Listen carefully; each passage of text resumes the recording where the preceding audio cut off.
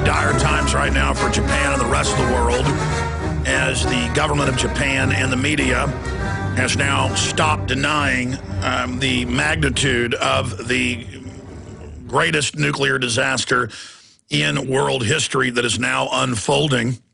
Thank you for joining us. It is the 15th day of March, the Ides of March, when Julius Caesar was killed in the Roman Senate, a day known for 2,040-plus years as a day of bad luck. And it certainly is a ill-omened time that we are in right now. It is Tuesday, March 15th, 2011. We are live. And we have Dr. Bob Bowman, nuclear physicist, 3 degrees in nuclear physics, former head of the Star Wars program, joining us coming up in the middle of the next hour. Then we have blogger and syndicated talk show host Owen J.J. Stone, who's here for South by Southwest, joining us in the last 30 minutes to talk about the TSA sticking their hands down his pants and all the new information that's come out with the federal takeover known as the TSA. Also, the other huge news, the White House had signaled several months ago that they were going to roll out an anti-gun agenda. They have indeed done that, dealing with gun registration and the expanded tracking of firearms and the restriction of how many firearms you can purchase by executive fiat. The Justice Department in the last 5 months has been ordering, outside of law, in Texas, New Mexico, Arizona, Nevada, and California, ordering gun dealers to call them when someone buys a semi-automatic firearm. Obama is now trying to push to make that law. Headline, Obama starts pushing gun control. Another headline, Obama pins op-ed calling for better gun sale background checks, blaming it all on Mexico. And we need to turn our eyes now to what came out about 3 weeks ago, that the ATF has been caught on record shipping firearms into Mexico to then trace them back to the United States. That's even CBS News. In fact, I never played that news clip from 2 weeks ago. Please dig that CBS up, and please print me all the old articles dealing with the ATF caught shipping guns into Mexico. This is a false flag attack on the Second Amendment. Now, that said, that's coming up later in the third hour, but we can't let the nuclear meltdown disaster be an overall distraction from what's happening to the economy, what's happening in North Africa, the Middle East, what's happening with the dollar, what's happening with the domestic police state, what's happening in our economy. We're going to be breaking it all down today. When we come back from break, I'm going to try to compose myself. I got a little wild yesterday because there was a lot of media denial and government denial about what was unfolding. When I saw Fukushima 1 blow up on Saturday, there was little doubt in my mind that it was going to expose the containment vessel. I studied the designs of these reactors. They're online, they're public. They're designed to take a 7.0 direct hit, not a 9.1 direct hit as they took. Then, yesterday morning, when Fukushima number 3, a Mark I plutonium-driven reactor, blew thousands of feet in the air in seconds, I said, there's no way that that didn't damage the containment vessel. And, of course, they're now announcing it did. Another reactor at Fukushima, and I disagreed with Dr. Bowman yesterday when he said, well, 3 of the reactors were successfully shut down. I said explosions of this magnitude, just looking at it, it's so explosive how fast that explosion went up, upwards of 3,000 feet in seconds. That shows incredible power. You don't need to be a demolitions expert to know that, though I've interviewed so many and studied it so much, I have a layman's understanding of it, that would damage the surrounding reactors. Number 4, which is a shutdown reactor, has now been exposed. Multiple meltdowns of 3 of the reactors have occurred, and they're now having to admit that more deadly types of radiation are leaking and blowing directly towards Tokyo. It is the Ides of March. It is the 15th day of March, 2011, on this live Tuesday edition. Dr. Bob Bowman, nuclear physicist, will be joining us, 3 degrees in nuclear physics. Will be joining us to give us expert analysis coming up the middle of the next hour today. We're working on getting some other nuclear physicists on the broadcast to give us different perspectives as well today and tomorrow, right through into the weekend. And as things continue to unfold, we may even do special nighttime transmissions that are streamed at prisonplanet.tv and Infowars.com. We'll be posting those announcements at Infowars.com and sending them over the Genesis satellites if stations want to carry the special reports. I just want to put that out there. We're not sure if we're going to do them yet, but the winds gyrate over Japan from the northeast to northwest, prevailing out to sea into the trade winds and jet stream towards the United States west coast, California, Oregon, Washington, and above that, the western coast of Canada. That is the direct line of the fallout. It comes in central California, and the jet stream turns up and runs up the coast all the way into Canada and then back down through Illinois, down into Colorado, turning into Oklahoma.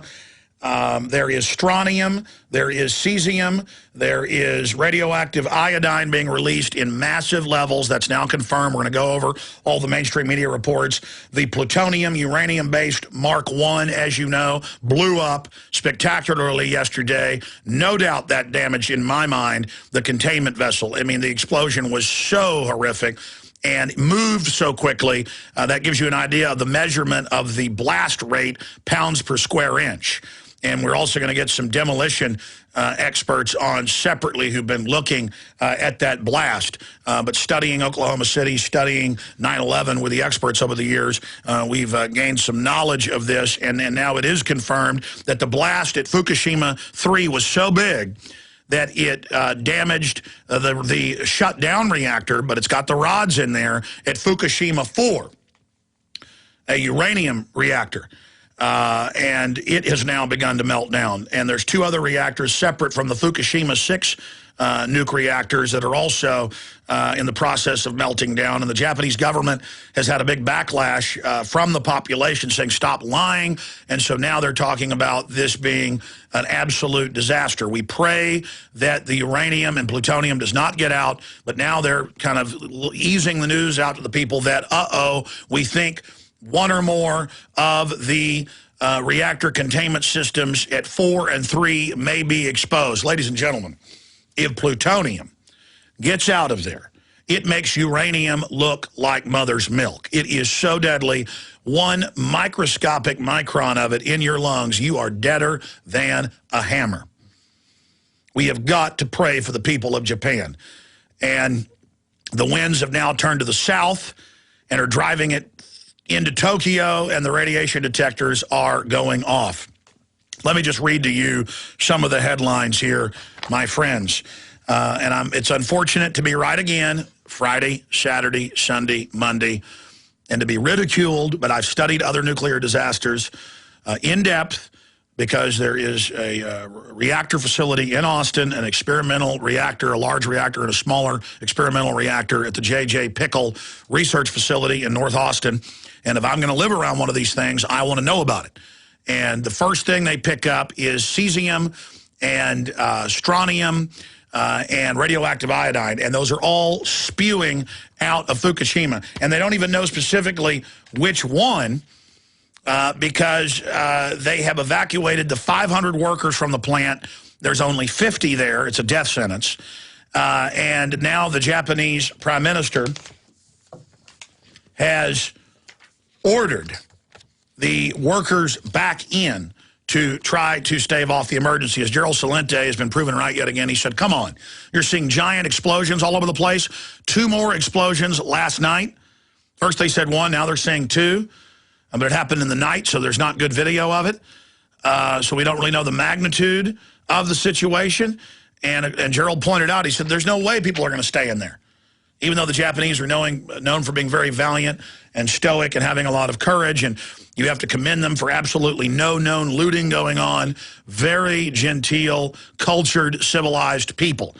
Can you imagine watching the footage of Black Friday when everybody goes out to shop when they have the tax-free day with the riots and people being trampled to death and the rioting when people don't get their welfare checks on time?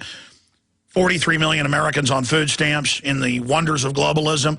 Can you imagine a disaster like this in the U.S., how people would be behaving? I will guarantee you it would not be like the Japanese. I'm not trying to bash America, but we have turned into a bunch of decadent slobs on average. And we should really learn from the Japanese in the way they're handling this. We have to commend them. Japan atom plant main vessel may be damaged, IAEA, the International Atomic Energy Agency.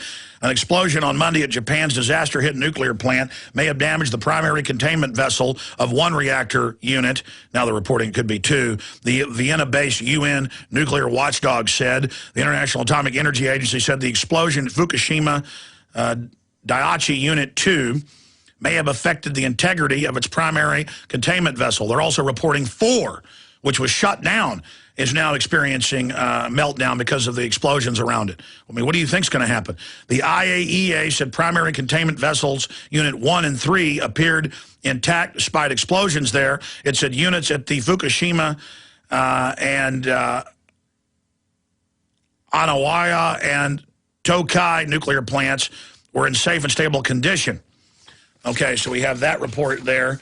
Here's another one, another Reuters report. Japan says unsure if nuclear reactor vessel is damaged. And I've got other reports here saying they believe that it has been partially unsealed. But again, that is not confirmed. Let's hope and pray that's not the case. But you've seen the explosions, and there's been more now. Japan's Nuclear Safety Agency said it was unsure if a fresh explosion at its quake-stricken nuclear power plant on Tuesday has damaged one of the reactor containment vessels. The vessel of the Fukushima Complex No. 2 reactor contains fuel rods in danger of melting down, a development that experts say could cause a major radiation leak if the containment vessel's thick vessel walls were breached. And again, I've been watching and listening to the news. There's a lot more dire statements being made, again, about 1, 3, 2, and 4, including a containment vessel at 4. But they're not sure as of right now. Here are some of the other news reports. In order, we're going to go through these. London Telegraph, Japan crisis. Third explosion raises specter of nuclear nightmare. Similar to headlines we wrote last night ahead of this. The new explosion at Fukushima plant as engineers fought to prevent a meltdown in the second worst nuclear accident in history. They're now saying it is the second worst after Chernobyl, and if it continues to unfold, it'll be far worse than Chernobyl. A huge explosion hit another reactor at the earthquake damaged, really the tsunami damaged, Japanese nuclear power plant early Tuesday. So it's just ongoing. The third blast since Saturday, the plant operator said. There was a huge explosion between 6 a.m., 2100 Greenwich Mean Time, and 6:15 a.m. at the No. 2 reactor on Fukushima No. 1 nuclear power plant, a Tokyo Electric Power Co. spokesman said. And again, I have another report here saying that the explosions from other reactors may have damaged No. 4. The government also reported apparent damage to part of the container shielding the same reactor at Fukushima, 250 kilometers or 155 miles northeast of Tokyo. And previously, the wind was going basically out to sea towards the United States, to the east. Now, it is changed to the south, blowing it down over Tokyo. And there are reports that the radiation is climbing there, though they're saying that it's safe if you only have brief exposure, whatever that means. Kind of like they said the air was safe to breathe on 9/11 when they knew it was deadly, filled with asbestos. Or kind of like they told the atomic soldiers it was safe. But they're saying around the plant, the radiation levels are climbing off the charts, and they're now picking up strontium, higher levels of cesium, and radioactive iodine. This is very serious. Continuing, here is another headline out of Swiss Info. Japan braces for potential radiation catastrophe. Japan faced a potential catastrophe on Tuesday after quake-crippled nuclear power plant exploded and sent low levels of radiation floating towards Tokyo, prompting some people to flee the capital as others to stock up on essential supplies. They've also told people to stay indoors and to try to seal their windows. That's actually good advice. Prime Minister urged people within 30 kilometers of the facility, a population of 140,000, to remain indoors amid the world's most serious nuclear accident since Chernobyl in the Ukraine in 1986. And it continues with the economic impact. Tokyo shares in day down 11, sending the U.S. stock market and other major stock markets down as well. Continuing, Japan nuke plant may spray reactor by helicopter. They're now going to the Chernobyl model, trying to cover up the containment ponds that are used to recycle the radiation, the strontium, the cesium, the radioactive iodine, and other nasty derivatives of the process. But they're saying the steam that's getting out is delivering the radioactive particles into the atmosphere, and again, blowing south towards Tokyo. So they're going to try to go in now and dump different things on top of the different reactors. Very brave people that are going in via helicopter. Tokyo Electric Power says it may use helicopters because of the risk of radiation contamination from approaching the pool directly. Airdrops may also be more effective. A Japanese official says the pool might be boiling, raising the risk of water used to keep the fuel cool might evaporate. Officials are struggling to address the failure of safety measures at several of the plant's reactors after Friday's earthquake and tsunami. Hundreds of aftershocks have shaken the region. Many of these aftershocks would be considered large earthquakes in and of themselves. Japan is descending into a complete quagmire. We'll continue on the other side. Stay with us. Thank you for joining us. Continual coverage of the tsunami earthquake ravaged Japan and all the problems they're having at the Fukushima 6 nuke reactor complex, including the Mark I number 3 reactor that blew sky high yesterday. More explosions at reactor 2 overnight. Paul Joseph Watson has a new article just out at prisonplanet.com. Panic buying, stocks of potassium iodine exhausted in the United States. And we're getting also reports that FEMA has been in stores buying it up. Those are coming in from all over the country. And when you get those confirmed reports of shop owners and others witnessing it, you can bet it's happening. If any shop owners want to go on record, though, and send us emails to put in a story about where you work, what you witnessed, what happened, we certainly like to further document that. But this article deals with the fact that all over the country, including here in Austin, we've confirmed it, potassium iodate tablets, iodine tablets, the health food type from kelp, dulse, and alfalfa, all sold out. Health websites sold out. Readers struggle to find radiation-fighting pills anywhere.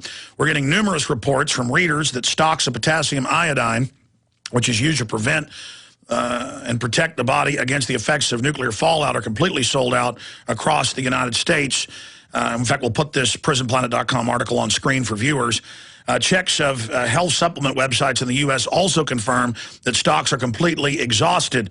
With the threat of radioactive particles from the stricken Fukushima nuclear complex drifting towards the United States on prevailing easterly winds, many Americans are attempting to protect themselves by acquiring potassium iodate, which protects the thyroid gland from radiation and cancer caused by radioactive iodine. And you can see a photo screenshot of one of the packages, IOSAT, indications thyroid blocking in a radiation emergency only, potassium iodine tablets, USP 130 milligrams. So we're going to be going over that more in the broadcast today. U.S. manufacturers of potassium iodine have been swamped with demand, reports CNN. One Williamsburg, Virginia-based company has received hundreds, if not thousands, of calls from potential buyers in Asia, as well as repeat U.S. customers suddenly seeking to replenish their stockpiles of the drug. The U.S. government has said it will not stockpile any further supplies of potassium iodine, which has only increased demand for Americans who are struggling to find it anywhere. The federal government has never purchased enough to meet the standard. There is currently only enough of the medication available for populations living within 10 miles of nuclear reactors in the United States, according to U.S. officials, and an amount Alan Morris, president of Ambex, Inc., slams as being completely insufficient. Morris points out the fact that fallout from the April 1986 Chernobyl disaster, which was spread all around the northern hemisphere, led to over 1 million deaths because of radiation poisoning, according to some estimates, causing thyroid cancer in children living in surrounding countries. It's just been devastating. That's a conservative estimate in the last few decades that have died from that. U.S. Drug companies are reporting a sudden increase in sales of over-the-counter anti-radiation pills despite assurances from health officials that Americans are not at risk from Japanese nuclear reactors. By the way, I want to get Ben Fuchs, the pharmacist, to pop in briefly, if you can, at the start of the next hour, Jaron, if you can get a hold of him, just for about 5 minutes, because I've gotten calls saying, well, look, the radioactive iodine, if it is coming this way, some pharmacists or some people at health food stores, we're just getting calls about this, we haven't confirmed it, are saying, look, the regular potassium iodine drops for thyroid health are in such low doses that it's not going to help you. But that's not what Ben Fuchs was saying when he was on the show. So, guys, let's just try to get him on, even if it has to be later in this hour, but preferably next hour, to specifically talk about the different doses that are in the over-the-counter kelp pills and also the iodine drops that are labeled for human consumption. So we'll continue to look at that as it unfolds. The article continues with a few emails that Paul Watson received. Quote, I went to Whole Foods Market in Arlington, Texas last night to get a bottle of kelp. They were out, totally out of potassium iodine. They would not get a shipment of any by this Friday. Are people in this area more aware of what's going on in Japan than people in Austin? I hope so. Respectfully, Doug. Doug, I've been to the store and they're sold out. Just going to check. My wife already bought a bunch more. Tim Frugier yesterday went and bought the last bottle at New Flower, which is a health food store. It was sold out at Central Market. So, yes, sir. This is happening all over the country, and certainly here in Austin. And Fox News and CNN are reporting that they're sold out nationwide as well. But we'll look at alternative ways to protect your thyroid from the radioactive iodine, one of the biggest threats, and that is the type of radiation that is being released. More on what's happening in Japan and your phone call straight ahead. We're going to open the phones up for your perspective on what's happening in the world, predominantly in Japan. It's clear now that there has been a cover-up in the last 4 days in Japan, that they knew that the severity of the radiation that's been released was worse than what they said, that the crisis at the plants were far worse than what they'd said, that the explosions Saturday, Monday, and today were far more devastating than they had first reported. They're now beginning to ease the news out to the public that one or more containment vessels with the really deadly radiation, not just the byproducts of it, the strontium, the cesium, the radioactive iodine, that's bad enough, but that the plutonium or uranium could be getting out. Let's not forget that that is a MOX reactor, number 3, that blew up spectacularly yesterday and does have plutonium in it, 7% plutonium, 93% uranium. It just doesn't get any more dangerous than that. I want to open the phones up. The toll-free number to join us is 800-259-9231, 800-259-9231. The Middle East crisis is continuing to deteriorate. Muammar Gaddafi is winning more victories against Western-backed rebels. Saudi Arabia is sending troops into their flank in Bahrain, the country of Bahrain that borders them, because of major rioting, protesting, insurrection happening there against that tyranny. Saudi Arabian troops sent to Bahrain as protests escalate. Are we going to hear Hillary Clinton call for airstrikes on Saudi Arabia? Because after all, I mean, if you take over in Egypt, you're a patriot. If you take over or try to take over in Libya, you're a patriot. Well, then why isn't it okay to overthrow Bahrain or Saudi Arabia? I mean, Saudi Arabia is certainly a tyranny. But it's a globalist tyranny. More than 1,000 Saudi Arabian troops have been deployed to Bahrain following fresh protest over the weekend that pitted protesters from the tiny Gulf monarchy Shia majority against riot police. and it continues on that front. Israeli Navy interceptors, Egypt-bound ship with arms. And so they've intercepted, Israeli Navy has intercepted Egypt-bound ship with arms. We're going to be going over some more of those reports, but here is the Associated Press. Remember, yesterday we were talking about the fact that those explosions were so huge that I couldn't see any way that the containment wouldn't be breached, and they're now reporting that may have happened. But also, you have the cooling tanks that surround them that recycle the radioactive water and that are supposed to stay contained within the facility. Now those are blown wide open and now basically boiling out as steam into the atmosphere, with the wind shifting from going across Japan from China towards the United States. They've now shifted southerly towards Tokyo and the tens of millions of inhabitants to the south. So very serious situation on that front. Here is the headline out of the Associated Press. If you doubt us, the denial is now evaporating. Pun intended. Radiation level soars after Japan nuke plant fire. Dangerous levels of radiation leaked from a crippled nuclear plant. Fire is almost worse than an explosion because it'll just heat up those containment facilities and roast them. Dangerous levels of radiation leaking from a crippled nuclear plant forced Japan to order 140,000 people to seal themselves indoors today after an explosion and a fire dramatically escalated the crisis spawned by the deadly tsunami. In a nationally televised statement, the Prime Minister, Kan, said radiation had spread from the 4 stricken reactors of the Fukushima Daiichi nuclear plant along Japan's northeastern coast. The region was shattered on Friday's 9.0, some say 8.9, 9.0, 9.1, magnitude earthquake, and the ensuing tsunami that is believed to have killed more than 10,000 people, plunged millions into misery, and pummeled the world's 3rd largest economy. Yeah, the stock market dropped 11 points today at closing. Japanese officials told the International Atomic Energy Agency that the reactor fire was in a fuel storage pond filled with radioactive isotopes, I would add, strontium, cesium, and, of course, radioactive iodine. And undoubtedly with these explosions, I would guess uranium and plutonium, but that hasn't been confirmed yet. An area where used nuclear fuel is kept. Let me say that again. Japanese officials told the International Atomic Energy Agency that the reactor fire was in a fuel storage pond, an area where used nuclear fuel is kept cooled, and that radioactivity is being released directly into the atmosphere. That's the Japanese Prime Minister, okay?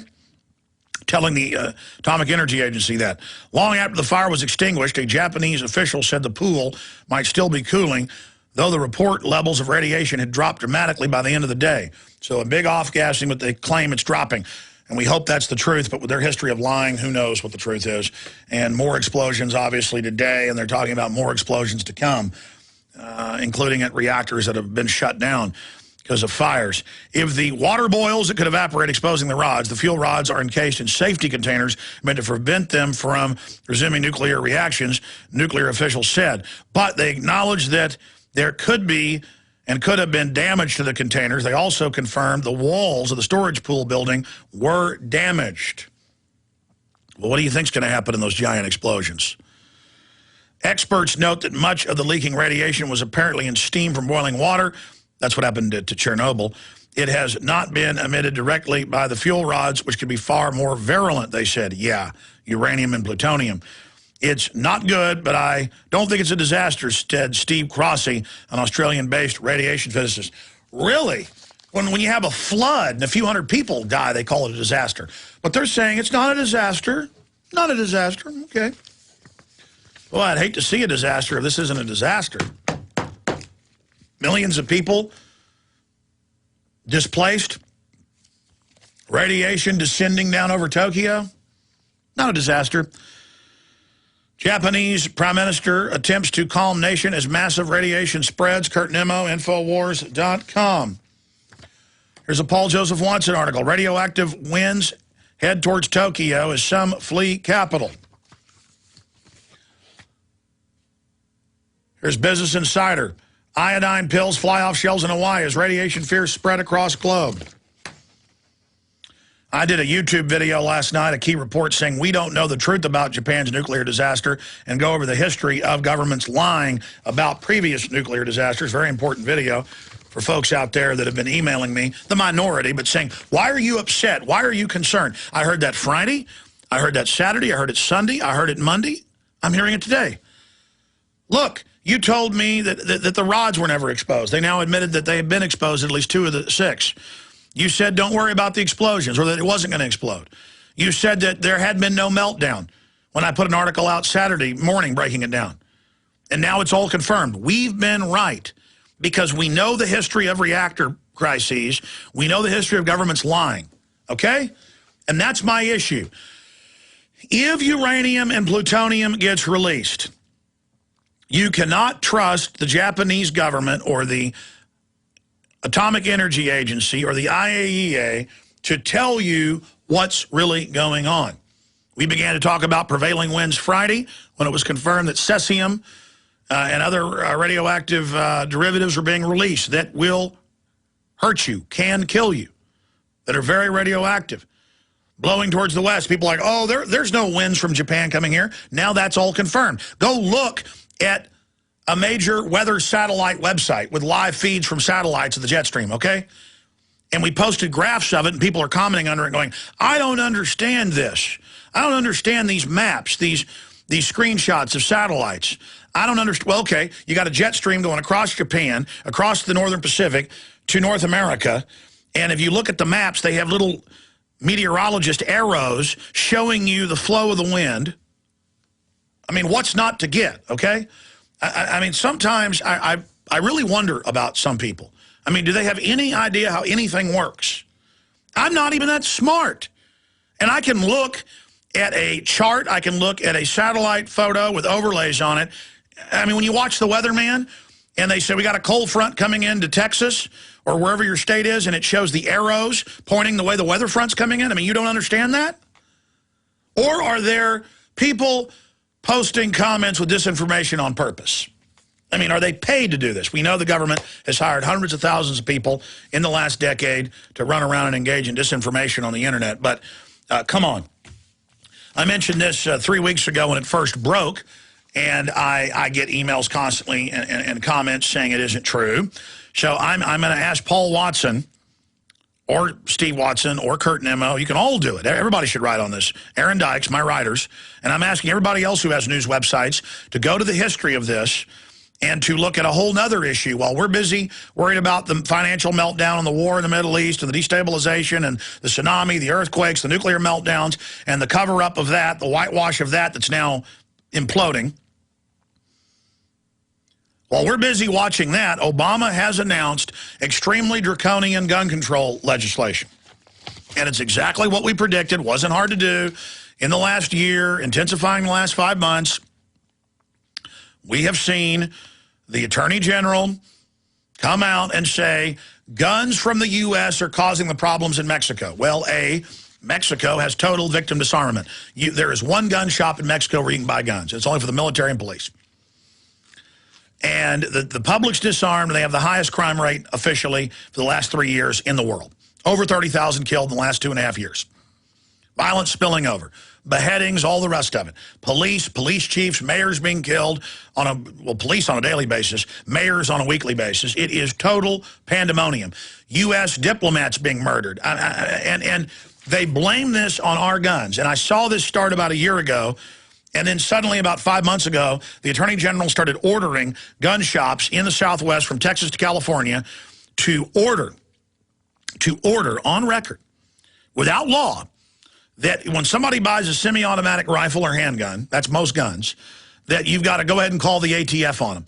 On top of the fact that you go through an instant FBI background check, and they're now denying people who have no criminal record. It's the no-fly, no-gun-buy list executed by Fiat that Obama has said he wants to be law. Just like they're shutting down our coal-powered plants, even though Congress didn't pass the new law. They're just doing it. And this is a big deal, and people are in denial. Stop being in denial. It's like about 5 years ago, I was in McBride's gun shop buying some ammo, And a guy came over and kind of one behind the counter and said, Alex, it's a big gun shop, biggest in town. He came over behind the counter while I was talking to one guy, and he said, I don't appreciate you lying about George W. Bush and saying that he supported the assault weapons ban. And I said, well, and I said nicely, I said, he's been on the news pushing it. I said, sir, you're gravely mistaken. And then one of the owners comes over and goes, Alex is right, he did. And the guy goes, really? Oh, I'm sorry. I mean, what do you think, I just lie up here? You think, you know, these self-righteous ninnies will get in your face and tell you you're a liar because they're ignorant. I don't appreciate you lying about George W. Bush saying he has supported the assault weapons ban. That's not true. You know, it kind of good old boy in me. And I just said, really? Well, you're gravely mistaken. They even had YouTube at the time then, and I said, why don't you go to YouTube and type in Bush endorses assault weapons ban? And but side issue, this is the big issue, what I'm about to get to. They're moving with a major offensive against the Second Amendment. In fact, let's get Larry Pratt on the next few days for a brief 15-minute talk on this. Undoubtedly, they're gearing up some more lunatics they've got in mental institutions to, you know, give them guns and turn them loose, as they've been caught doing. But I wanted to remind you that this came out on March 3rd, CBS News. Agent, I was ordered to let U.S. guns into Mexico. And we'll play that newscast coming up in the third hour. I'm going to do a report on this, a 10-minute report or so. And he says, this is standard procedure. We're told to let the guns into Mexico and to know what's happening and to release the guns and to allow it to happen. And that's a false flag attack. Because I told you a year ago this would be their attack plan. And then again 5 months ago. That the whole thing centers around it's America's fault for what's happening in Mexico. The only thing America is at fault in Mexico is keeping the phony drug war going, which creates $500 billion in black market money, and so it incentivizes crime. And Americans are using those drugs. So in a way, we are guilty because we haven't decriminalized. That would end this overnight. You think the mafia wanted prohibition to end in 1930? No. Do you think the drug dealers want drug prohibition to end? Do you think government and the banks that launder it want it to? No, they don't want that. So that's CBS News. Here's another one. ATF source confirms walking guns to Mexico to pad statistics. That's the quote from a senior officer to create the illusion that the problem is caused in the U.S. That's the Examiner. Here's another one. Daily News. Mayor, police chief, and official in U.S. border town busted for running guns to Mexico and drug cartels. Again, government. Government, government, government. And Obama has run a false flag in the 2 years he's been in, ordering the guns to be allowed into Mexico, knowingly, even involved in the transactions, walking the guns, helping get them in, to then come out and say, give us your guns because of Mexico. And that's what Obama announced yesterday. Okay? Now I'm going to go to break, and I'm going to come back and take calls for the rest of the next 40 minutes or so. Then Dr. Bob Bowman joins us on the situation unfolding. But we do have a false flag going on. It's very simple. I say a year ago, 2 years ago when he got in, he said the violence, and they had the Justice Department have press conferences in Texas and Arizona and blame the Second Amendment for it. And then a year ago it intensified. And then before the State of the Union a few months ago, he was supposedly going to announce it, and Gibbs said he was, the outgoing Gibbs, press secretary. And then he didn't announce it, but the word was it was going to be because of Mexico and the Gifford shooting, we've got to have mental health laws outside of the current laws to just say, the government says you've got a mental problem, you can't own a gun. Or you get a divorce, you immediately, you have a restraining order and can't have guns. And all federal, outside of felonies, or even misdemeanors for that matter. So it's two-pronged. They're going to blame everything on Mexico. They've already done it. Everything happening in Mexico on the Second Amendment and the Gifford situation. They're coming after our guns, and I'll get into the legislation he's proposing and that they're busy writing right now. But the assault on the Second Amendment is here. Obama made all those jokes. The White House said, how dare people claim he wants your guns? He's not introducing legislation. Chris Matthews said, you people are crazy. Well, they're coming. So people were right in the last 2.5 years to have 2.5 years of record gun sales. And you know what they said in Texas and Gonzales when the war started in 1836, when the Mexican army came to take the guns. They said, come and take them, barrel first. Okay, we're going directly to your phone calls until Dr. Bob Bowman joins us, and we'll continue with phone calls today right through into the third hour. I just want to recap something. All Hades has broke loose in Japan. We need to pray for them. The government over there has been caught lying every step of the way to only later confirm our worst fears. Radiation cloud is drifting into Tokyo. The radiation level's going up. But it's not uranium and plutonium, at least they're saying it isn't. It's the other isotopes and other derivatives that are still very bad. Cesium, radioactive iodine, strontium. Very bad, can kill you. But they're saying that, well, as long as you have brief exposures, you should be okay. Well, I mean, they live there. It's drifting towards them. We cannot trust these governments to tell us the truth. And that's what we're going to be tracking and trying to figure out is how severe is this really? Michael, Derek, Joe, John, Kirby, I'm going to go to all of you right now. The toll-free number to join us is 800-259-9231. Let's talk to Michael in California. You're on the air. Hi, Alex. Hey. First-time caller. I've listened to you for the last couple of years now. I just like to say you are the people's champion. And I'd like to give kudos to InfoWars and Prison Planet for your world-class news coverage. You're doing a great service for America and the world. Well, let me say this. You don't need to thank me. You can just say dittos or kudos. I appreciate it. But it's my whole team that is providing this information, so they deserve the lion's share of the credit. I couldn't do it without my great team. We're getting record traffic on InfoWars and Prison Planet. I've had IT people struggling around the clock to keep the sites up. I want to apologize to the Drudge Report because it is not good web etiquette to, when he links to InfoWars, to change the link to Prison Planet to a copy of the article, but InfoWars was unable to stay up because of all the other traffic, so that's why we did that, and Drudge obviously understood that. But we've been having to juggle a lot of things because basically we've shattered our previous bandwidth records by double, okay? It is off the charts, the amount of people visiting the sites, and it's a great responsibility. What's on your mind, Michael?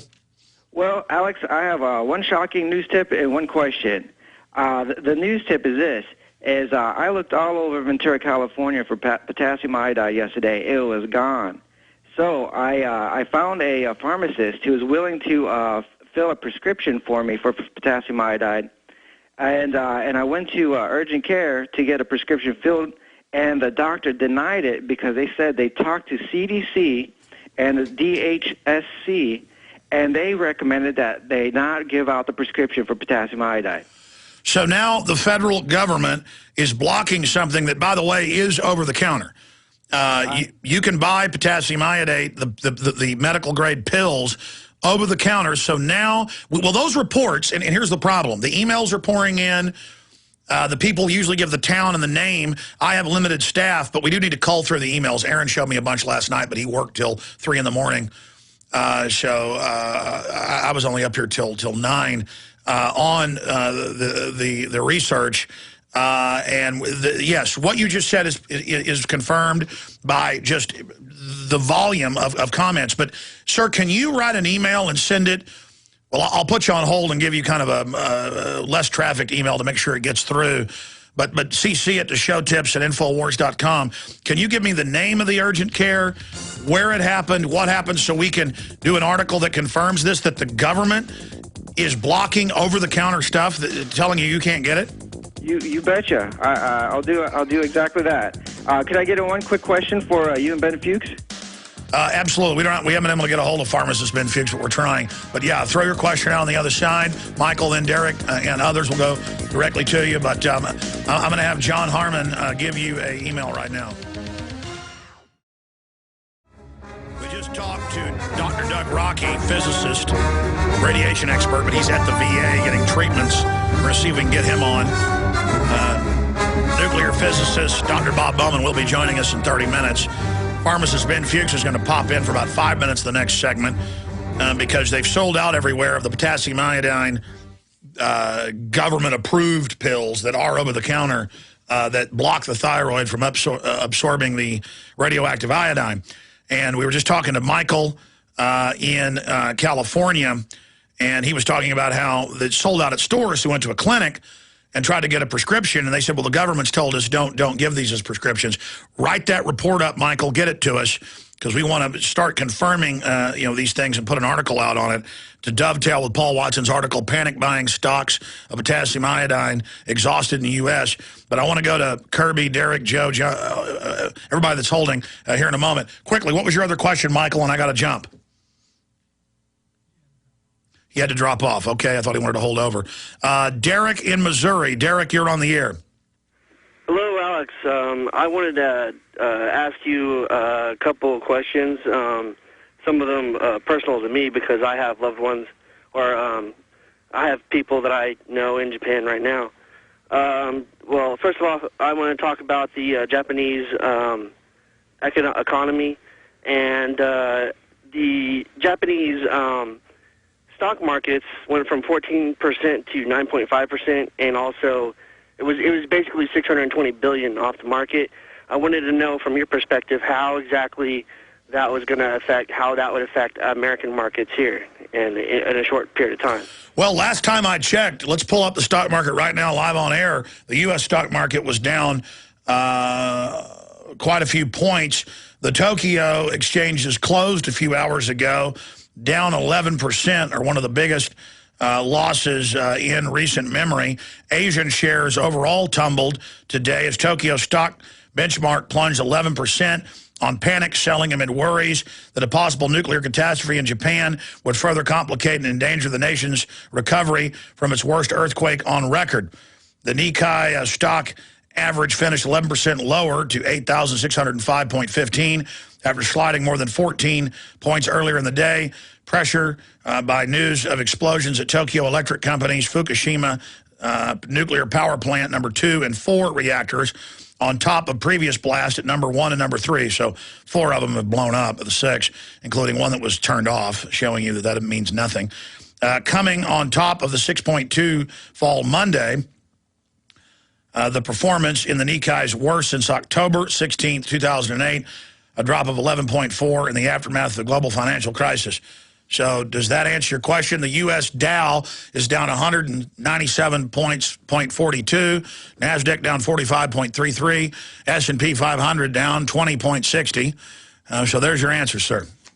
Those are big numbers to be dropped off from the American markets. Is that correct? Well, they can always pump them back up with fiat currency, but it only devalues the dollar as the global currency more. But obviously, when it rains, it pours. This is what happens in history. And the globalists have wanted to liquefy the political system so that they can then change it and then refreeze it. That's a term they use. And it's a pretty amazing time to be alive right now, Derek. I have an ex-wife who used to live in Toyota in the Tokyo city. I was married over in Tokyo, served over there in the Navy. I'm actually a third-time, probably fourth-time caller. But I haven't been able to get a hold of her. And as much resentment as we have back and forth towards one another, we still share a bond, and I feel love for her and have prayers for the Japanese people. Well, what's her first name? Hiroko Asada. Well, folks, pray for her and everybody else. Lift them up in prayer and ask God for divine intervention. George Washington prayed for it and certainly got it. And there are no atheists in foxholes. Thank you for the call, Derek. John, Joe, Mark, others, your call straight ahead. I'd like to hear from nuclear engineers, physicists, you name it. We'll be right back with Ben Fuchs briefly, then your calls. We are going to continue with your phone calls and continue to track the unfolding disaster in Japan. But the Associated Press and others are reporting that radioactive winds are going into Tokyo. Headline, radiation levels soar after Japan nuke plant fire. Associated Press, 4 of the 6 reactors, including one that had been successfully turned off, have blown up. And Reuters, AP are also reporting that they believe that some of the containment systems, basically the steel box that the reactors are in, may have been breached. Let's hope that that's not the case, because you think what's outside the containment vessel is bad. The water they pump through that's got all those different radioactive isotopes and radioactive iodine, strontium, cesium, that so far is what's made the U.S. fleet race away from the island, because it was blowing out to sea. Now the winds have changed to the south and is sending it into Tokyo, but there are no confirmed reports of uranium and plutonium. And if that gets out or has gotten out, it is a off-the-chart crisis. Obviously, you don't need to be told that to understand that. One particle of that refined plutonium and uranium, you are dead meat if it gets into your lungs. Or if you, get it on your hand and then wipe your mouth and it goes into your stomach, it is going to devastate those people. Let's hope and pray that's not the case. Now, I'm going to go to John, Joe, John, Mark, Rusty here in a moment. I had Dr. Bob Bowman joining us in about 25 minutes or so. But I wanted to just briefly bring up degreed pharmacist Ben Fuchs, who's a Genesis talk show host, briefly, because, Ben, I know it varies, but some of the potassium iodine drops that I've bought for thyroid health say take 1 drop a day. Some say 2, some say 3. I guess it depends on how strong the tincture is. You're a pharmacist, you can explain it. Versus the IOSAT potassium iodate tablets, 130 milligram, indication thyroid blocking and a radiation emergency only. That is sold out all over Europe, all over Japan, all over China, confirmed. All over the world it's selling out. And now we are getting reports flooding in that FEMA, Homeland Security, CDC is telling clinics to not give it to people if they request it as a prescription, even though it's over the counter. So a lot of things happening there. But my only question for you is this. Some people have gone in to health food stores or grocery stores. They've been told by the people in the vitamin aisle and people at clinics that, oh, only the pills will help you. They're 130 to 150 milligrams, depending on the brand, and we've confirmed that. And they're claiming that these iodine drops are much weaker, and that that the recommended dose wouldn't help you. I'm not a doctor. I'm not a pharmacist, and obviously you can't give general medical advice. But me individually, I'm not taking the potassium iodine pills that I have. They're expired, by the way, but I'm told that they last a lot longer than what the expiration says at this time. I'm taking the drops for myself, my wife, and my children at the recommended dose. Is that what I should be doing? And is it true that these drops aren't going to help because they're too weak? Or the Dulce Kelp alfalfa-based pills, we also have those. Is it true what we're hearing? No, by far and away, the best way to get your iodine is in drops. SSKI or potassium iodide drops, it's the way to go. And 130 milligrams is a great place to be. Depending on, and you're absolutely correct, depending on the brand, you're going to get different dosages per drop, but you want to look, read the label, you want... Okay, so how much in an average bottle? In fact, we got a bunch of bottles. We have Tim bring his in so I can read off the bottle. I mean, on average... It depends on they're all going to be different. It depends on the brand, but it should say on there how much iodine is in, how much you're getting per drop, and you're absolutely correct. You're looking for 130 milligrams. But anybody who's telling you that the drops are in any way weaker or less bioavailable or not as good as the pills doesn't know what they're talking about. The drops are the way to go. Absolutely. Now, the pills are also okay, but if you have an option, you want to go with the drops. But, Alex, what I really want people to understand is that it's not just iodine that you want to be using. You want to be making sure that your body's radiation and heavy metal detoxification systems are all kicking in. Your body has an enzyme system called the glutathione system, which is specifically designed to protect itself, to protect the body from substances like radiation and heavy metals, and you want to make sure that your glutathione system is kicking in big time, and there's nutritional supplements that will do that. That way your body sheds it instead of... protects itself. Okay, so you're looking at the selenium, which is very important. Something called N-acetylcysteine is very important. There's an amino acid called glutamine, which is very important, and whey protein is a good source of a lot of these nutrients. Sea vegetables are very important. Bladderwrack and kelp. Everybody knows about kelp, but there's all sea vegetables are very important. In fact, I'd be using sea vegetables as long as you make sure that you want to make sure that they're from a good source. But I'd be eating sea vegetables on a daily basis. It's one of the best ways to protect yourself from radiation. There's also grapeseed extract, green tea. Drink a lot of green tea. Spend all day drinking green tea. if I was going to protect myself from any of these substances, I'd be doing a lot of green And by tea. the way, pharmacists... Vitamin C also, don't forget about vitamin C, very important. Absolutely, because that helps your body, defend itself. And I want you to explain that, and then I'm going to let you go, and we'll have you back soon to continue to break this down. For those saying, oh, trust the government, the winds are coming from Japan right across the West Coast, ladies and gentlemen. And on the, number one, at the levels that you're supposed to take it, I'm correct in saying, pharmacists, that it's good to have this anyways. So as a precaution, hope for the best, prepare for the worst. Some people are criticizing us, even though we're not even selling this stuff, for even telling people they might want to take a precaution as if it's somehow bad. But overall, it's good to be eating seaweed. It's good to be eating vitamin C. It's good to have proper iodine. Explain to people what your thyroid problems are off the charts these days, why that's happening, and what your thyroid absorbs if it doesn't have the iodine it needs. Well, your point is very well taken, Alex. You don't want to wait for a disaster. You want to make sure your body is loaded up. It's saturated with these substances. So when something like this does happen, you're protected. As far as the thyroid goes, I'll tell you that one of the biggest problems associated with the thyroid that nobody talks about is the digestive system, because thyroid hormone is activated in the digestive system. So one of the most important things you could do if you want to protect yourself from these radioactive substances, heavy metals, if you want to make sure your thyroid is working correctly, is correct all digestive symptoms. Any digestive symptomology needs to be corrected, because no matter what you're taking, if you got digestive problems, you got a hole in your boat, and you're going to be losing water as fast as you're bailing it out.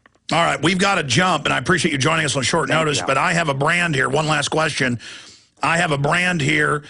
This is from New Flower. It's iodine with kelp, dietary supplement, 2 fluid ounces, 60 mil. Suggested use, take 1 drop once a day in a little water, or as directed by your healthcare professional. And it doesn't even really say anything else on the back. It says iodine, 150 mcg, 100% per drop, 2 mg from kelp. So looking at this brand, you're saying 1 drop a day of this would fill the thyroid and be what I need? That's right, 1 drop a day. It's 100. It's a little over. That's 150 mics. You're looking for at least 130 mics. Well, if I weigh 230 pounds, I mean, does a man who's bigger take more than a woman who weighs 100? Slight difference, but not really significant. Because we're talking about a gland. You're talking about a gland. Okay, pharmacist Ben Fuchs, thank you so much for clearing that up for us. Thank you, Alex. Appreciate it. Yeah, you want to go to a pharmacist even above a doctor, because they're the ones that really deal with this every day. Thank you so much. Okay, John in New York. John, you're on the air. Welcome. Alex, I just want to let you know I've been going around Rochester, New York, trying to get some potassium iodine or Iostat, and every place I've been to so far, except for one, is completely out. Their suppliers are completely out. They said they were out from day one. Well, that's the issue. 4 or 5% of the population is educated. They're going to buy it all up. It's the same thing with gold and silver. Once the general public figures out the dollar has been trashed, imagine when all the yuppies try to go out and buy gold and silver, what's going to happen. It's the same thing with this. Anything else you want to add, John? Yes, I also have a tip. I happen to live near Ginna Power Plant on Lake Ontario, and because I live so close, they have loaded up over the years, the pharmacies in my area with the Iostat. So a tip would be to have people that live in areas around nuclear power plants to go to their pharmacies, and they will be able to get a Iostat kit. They have a much greater chance there. All right, thank you so much. That's right, and that's one reason the federal government is saying that they don't need any more iodine. Only people around power plants need it. But what if you're downwind from one? What if we're downwind from Japan? I mean, it makes no sense. The government wants to limit it so they can sit there and hand it out and play God. Joe in Texas, you're on the air. Welcome. Hey, dittos, Alex. Hey, buddy. Alex, now that the winds are going south like they are from Japan, I'm just wondering what that's going to do with all the problems that Australia's had with the floods and the fires. Oh, yeah, this stuff's going all over the world. I mean, there's no doubt that whatever's coming out of those plants, they've been covering it up, and they're now having to admit. I mean, again, here's the AP headline, dealing with radiation levels rising, and it looks like they're starting to ratchet down from their cover-up.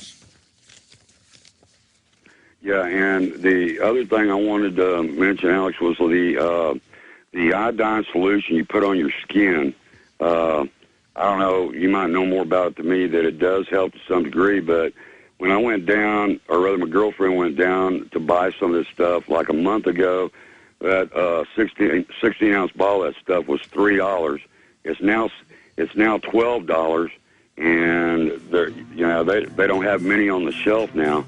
And you can get the first aid kind that has the same iodine solution in it, but it seems like they're out there making money off this stuff. They certainly are, sir. All right, I appreciate you joining us. We're going to come back and talk to John, Mark, Rusty, and others. Then Dr. Bob Bowman's joining us and more of your calls. AP headline, radiation level soars after Japan nuke plant fire. John in Colorado, you're up next at bat. Good to have you here with us. Thank you so much, Alex, and I want to thank your staff for bumping me up a little. I have a very important call. It's a take action call. Your listeners taking action. It's about the fallout from Japan. There's something we can do. I did some homework last night, and there are civilian monitoring stations, and they're online, they're real-time, but there's a problem. When I posted this on Prison Planet, I got their website shut down because they got so much traffic. And so I talked with I talked to the people at radiationnetwork.com, and they said that we need to get all these people who have Geiger counters. They said there's lots and lots of people with Geiger counters. We need to get them out of their attic. We need to get them out of their garages, get that dust blown Well, off. here's the problem, though. They need more. I'm not an expert on it, but I've done some studying. There's a lot of specific, very expensive Geiger counters that can flip and check different types of radiation. Most of them are geared to uranium or plutonium, and they're not going to be geared towards less radioactive things that are still very poisonous. So I do need to. I'm going to get Dr. Bob Bowman on very soon. In fact, I'm going to ask him that question, but go ahead. Yeah, but we don't know what they have. You're right. They could have that. They could have others, too. But if we can get as many people to get those out, and I think Hawaii really needs to get on the ball. First of all, a lot of us out here in radio land, we don't trust the government. We don't trust the media. And at least this would be a way to check their figures and get, I think, a second, third opinion on the radiation levels that we're getting. All they have to do is go to the website, like I was saying, Radiation Network. They can download the software and they can get up and running. They're the experts. I'm not even an expert. Well, there's also university and city facilities, but we know in the past the feds have told them not to report on it, like when the DU was orbiting the globe in 2003 from the thousands of tons they used in Iraq. But the British did not get shut down. They did report the high levels. So did the Germans, the Dutch, and others. And that was after it had circled the globe and gone over the North America and back into Europe and then the Middle East, completing its circumnavigation through the atmosphere. But that is a really good point, and I appreciate your call, John. Mark in New York, you're on the air. Go ahead. Hello? Yes, sir. Okay, I'm sorry. Thank you for taking my phone call. You don't have to thank me. I'm not one of these arrogant, crazy hosts, but go ahead. Okay. I live in Bay Ridge, Brooklyn, near the Fort Hamilton Army base, and it's the only Army base here in New York City, and so we're kind of used to them having their little occasional like FEMA type exercises that scare the shit out of people. Okay, Occasionally let him go. Let him go. We can't have that on my show, sir. Let's go ahead and talk to Rusty in Arkansas. Yeah, Alex, I was just wanting to run a couple things by you. What about the government shutdown that was posted on the Army Times this morning about the possible troop pay not going out due to a government shutdown? I did see that, guys. I don't think I sent it to you to print. Army Times, troops may not get paid due to government shutdown. No, it's all bedlam is broken loose. We're going bankrupt by design to the globalists who set up this derivative system, a black hole impossible to escape unless you write it off and arrest the bankers. It's us or them. Too big to fail is our destruction. You've got the bedlam in the Middle East, the craziness. in Japan. I mean, it's wild. What do you think? Yeah, I really don't know anything about it. I've been hit up by some folks locally about this issue, about the shutdown, more than anything else, because I hadn't seen a whole lot of. On your site particularly, I've just, kind of been up in the air. I have seen a few things out on Steve Quayle's site here lately, and I thought I would mention that. I'd also like to add that that Interfood, just plug one of your sponsors, Interfood is probably be a good thing to be taken at this time as well. I've had good results from it for the last 3 months, and I haven't had any allergy symptoms that we normally suffer from here. It's an amazing 20 superfoods, unpasteurized, in the mix, so you absorb it. I appreciate your call. Great points, Rusty. Actually, InfoWarsTeam.com, before this even happened, does have, they call it Total Balancer, I think's the name. It's an iodine / other mineral drop. We actually do sell potassium iodate drops, but I haven't mentioned it. There, I have mentioned it. They do have it, InfoWarsTeam.com, but and I've not even been mentioning Interfood and other things that'll help you, because I don't want to piggyback on this and profit from it. But there you go. It's available, and we haven't raised the prices of it like everybody else.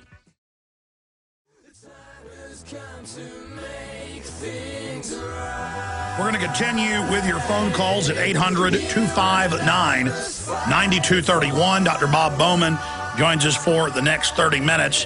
Reuters is reporting that the Japanese government is saying that 2 of the containment vessels in plant number 2 and 4 may have been partially breached. That is not good news. Also, there have been 2 more explosions overnight, bringing the total number of explosions now to 4. It is also being reported by the Associated Press. Here's the headline: radiation levels soar after Japan nuke plant fire. Now, plant number 4 had been brought offline before this even happened. It was in some type of state of repair.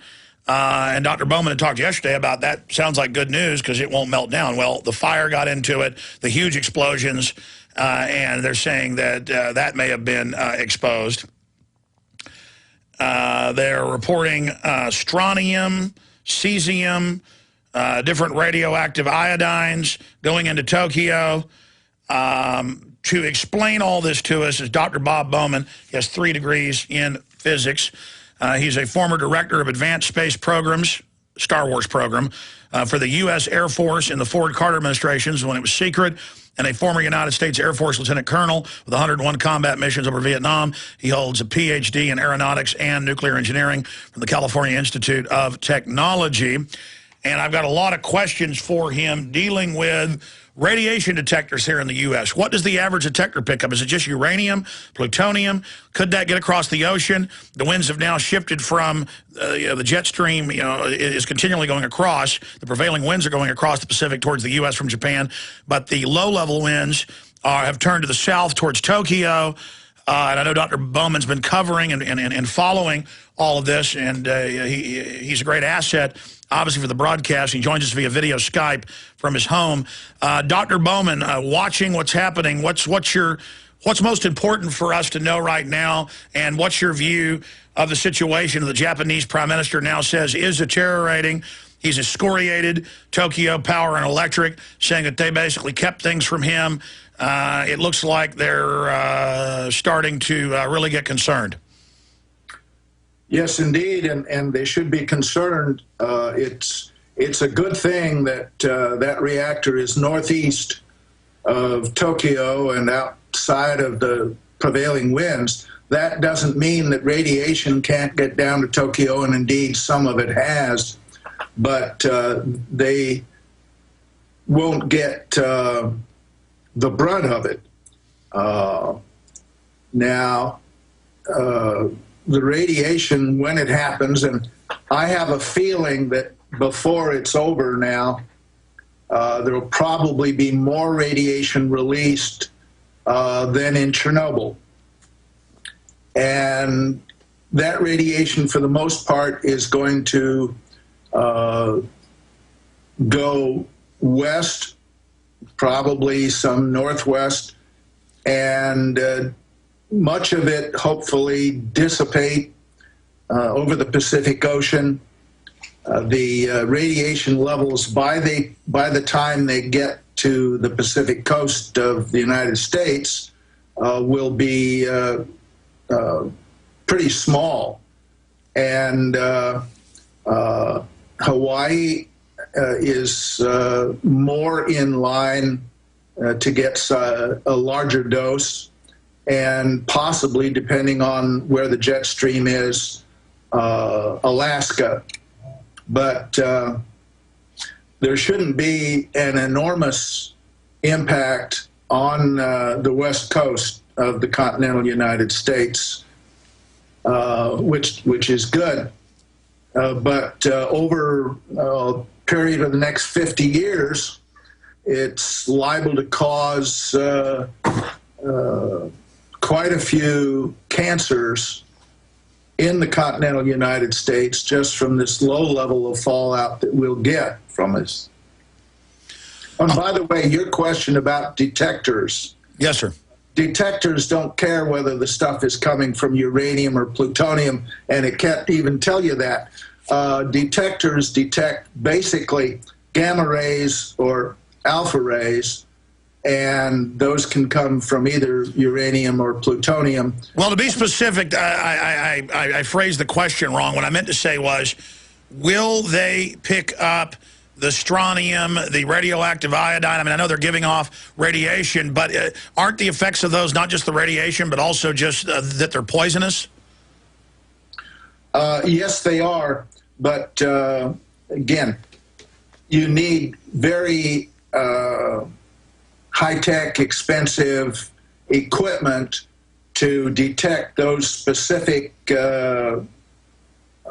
chemicals. Yeah, that was my point. So we won't necessarily know about that. Radiation detector will not detect strontium-90 or cobalt or anything. It'll just tell you how many gamma rays are getting in or something like that. Yeah, well, that was my concern from what I'd read as a layman, that a lot of these derivatives of the cooling process that we know are coming out in the steam, that it's hard to pick those up. So then when we see these silver detectors being held up in front of thousands of people in lines, do we know, when they say they're picking up strontium and all these things, I guess they have specific detectors for that? There are specific detectors, but my guess is if they're giving great numbers of fairly simple detectors out to people, that what it's really detecting is the effects of the strontium-90, and they can't really tell you whether it's coming from strontium-90. So it sounds like we don't know what's really going on if a lot of these, what are they, isotopes? What would you call these derivatives? Isotopes. Yeah. They are, for the most part, they're products of the nuclear process, and in some cases, they're also in the raw uranium and so forth. But some of these are byproducts of the process itself and are created while the power is being generated. So those aren't inside the containment facility themselves. They're in the cooling pools or the filters? Both. What I think we should be mostly concerned about as far as radiation itself are the fuel rods in the containment buildings, but the strontium-90 and cesium, some of these chemicals are in the spent fuel rods that are in the cooling pools. And, of course, if they lose their cooling and are hit by a fire like might have happened with Building 4, then those chemicals can be released into the atmosphere by the fires. Doctor, you've now had a chance to see, I would imagine, Building 3 blowing up yesterday. Have you seen that? Many, many, many times. Okay, I mean, obviously that's a devastatingly powerful explosion just by how fast the plume goes up. Obviously a lot of explosive force. Just my layman view is that, boy, that looks like that would damage a containment facility. They're now saying it may have, but they're being somewhat nebulous. Knowing how government works and corporations work, the statements coming out of Japan, getting a little bit more frantic by the Prime Minister. Obviously, they have a history of being deceptive, so we don't know if this is true or not. But what does it signify to you that they're now saying, okay, we know rods have been exposed at 4. We know that there's been melting, partial meltdown. This fire damaged reactor 4 that was decommissioned or not online. What does it mean if the containment facilities have been breached? Well, they're already admitting that the containment facility was breached in Building 2, Reactor 2. Yes. So what does that signify? Well, it means that any radiation that is coming out of there from melted fuel rods is going to escape into the atmosphere. It's not going to be contained in the building. Oh. And so then that's why the situation is approaching a Category 7 or Chernobyl condition. And we've got new reports out that they're bracing for more explosions right now. That's always a possibility because those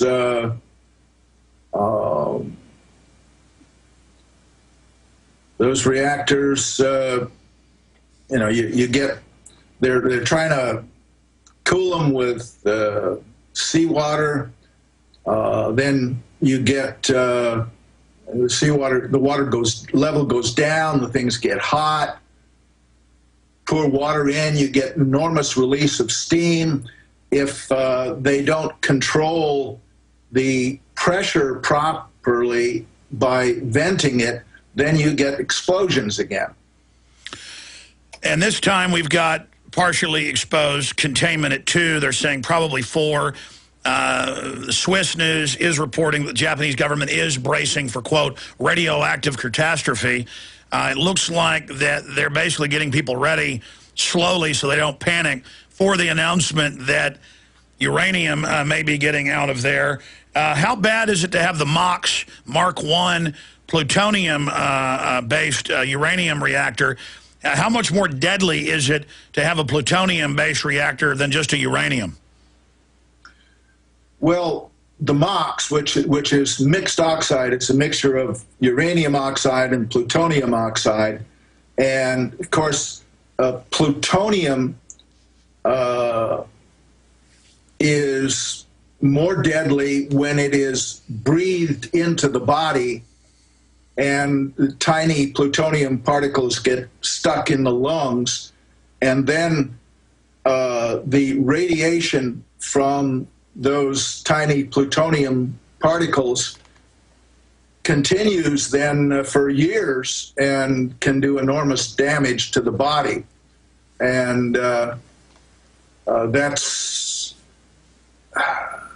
something that is particularly of interest. Now, uranium can do the same thing. We have seen similar kinds of damage from depleted uranium in the war zones to our own troops.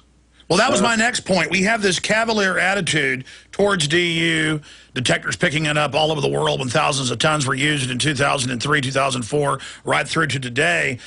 And I don't trust our government or our media, if any of this did make it over to the West Coast, to tell us.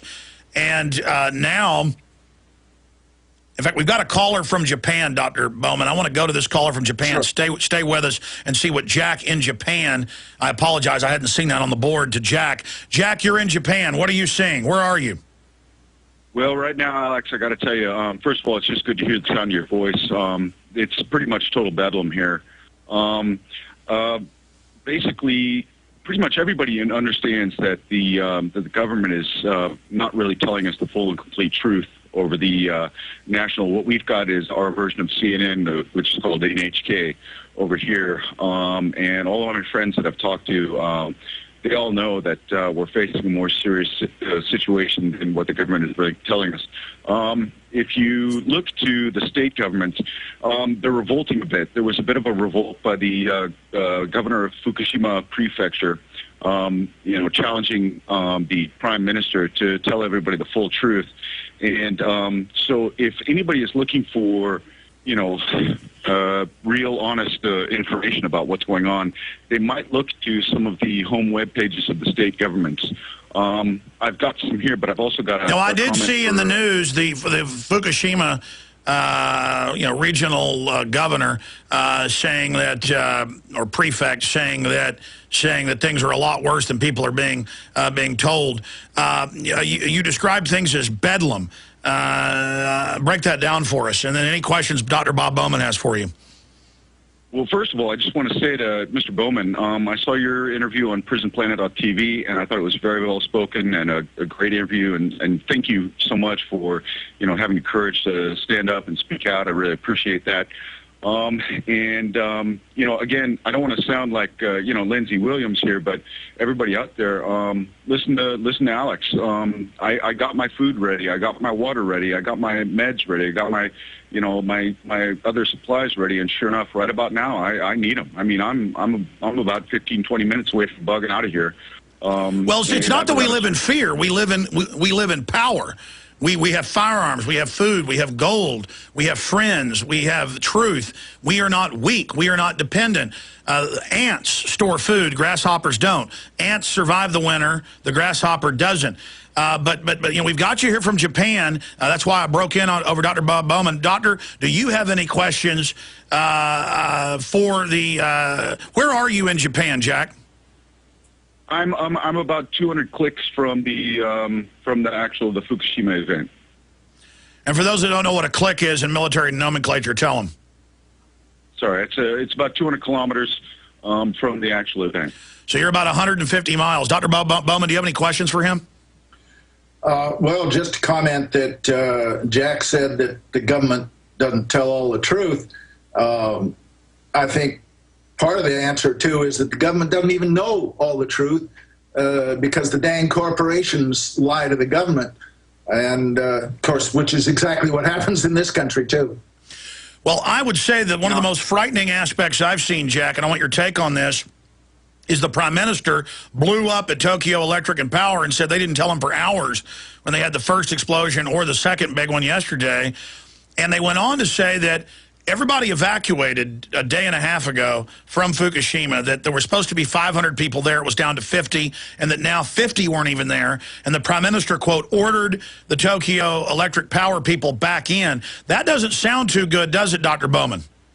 No, it doesn't, because that's essentially a death warrant for those folks. And the Prime Minister is essentially saying, well, I don't care, you broke it, you fix it. It's a shame. That's a 40-year-old reactor, and the new reactor designs can be evacuated and just left, and they'll take care of themselves, and this won't happen. All right, stay there, Dr. Bowman. Jack, you stay there, too. I want to come back and finish up with any other statements. By the way, the press is reporting. It's up on PrisonPlanet.com and Infowars.com. The mass exodus out of Tokyo has begun. This crisis just got a lot worse.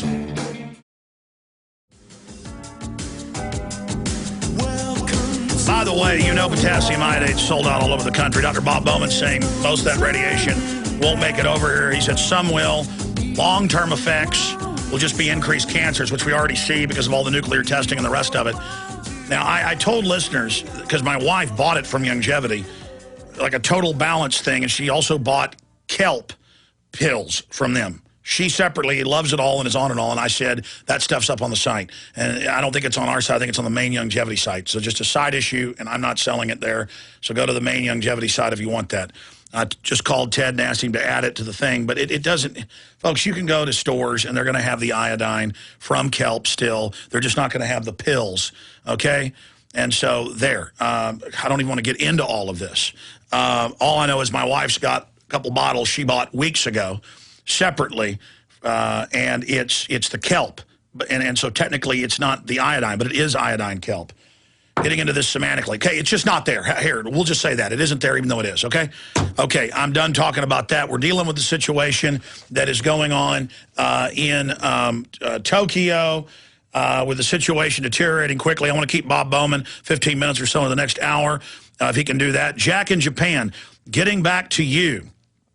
Any other points you want to make? Are you north? Are you south? What direction are you from the Fukushima area in the northeast? From the Fukushima event, I'm maybe, I guess, west by southwest. Just follow it on the map. If you wouldn't go directly diagonal southwest, kind of a little bit north of that. Well, that's good because the winds are going a little bit south, but they're mainly blowing out to sea. But we're getting reports that people are beginning to a mass exodus out of Tokyo, which has a giant population. That would cause a disaster in its own right, wouldn't it? Because they're not going to have the infrastructure in the rural areas for millions of people if they start trying to leave, Dr. Bowman. Yeah, that's for sure. Man, the one question I wanted to, Alex. The one question I wanted to raise to Dr. Bowman was, and yeah, Alex, you're right. I mean, if everybody started trying to get out of town in a hurried fashion, the expressways are all shut down, and that would force everybody on the small local highways, and it'd be pretty much gridlock in about an hour. But the question I got for Dr. Bowman is, with the situation that I have now being about, more or less 200 kilometers away from this event, is it a better idea for me to just hunker down and try to button up my house and close it all down and, close all the windows and whatnot, or should I go ahead and hit the road? What's your opinion at this point? Well, I don't know. You may be as safe there as you would be in the U.S. because of the direction you are, opposite to the way the wind's blowing, and also because of the topography. There's probably some pretty good mountains between you and Fukushima. Okay, and one other thing, just to give this out to Alex, I've got the state government website up here in front of my face right now, and on a normal day we've got 0.000019 amount of millisieverts, or I'm not sure exactly how to put it, radiation. And at this point, we've got 0.000501. So we're looking at basically 25 times the amount of normal radiation that comes in on any given day. So needless to say, with constant aftershocks and everything else, my wife and I are kind of living on pins and needles. So that's even where you're at? Far away it's showing that? Oh, yeah. Okay. Wow, let's get Dr. Bowman's take on that. Now nuclear snow. That's the headline at Drudge, also at Infowars.com, PrisonPlanet.com. Radiation levels soar after third nuke explosion. AP. Tokyo wind. Radiation plume could reach capital by nightfall. Europe's energy commissioner calls it an apocalypse. Spike nuke fuel pool may be boiling. Panic may dump water on pool by helicopter. Panic residents start to flee. AP, BBC, Kyoto, Reuters, all reporting. I mean, this is turning into a disaster on top of a disaster with the third most powerful earthquake recorded since the Richter scale, a 9.1 now upgraded as of Sunday. Dr. Bob Bowman is our guest. We'll continue to take calls so you can ask him or myself questions. Again, we're only talking about the Japanese situation. But Dr. Bowman, I've been asking the questions. What are other points as a degreed nuclear physicist, former head of the Star Wars program, that you think people should know about this situation, A? And B, my question, what do we expect if the plutonium and uranium does start to get out because of further fires and explosions and does go into Tokyo? The reports estimated that over 1 million people have died in the aggregate in the last 25 years just from what happened at Chernobyl. Yeah, and you'll have a similar situation, perhaps not quite as bad, because Chernobyl's fallout cloud went mainly over populated areas. By the way, I was in the Soviet Union at that time, and didn't, I was scheduled to go to Kiev, and we didn't. We went to Leningrad instead. And, but, we were all in our group that were there making jokes, what's chicken Kiev? And the answer is, I don't know, but it glows in the dark, Oh, man. But, that was sort of a scary situation. I think the point we need to take from this, in addition to really having empathy for the people of Japan, is to have some lessons learned for us here in the United States. We have these 40-year-old reactor designs all over this country. We've got them on earthquake fault lines like San Onofre and Diablo Canyon. It almost seems like a prerequisite that they only build them on fault lines. Well, it often seems that way. Of course, fault lines tend to be along the coast, and when you're on the coast, you have sort of an unlimited supply of cooling water from the ocean.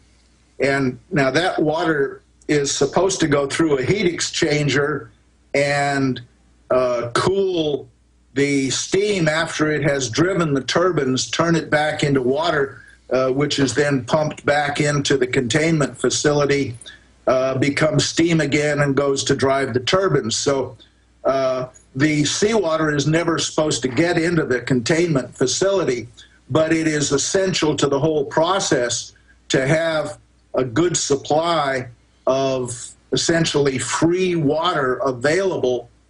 The whole cycle really can't work without it, and that's why you find these things being built along the coast. Now, the seawater in the case of Japan is being pumped directly into the containment facility to try to cool those.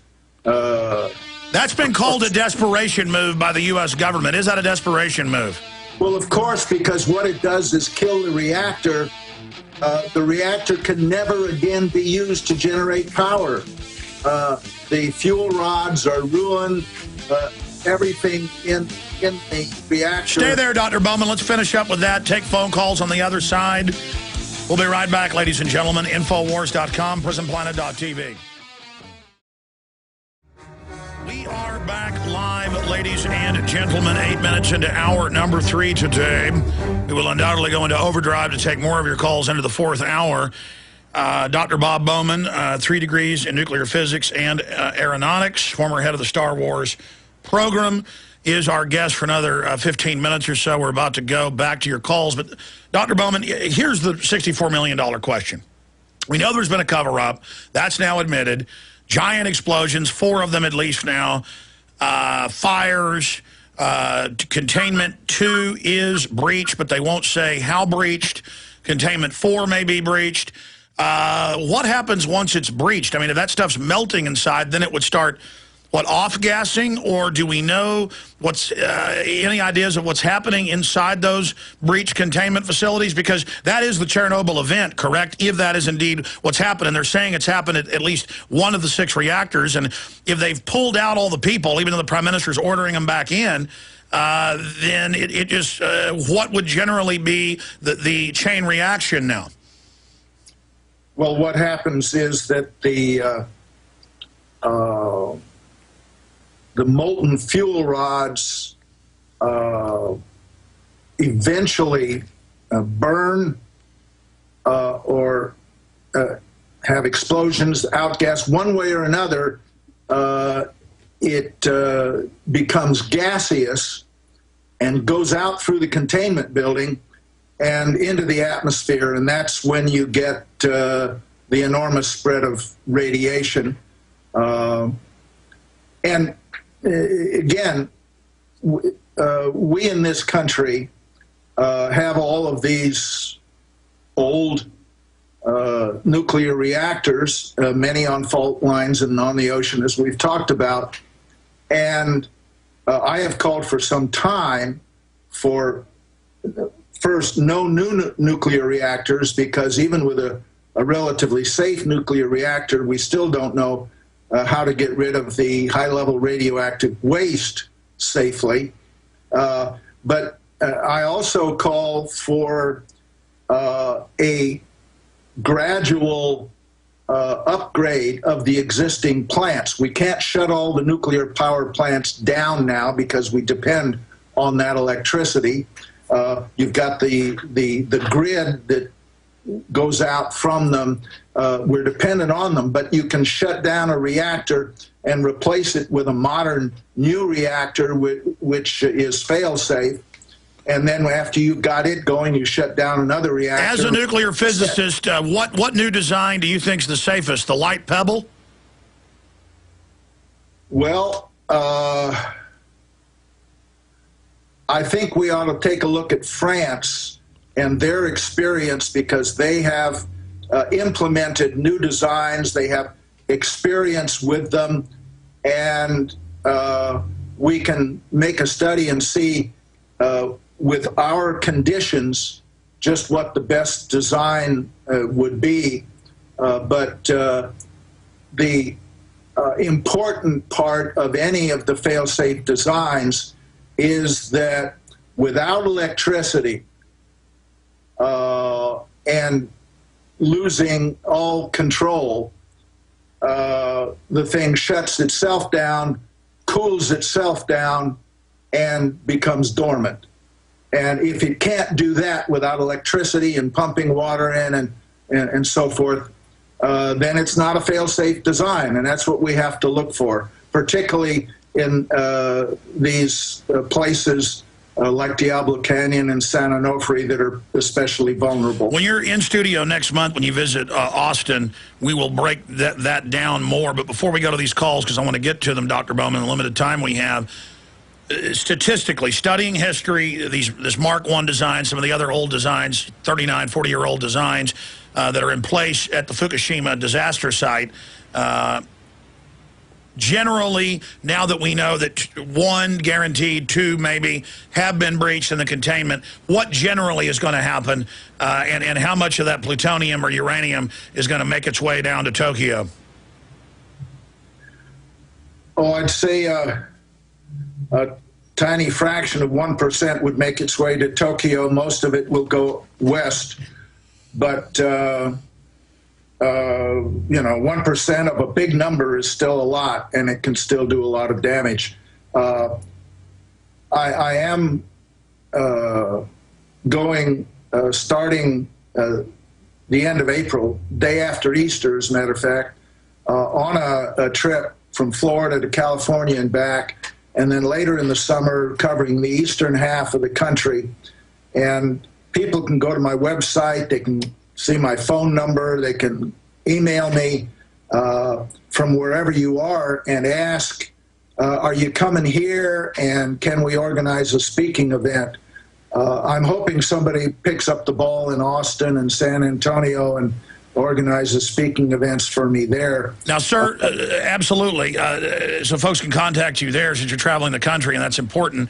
But what I want to nail down here is explain to me directions, because the jet stream goes from west to east around the world. So it goes over Japan and then to the western United States and back around the globe.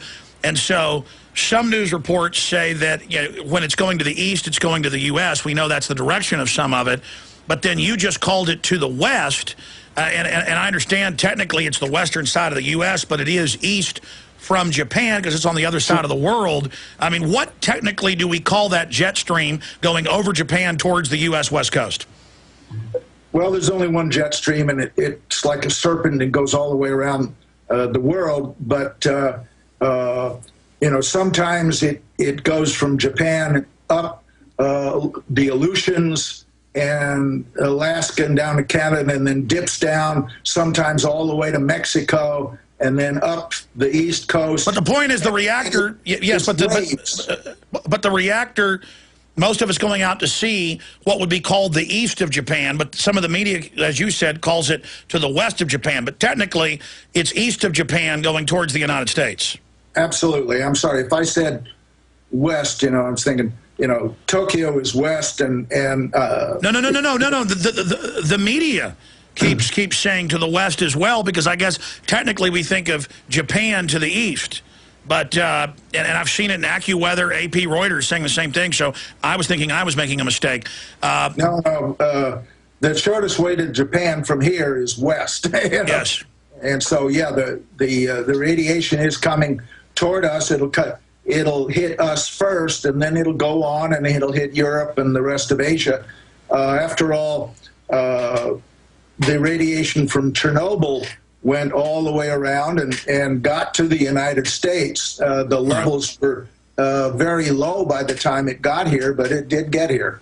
Dr. Bowman, my last question before we take a few calls is generally they're reporting that these things melt down over a while and just kind of off gas, that explosions, generally with the rods themselves aren't that common, but how do you statistically see this playing out now? I mean, how long will this event be going on? Weeks, months? Well, it could be over in a week or two. It could play out for a very long time. There are radiation occasionally still coming out of Chernobyl. So who knows? But when I was talking about, I never gave out the website, and I do want people to be able to go there and get my email address and whatnot. But thepatriots.us, if you would give that out once or twice when you get a chance, I'd appreciate it. We haven't done that for the whole hour. Absolutely. Give it out right now. thepatriots.us. And when you get to that website, you can get my email address, just bob@thepatriots.us. Absolutely. You're launching a new speaking tour, and you're a powerful speaker. You spoke at our big 9/11 event that C-SPAN carried, and certainly folks can line that up there and watch a lot of great videos and presentations on a host of important issues that you cover, Dr. Bowman. Let's jam in a few calls, because I'm going to skip this network break, so we can get a few of these in. Josh in Pennsylvania, thanks for holding. You're on the air with Dr. Bob Bowman and Alex Jones, worldwide. Hey, Alex, how you doing today? Good. So I want to make 2 points. One is another supplement that can be used too is also liquid chlorophyll. That's also extremely important for helping cleanse the blood, as well as everything else that I forget the Benjamin Fuchs said as well. So that's one. The other thing I want to ask you is, and this can be for both of you, what do you think? We talk a lot about how problem, reaction, solution, and don't let a good crisis go to waste. What can the U.S. at this point utilize this crisis for to help kind of exploit for their own benefit? Well, they're going to use it to shut down coal plants and nuclear power plants and further strangle our energy system. They're using it as a distraction from the bedlam in the Middle East. Dr. Bowman, what's your view on the Middle East situation? I mean, they admit MI6, British intelligence, is all over this. What's the end game there from your view? Well, I'm afraid the New World Order is attempting to use this to subvert these revolutions and get control and put yet another puppet strongman in each of those places so that they can continue to exploit the resources. I hope that doesn't happen. My speaking tour is talking basically about the end of empire. What we need is a totally new foreign and military policy which abandons this thing of puppet dictators all around the world and has a foreign policy of non-intervention, of no corporate wars of aggression like we're fighting in Iraq and Afghanistan.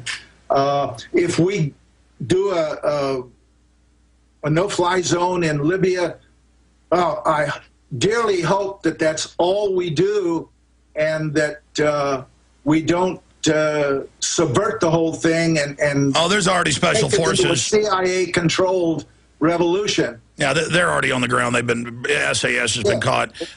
So, I mean, I'm calling for us to end the wars, bring all our troops home, give away all our foreign bases, 700 bases around the world. Well, that would fix the deficit. We don't have much time. Let's move to more callers. Dr. Bowman, stay there. Tim in Germany, questions for Dr. Bob Bowman or myself, or comments? Question for you or suggestion. I would suggest the InfoWarriors you are helping and instructing and informing should get onto forums or chats in Japan and, for example, link the article he had yesterday on the CIA helping in the cover-up, because I think there is a big evidence of a cover-up with the media. My example for that is whenever the Reactor 3 exploded, the one that you so worried about the size of the explosion, on NHK World, the Japanese TV station, they constantly, while this was happening, presumably, or shortly before, they showed this false tsunami warning that was going on. And this lady was just repeating, and they were showing an empty beach for 20 minutes or so.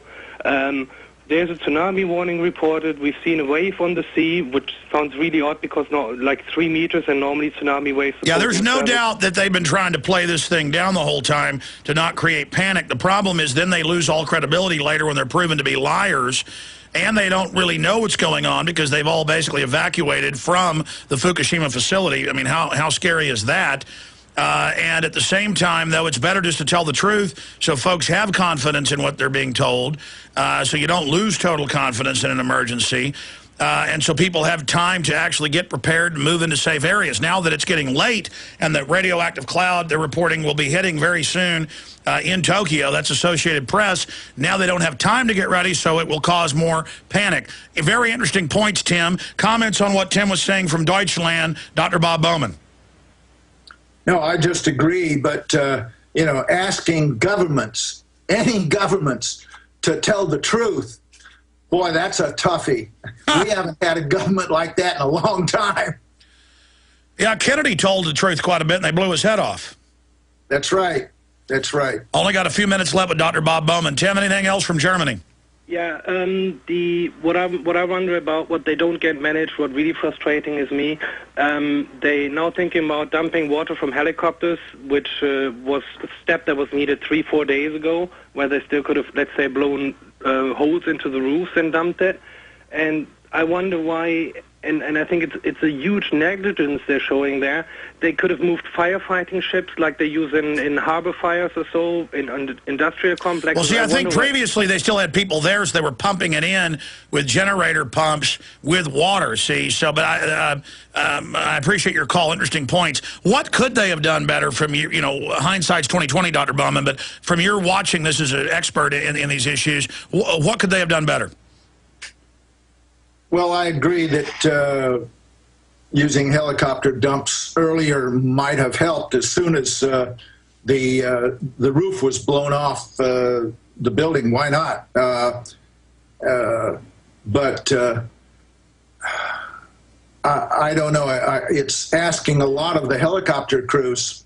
Sir, aren't there different metals and other things that can be dumped in that neutralize uranium to a certain extent, not just water? Well, the water is just to cool them down so they don't melt. The neutralization, there are some things that they can dump in there that will help, but the water's the most important thing right now. All right, I only got a couple minutes left with you. Let's talk to Kelly in Louisiana. Kelly in Louisiana, you're on the air worldwide. Hi, Alex. I'm Kelly, and I'm calling from New Orleans. I'm a first-time caller, and I'm sorry to go off topic, but there's another disaster that's going on here in the Gulf. Spring break is approaching, and all of the college kids are coming down to the beaches, and the waters are contaminated. They're still contaminated from the oil and the Corexit that has been sprayed on us. residents have internal bleeding, seizures, and unexplained bacterial infections. Yeah, Kelly, that's just like what we saw with the Air is Safe to Breathe on Ground Zero. This is what governments and corporations do because they don't want to spend the money to try to mitigate things. They just tell you out of sight, out of mind, and then your kid gets cancer. I appreciate your call, but we're not really in that issue right now. We're covering what's, but it does tie together. Dr. Bowman, I'm reading that children, I guess because they have fast-growing cells, are the most affected, and embryos and gestating babies. Why is that? Because they're fast-growing cells? Sure. Yeah, they're much more sensitive to anything which could disrupt the process of cell reproduction and especially cancer.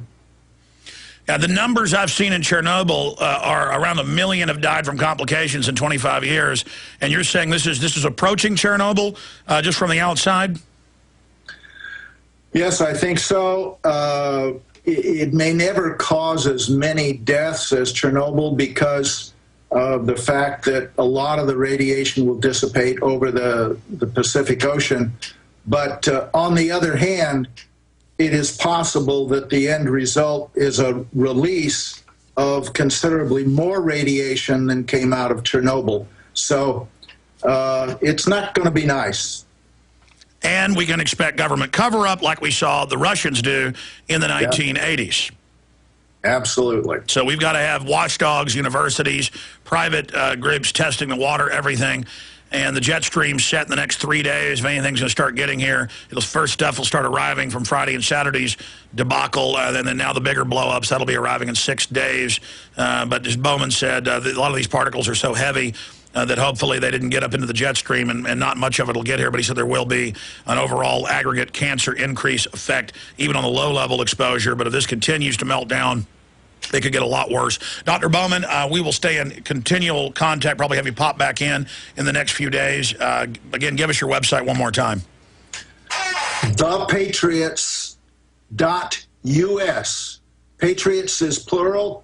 And don't forget the THE, because if you leave that off, you get the football team. Absolutely. We will be talking to you very, very soon and hope to have you in studio when you come in April. So folks need to get hooked up with that in Austin to get you to town. We'll talk to you soon, sir. Thank you. All right, there goes Dr. Bob Bowman. We have another radiation issue that was in USA Today last Friday, and that was 10 times the radiation that the TSA had previously claimed is being released from the detectors. For a year, they refused to give Congress their test. Now they've released them, TSA, to reset airport body scanners for radiation, and they report they're 10 times what they previously claimed. And that's probably a whitewash as well. Just another example of how they say DU's good. They don't have any radiology tests at the scanners. They've got high-powered highway scanners going out on the streets, and they have the TSA workers standing under those. I mean, they're murdering these people. And I'm not going in your cooker. And don't look at me like I'm a crazy man when I go through the airport. You go in the body scanner, and I say, no. You don't follow OSHA. Plus, it violates my Fourth Amendment. If you're stupid enough to be, and this just happened, by the way, when I was traveling, I went over to them and talked to them about it. I said, don't you understand what's happening? And well, they would not even talk to me. They look completely freaked out. Look, you can't just wave a magic wand and say radiation ain't going to do anything. You know, oh, get tough, military, use DU, gut up, you know, breathe it in. You're men. So we're going to be breaking that down, continuing with your phone calls. I said I'd get to this hour, but I'll have to cover it tomorrow. Obama has announced a raft of new anti-gun garbage, and he's launching it against the American people, and they're going to blame the violence in Mexico on our guns. And it turns out, red-handed, for 2 years, they've been shipping guns into Mexico, the ATF has, to then track them back and claim we're causing it. That's CBS News. That's the Examiner, and it is an Obama government false flag against the Second Amendment. And a lot of folks are calling for the impeachment of Obama, the Attorney General, and Janet Napolitano. These are hardcore criminals.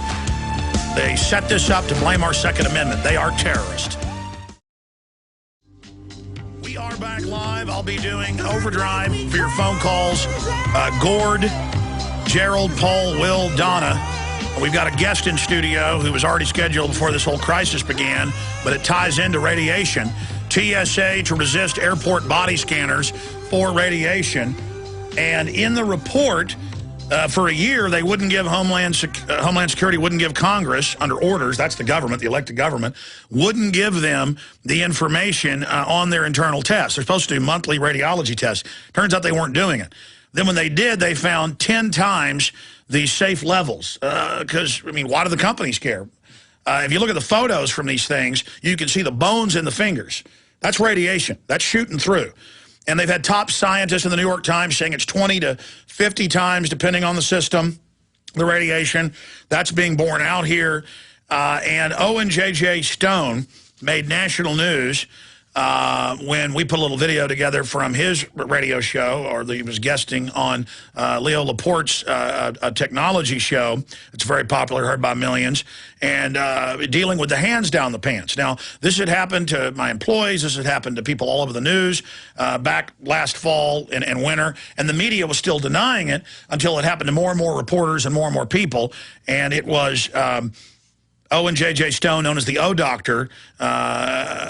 It was his report that finally broke it out into the mainstream media, and he's here for South by Southwest in Austin. And, of course, Owen J.J. Stone, also known as O Doctor, hosts his own show, odoctor.com, and frequently makes appearances on This Week in Tech with Cranky Geeks, Scam School, NSFW, and Beer Diplomacy. He is also the founder of Inquiring Minds Media, and he's Twitter is at ODocta. D-O-C-T-A-H, and we'll follow him at twitter.com/Real Alex Jones. We'll get that done right now. In fact, next hour, I will take your questions or your statements, one-line statements on the situation, and do you, now they admit at least Reactor 2 has been, the containment facility blew away, and the internal seals have been broken. The Mark I also blew up yesterday. And they're saying it could be exposed. That's a plutonium-uranium reactor, very dangerous, 40 years old, 40-year design, 39-year-old facility, 6 plants there. 4 of them have had fires or explosions. This is getting worse by the minute. People are starting to flee Tokyo with the radiation cloud making its way down there. Here's AP. Radiation level soars after Japan nuke plant fire. But then it's just radiation, radiation, radiation. The TSA now is rolling out at checkpoints at train stations, bus stations. They have high-powered radiation systems on the news with the National Guard and their TSA. 2,000 arrests, Fox News reported in 1 year in upstate New York, searching citizens with newscast of them driving under high-powered X-ray scanners that shoot through the metal of the car. I mean, that makes a chest X-ray look like a joke. So it's not just a Fourth Amendment violator. It just shows how government's gone crazy. And, oh, Doctor, what, re-describe, first off, what's your take on the whole disaster in Japan and the cover-up that's now been exposed and where this is going? And then we'll go back into your story at the hands of the TSA and what's unfolded since then. So 2 things. First of all, thank you for having me on the show. Secondly, the biggest thing is Japan is the 3rd richest nation in the world, and all this money we're about to throw at them, and banks are going to, steal the money, hide the money, not send the money. Can I get some of that off the deficit that we owe them? The $565 billion we owe them. I mean, we're about to throw a lot of money at this problem, and a lot of that money is going to disappear. I would like someone to be keeping an eye on it so that we're not just throwing money away or throwing money at the problem. Secondly, hopefully this makes the government do something about nuclear plants that are clean and healthy and safe. There's nothing safe with an earthquake.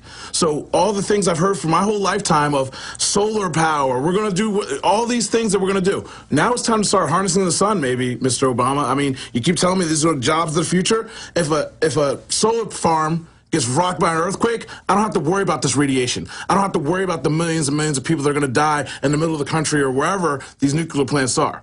So there's a lot to be going on with this situation that people need to take a look at.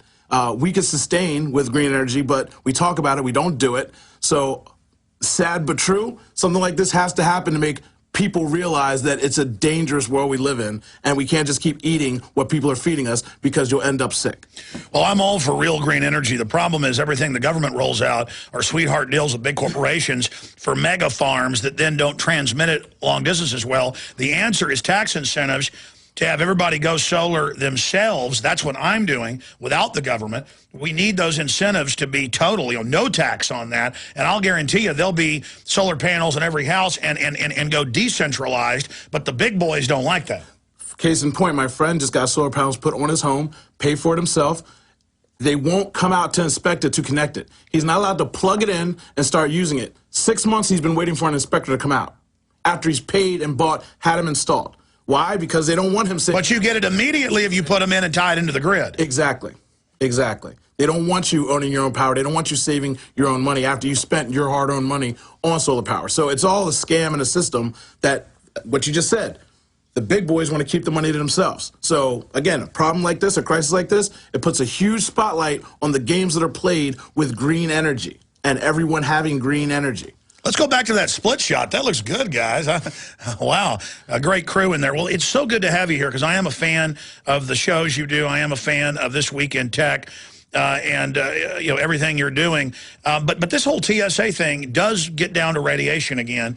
And before 1991, they wouldn't let the troops use DU because in all their studies, they knew it would not only kill the enemy, but kill them. It has a 4.5 billion year half-life and is very radioactive and poisonous. Now they just use it. Now they've got the scanners going on the streets much more powerful. Australia is going to put full-body chest x-rays in now. I mean, since when did government and corporations wave a magic wand and suspend the laws of physics and radiology and break down what happened to you with the TSA? Well, we didn't have the body scanner situation where I was at because they didn't have those there. They just the hands down the pants. They wanted to do the hands down the pants, and they wanted to take me in a private room to do it. They highly encouraged the private room. I refused the private room. Probably because they wanted to rob your bags, as they've been caught. Or whatever they wanted to do. I just know that criminals do things in the dark. They don't do things in the middle of the day. Yeah, I don't want to be behind closed doors with these goons. Exactly, because anything can happen, and you hear stories, and everything's always... A lot of people get killed, like that woman in Phoenix. They beat her to death and said she choked herself on her own handcuffs that were behind her back. Yeah, well, I don't want anything like that happening to me. Regardless of what people say, oh, skeptical, you can't believe it. All I know is that there's no reason for them to take me in a private room if there's nothing wrong with what they're going to do. If your check is so thorough, so legal, so righteous, then stand out here and do it in front of everyone else. There's no reason to take me in a private room. I don't have guns. I don't have drugs. I don't have any kind of weaponry on me. I don't even travel with liquids. So there's no reason to, I need to go through my bag in private. No reason. So tell us where this airport was and what they did. This is the Oakland airport. And basically, I wore the same clothes a week before flying through San Francisco. No check. I just walked through, didn't beep. Have a nice day, Mr. Stone. The next week, they implemented their new rules with the same exact outfit, and they had to put their hands in my pants, and they do touch your junk, as it were. As funny as it sounds for people to say, but they do. No, they do that to Ventura. Yeah. I mean, that's why he's suing them. Yeah, I mean, people say, oh, they don't do that. I'm like, they do that. It's uncomfortable. No, their manual says actually put pressure. They check it to see what it is. Oh, let me. I didn't get grabbed, but they were pushing on my stuff in the front and the back. I can't handle it. Yeah. So that's what Ventura said, that he really couldn't stand.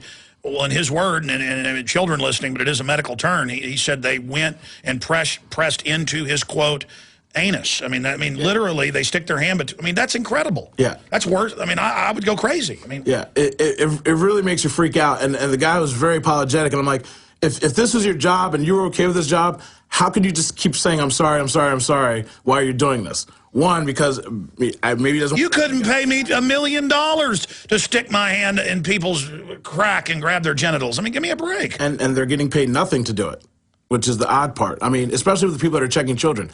My child has not flown. She's 3. She won't fly until she's 4 or 5. Well, this all started when Michelle here in the office with her 8-year-old and her 1.5-year-old, they were having men grabbing them. Who wants to touch children? Who wants to touch a man touching little girls? Who wants to touch a child? It's embarrassing. It's disgusting, and that alone is the thing that freaks me out the most. If they wanted to search my child, I walk back out the airport. If my child goes through that, but now they're saying if you try to leave, they then arrest you. It's like I'm going to molest, and we're going to do this, and you're going to put up with it. I'm either going to be arrested or killed because nobody's touching my child. So they say we're going to do this to you. Yeah. And it's the thing, a kid doesn't have that moral compass and well, it's now causing problems because kids are saying, I thought it's wrong, Mommy. I thought it's wrong, Daddy. Exactly. You tell your kids, don't let strangers touch you or take you anywhere strange. Don't go with strangers. And if they said, I want to take your child into a room. And now we see the images of like 4-year-old kids having their shirts taken off. That was disgusting. Again, it wouldn't happen to me. I don't know what kind of parents they are, but I saw the videotape where they made the little boy pull his shirt up. Okay. This is prisoner training. This is to break our will. What do you think of the public announcements that TSA is going to be all over the streets? So you pull up to a checkpoint, and they're out there, and they're going to make you drive under radiators. I'm just waiting for Egypt and America. I'm waiting for people to start rioting and burning things down. People think it's a joke, but that's going to happen. At some point, you can only push people so far. I mean, the gas price is going back up again for absolutely no reason. And I mean, people sit there and they take it, but people can't afford it right now. I mean, maybe 4 years ago, the economic situation wasn't as bad, so $5, oh, you cry about it, you stay home. Right now, with people being unemployed and gas prices going up through the roof, and you can't get anywhere to feed your kids or take care of your kids, somebody's going to set something on fire. Well, that's what Gerald Celente says. When people lose everything, they lose it. And when they lose their jobs, the blood starts flowing. Yep. I mean, at some point, I don't understand how you think that you could put so much pressure on someone who has nothing and not have it blow back at you. And we saw that in Egypt. I mean, the man running Egypt is one of the richest men in the world. Literally, the guy could finance his own country, but yet the United States sends $2 billion there a year. Yeah, now they're saying Mubarak had estimated $8 billion, $12 billion. I mean, and we're sending that country aid every year for what? I mean, this man could fund his own country, but yet he robs and steals from it and then leaves everyone in the average citizen is paid $2 or less a day, 52%, and this guy's got billions and billions of dollars. And then he wonders why somebody's out front his gate with a pitchfork. I mean, it's insane. So, you know, the Milwaukee situation with the jobs and everything, like, that's just a small rumbling of what's going to happen when you start pushing people too much. Yeah, and folks can demonize unions all day. I'm not saying they're perfect, but the larger issue is the big banks have stolen $28 trillion in the last 2 years. We give them our tax money. We got to pay it back in taxes and interest. And then they make the scapegoats some unions and say, oh, this is all happening because of them. You could get rid of all that and wouldn't pay any of this fake debt down. Not to get on that rope, but unions are evil, apparently. But the fact that banks can go ask for money for free, taxpayers' money, not give us any interest back on it. You know, we're getting the 1.2% you get at the bank, but then they go get their bonuses and their checks and their raises. But then a teacher, the educators of our youth, can't get a raise of $5,000 a year because, oh, that's just outrageous, we can't pay that much. Well, the bank stole their money, their pension funds, and gambled them away. And then our government, your own tax dollars, has to bail back out your educators, and people don't care about it. I mean, it's insane. And the president of the United States to say, I want to put a cap on it softly. Just do it. You're the man, right? Just cut these banks off. Stop letting them spend them. Well, they put him in power. They control the Republicans, too. And it's totally financed. And if people think you're going to get any change from these folks, you're going to get more of the same. Yeah, you're not. And like, well, here's the deal. The dollar's already been devalued. Look at inflation in oil, gold, silver, food. Food prices are up over 30% in the last 12 months. And people, whether they're free market, teachers, whatever it is, they need that money. People are running out of money. And what do they think is going to happen? And then meanwhile, the bankers are all raking record profits and telling us about how welfare is bad. And I'm against it because it makes people dependent. But the point is they're the biggest recipients of corporate welfare. The smallest things create the biggest motions. So the Wall Street raises gas barrel prices.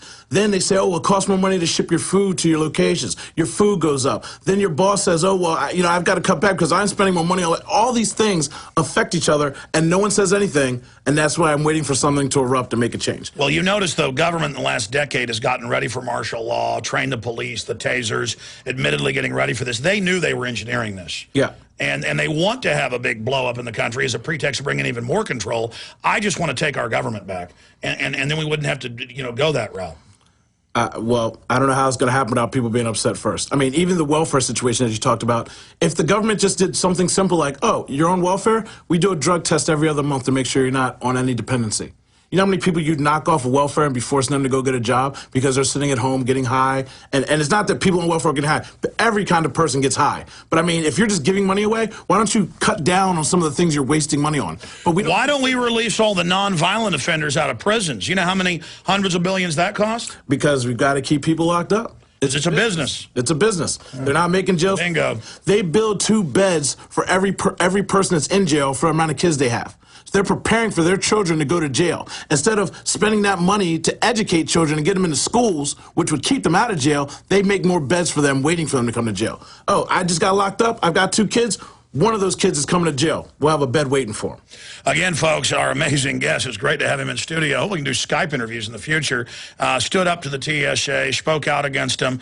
You know, I see the TSA as the globalist perfect takeover tool, federalization tool, but also the perfect way to bring the left and right together and people all between, libertarians, you know, people off the political reservation, because it's something everybody doesn't like. It's something that all Americans understand is a violation, and that's why the system is so scared of this, oh doctor, is because they realize it's a political issue that brings us together. Yeah, and again, like, maybe what you're saying, I don't want it to blow up, but something's got to happen where people are just put in this container and they're so tight together that they just have to get out.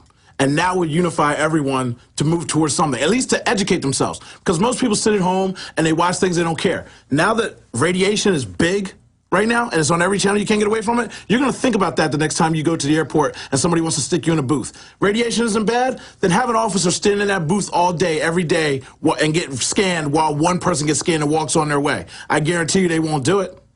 Well, I've looked at the spec studies. It's splattering and leaking anyways on those guys all day. And the only person that might be safe is the person hiding behind in the back, scanning the pictures, supposedly deleting them as soon as you walk out. But they've been caught not deleting them. Exactly. One federal courthouse had 34,000 images. People are faulty and they're human. How can you trust anybody, really? Well, who would want that job? That's why they've caught so many of them that are perverts, planting drugs, robbing people, and how they do it all over the country is when they bring you, they see something in your purse they want in your bag or your briefcase, they put you in the room and strip search you while they rob your bags. Yeah, and there's nothing you can do about it. I had a watch stolen out of my bag years ago. Called the airline. I've been flying with this airline for forever. I had sunglasses stolen at JFK. Oh, sorry, there's nothing we can do about it. And after I complained and complained, for an $1,100 watch, they wanted to give me $100. And I just wanted an apology. I couldn't even get an apology. It was just we didn't do it. That's not how this never happens here. Just say sorry to me. I'm an adult. I can go buy a new watch, but I know that it was there. I know they want plausible deniability. They won't even admit. They've been caught coast to coast. I've talked to people internally who work at this local airport. They say it's off the charts. We'll be right back, ladies and gentlemen, with O-Doctor and the Nukes. OwenJJStone.com is his website. He's known as the O-Doctor, and he analyzes technology, radio host, you name it. And he stood up to the TSA by speaking out against their evil. You know, it's also this incredible denial, like, oh, there's no radiation in the scanners. Yeah, there's some. Don't worry about it. Okay, it's 10 to 20 to 50 times what we said. Okay, we covered it up. We don't put our hands outside your pants. Oh, yeah, we do. We don't put our hands inside your pants. Oh, yeah, we do. And they just more and more ratchet. First, take your shoes off. Take your belt off. Answer questions. We're going to separate you from your stuff. We're going to strip you down in front of people. I mean, this is prisoner training. When you show up at a medium security prison, this is what they do to you. Talking about germs, how disgusting is it that you have to take your shoes off and walk through? And I see people go with flip-flops on and just walk barefoot across that floor. I've seen people with green feet. Yes, it's disgusting. I just don't understand, like, especially barefoot. Like, are you crazy? Thousands and thousands. Listen, I never have had athlete's foot since I played football in high school. As soon as they started this in the last 6-7 years flying, almost every time I've learned to carry extra socks, and as soon as I walk through with my socks, I peel them off, put them in my bag, sitting there in the bathroom trying to put my feet on the floor and put new socks on, or I get athlete's foot. Yeah. You get, thousands of people at LAX, I got to walk through it? Yeah, it's disgusting. And people, again, people don't even think about the small things that add up to something much bigger. But at some point, hopefully, that changes. Starting with this tragedy in Japan today. You know, these nuclear reactors going off. I mean, really. I mean, people in Delaware right now are really nervous and really upset about where they live more than ever. And they're going to speak out about the new plants that they want to build everywhere. Again, we talked about the green energy and how there's a system and a scam, but Lord knows that something's got to change with the way everything gets done in this country. We're going into overdrive in the 4th hour to take your phone calls and recap the latest off-the-chart news. Radiation level soars after Japan nuke plant fire. A lot of folks are fleeing Tokyo as a radiation-filled cloud with strontium, the cesium, If I'm pronouncing that right, and the radioactive iodine, pray for those folks. And they now admit at least one reactor core is open and has been breached. Let me tell you, folks, this is serious news. Look at how government just got caught lying and lying again. There's mushroom clouds at reactors, and they say, no problem. How is it possible that anyone in their right mind sits in an office somewhere and listens to some minion say, we can get away with this? Cell phones, cameras, internet everywhere. Why would you bother? They bother because most people are ignorant and stupid. That's the bottom line. And how you keep them ignorant and stupid? You keep the teachers underpaid. It's just a system, like I said, top to bottom of little things that keep people in their little mindset and keep them out of the public. But that's why things like that, I love when they lie. I love when they lie because it's going to get caught. You can't hide anything anymore. And so to keep doing it just makes them look stupider and stupider, and they get weaker and weaker, and at some point will happen. And then the government's filled with dumbed-down people now, a product of this, where everything's just starting to unravel. Yeah. A lot of political scientists I talk to say this is a real problem.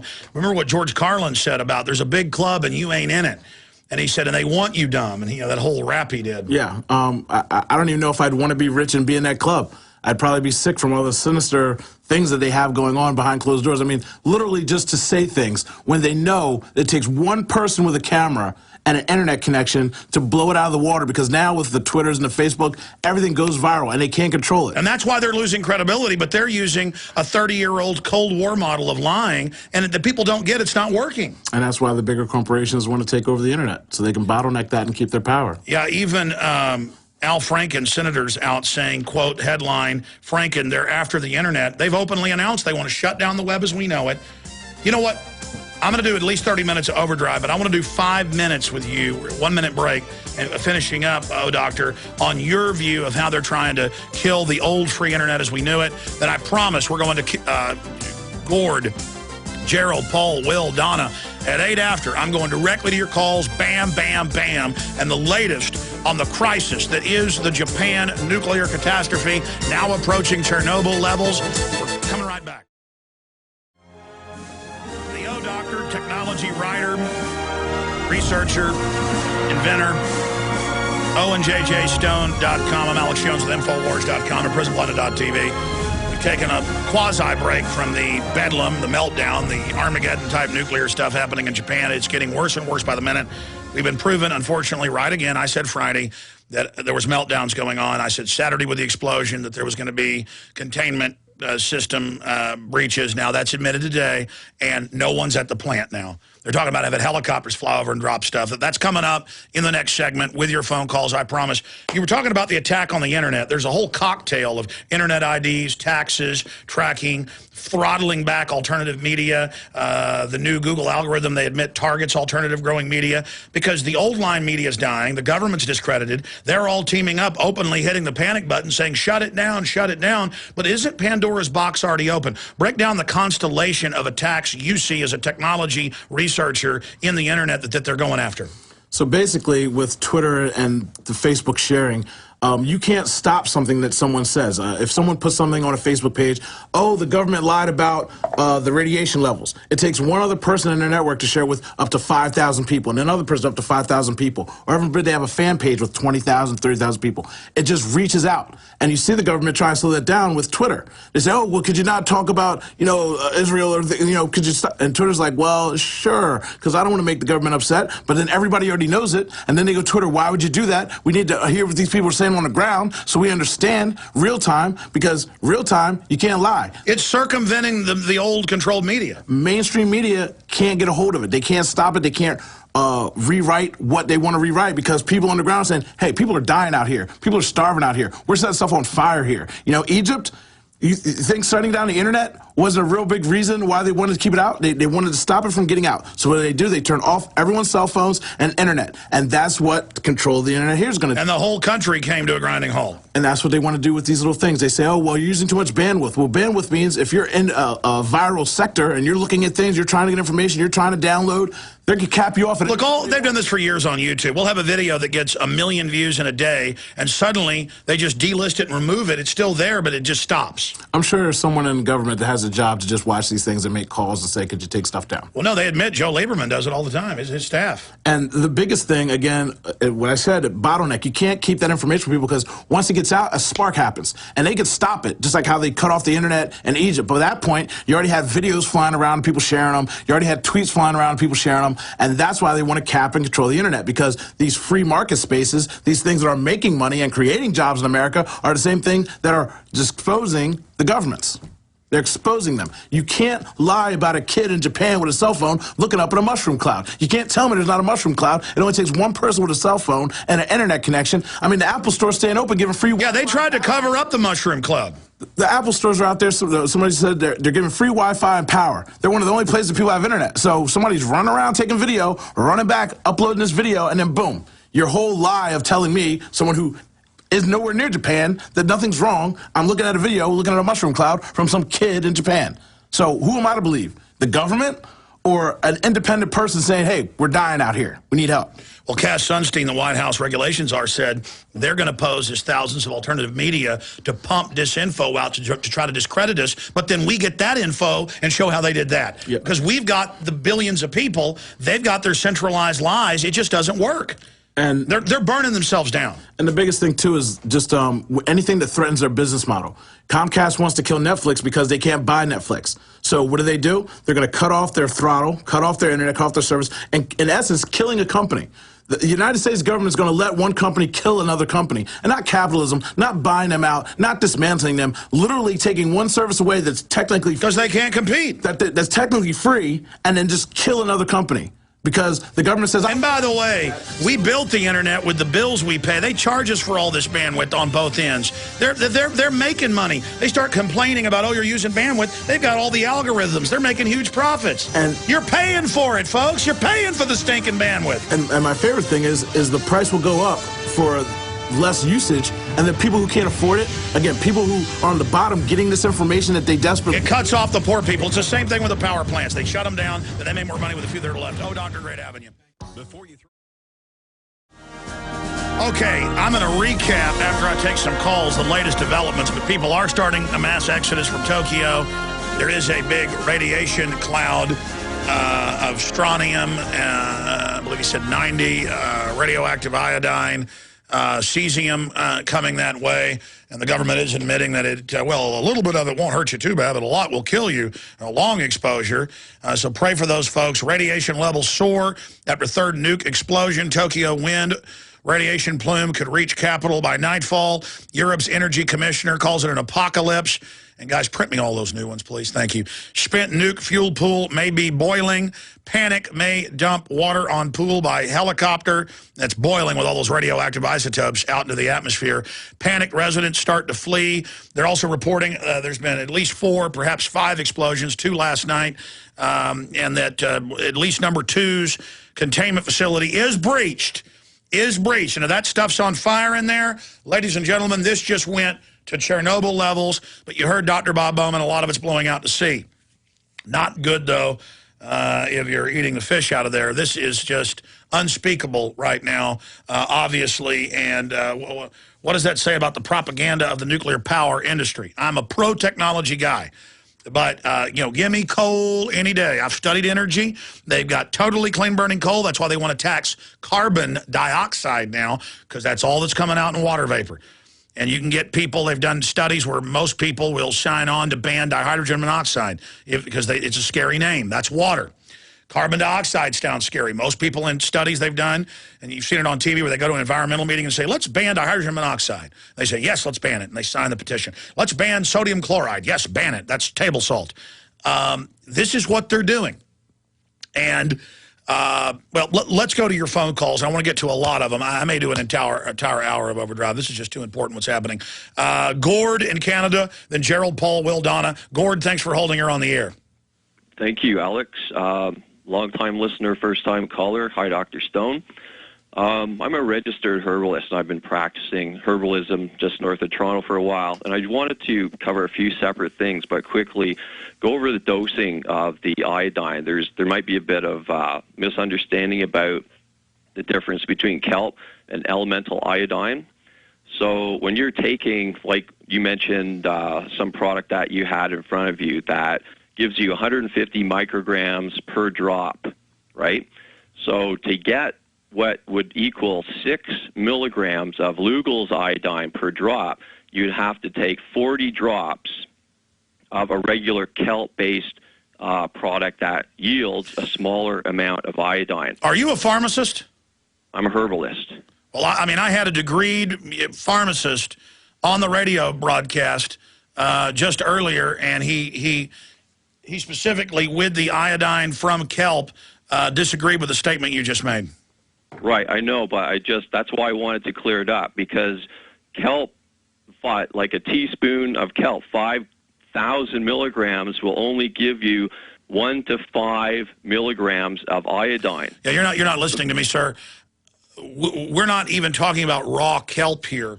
We're talking about iodine from kelp, iodine extracted from kelp, like vitamin C extracted from tangerine peels. Right, I understand that, but you need to take enough kelp to give you the elemental iodine of 6 milligrams. And so you're not taking kelp per se, you're taking the iodine levels. Yes, sir. Appreciate your call. Yes, we understand that. Thank you. Let's talk to Gerald in West Virginia. Gerald, you're on the air. Yeah, how you doing, Alex? Good. What's on your mind? Okay, I got a couple of questions. First off, the iodine, what about people like me that are extremely allergic to iodine? I mean, if I eat a couple pieces of seafood, I get extremely sick. Well, that's the same thing. If I say a good storable food is peanut butter, but you are allergic to peanut butter, then you don't want to eat peanut butter because you know that. If you're allergic to penicillin, you don't want to take it. But yes, that's a good question for a pharmacist or a medical doctor. What does someone do who's allergic to iodine? Now, are you allergic to certain types of extracted iodine? Because iodine is in all sorts of foods. I mean, can you not eat bread or waffles that have alfalfa in it? Because that has just seafood. Like if I eat crab legs or crabs, then I get really extremely sick. Well, you might be allergic to something else in there. I mean, I can't tell you, sir, because I'm not a doctor or a pharmacist, but that's a good question. What's your overall view of the devastating news that we're being pretty calm about here? And we did predict this 3 days ago, that at least the reactor number 2 at Fukushima has been exposed. The containment vessel has been exposed. Okay, I'm from West Virginia, and everybody likes to make fun of all those hillbillies. But let me tell you something. I think that this is an extreme cover-up. I do believe that this is way worse than anybody is letting out. Well, I agree with you, and I appreciate your call. Paul in Alabama, you're on the air. Hey, Alex, thanks for taking my call. I know you and Dr. Bowman said that not as much radiation is going to hit the U.S. Because of crossing the ocean there. Well, I mean, I didn't say that because I don't. Bowman said that hopefully most of it will go in the ocean, and I would imagine that's the case. And he said there was a slight change in the jet stream too. But I just wanted to, not to try to beat this to death, but distinguish something real quick with the iodine. Okay, there's 3 types of iodine supplements you can use to protect from the radioactive iodine. There's iodine supplements like the kale that you have. There's potassium iodide, and there's potassium iodate. Okay, the Iostat pills contain 130 milligrams of potassium iodide. Okay, the equivalents to that are 100 milligrams of the supplemental iodine like you have, 130 milligrams of the iodide, and 170 milligrams of the iodate. Okay, now I want you to look at the back of your bottle. It says it's in micrograms, MCG. Am I correct? Yes. Okay, micrograms. 1 microgram is the equivalent to 0.001 milligrams. And I heard when you were on with Ben Fuchs earlier, and he said the Iostat pills contain 130 milligrams of iodine. Okay, and those your drops are in micrograms. Okay, for 130 micrograms, I think your bottle said 120 or 130 micrograms. 150. 150 micrograms, that would be 0.15 milligrams. Okay, so for you to get the same equivalent as one of the Iostat pills, you would have to take 130,000 drops of that kale substance. Fuchs, I'll have to stick with him and research that, but I appreciate that. Again, I don't want to sit here and obsess over this all day long and just get completely obsessed with it. You know, the point is, if your thyroid is filled with the good iodine it needs, it will not absorb anymore. If it gets what it needs.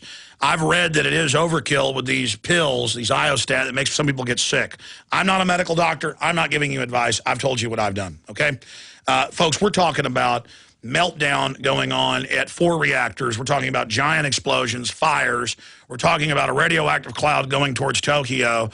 And as many experts have stated, if we're dealing with uranium and plutonium, it's not even going to matter with iodine. Okay, so the issue is, thank God there's an ocean between us called the Pacific Ocean. And I'm not getting in an argument with you, Paul. It goes on and on and on. And then it becomes, I must provide everything for everyone, and I must have the answers, and I must, do all of this. Let's go ahead and talk to Will in Kentucky. You're on the air, Will. Yeah, hi, Alex. How are you today? Good. What do you think about what's happening in Japan? I think it's rotten, man. I think the government has their hand in it. They had their hand in everything that goes on around us today in the news. Before it makes the news, we know about it. And like you said, the Internet is going away. They're trying to get it they're trying to get rid of that first so that we can't tell them what we think of them or what's going on, what they're doing behind our backs. At any rate, I was listening to Dr. Bowman that you had on earlier, and he mentioned something about the iodide and all that. There's people hear potassium iodide, they're running crazy to get to the stores. You go on the internet and look up potassium iodide, all it says is sold out everywhere. You can't get it. Absolutely. There we go. Another call on that subject. I mean, my whole issue here is, at this point, we can't. Here's the biggest issue. We can't trust the Japanese government, the UN, the U.S. government to tell us the truth. You heard Bowman that those detectors they've got testing the Japanese people are only going to pick up the radiation from uranium or plutonium. They're not going to pick up, generally, the cesium, the radioactive iodine, the strontium. So this is a can of worms, and we're all trying to figure this out together here right now. And that's why we're taking your phone calls. But we don't know what's going to hit us. I just know that jet stream comes across the Pacific, and historically, we know Chernobyl went all the way around the world, further than Japan, over the Middle East, over Russia, over Asia, over Japan, over the Pacific, and back over the U.S. That was on record in 1986. It orbited the planet for several years. So you heard Bowman. He said a lot of it is going to come here, a small amount of the overall, but that itself will increase cancer rates. There's a reason cancer's already up in the last 60 years of the nuclear age.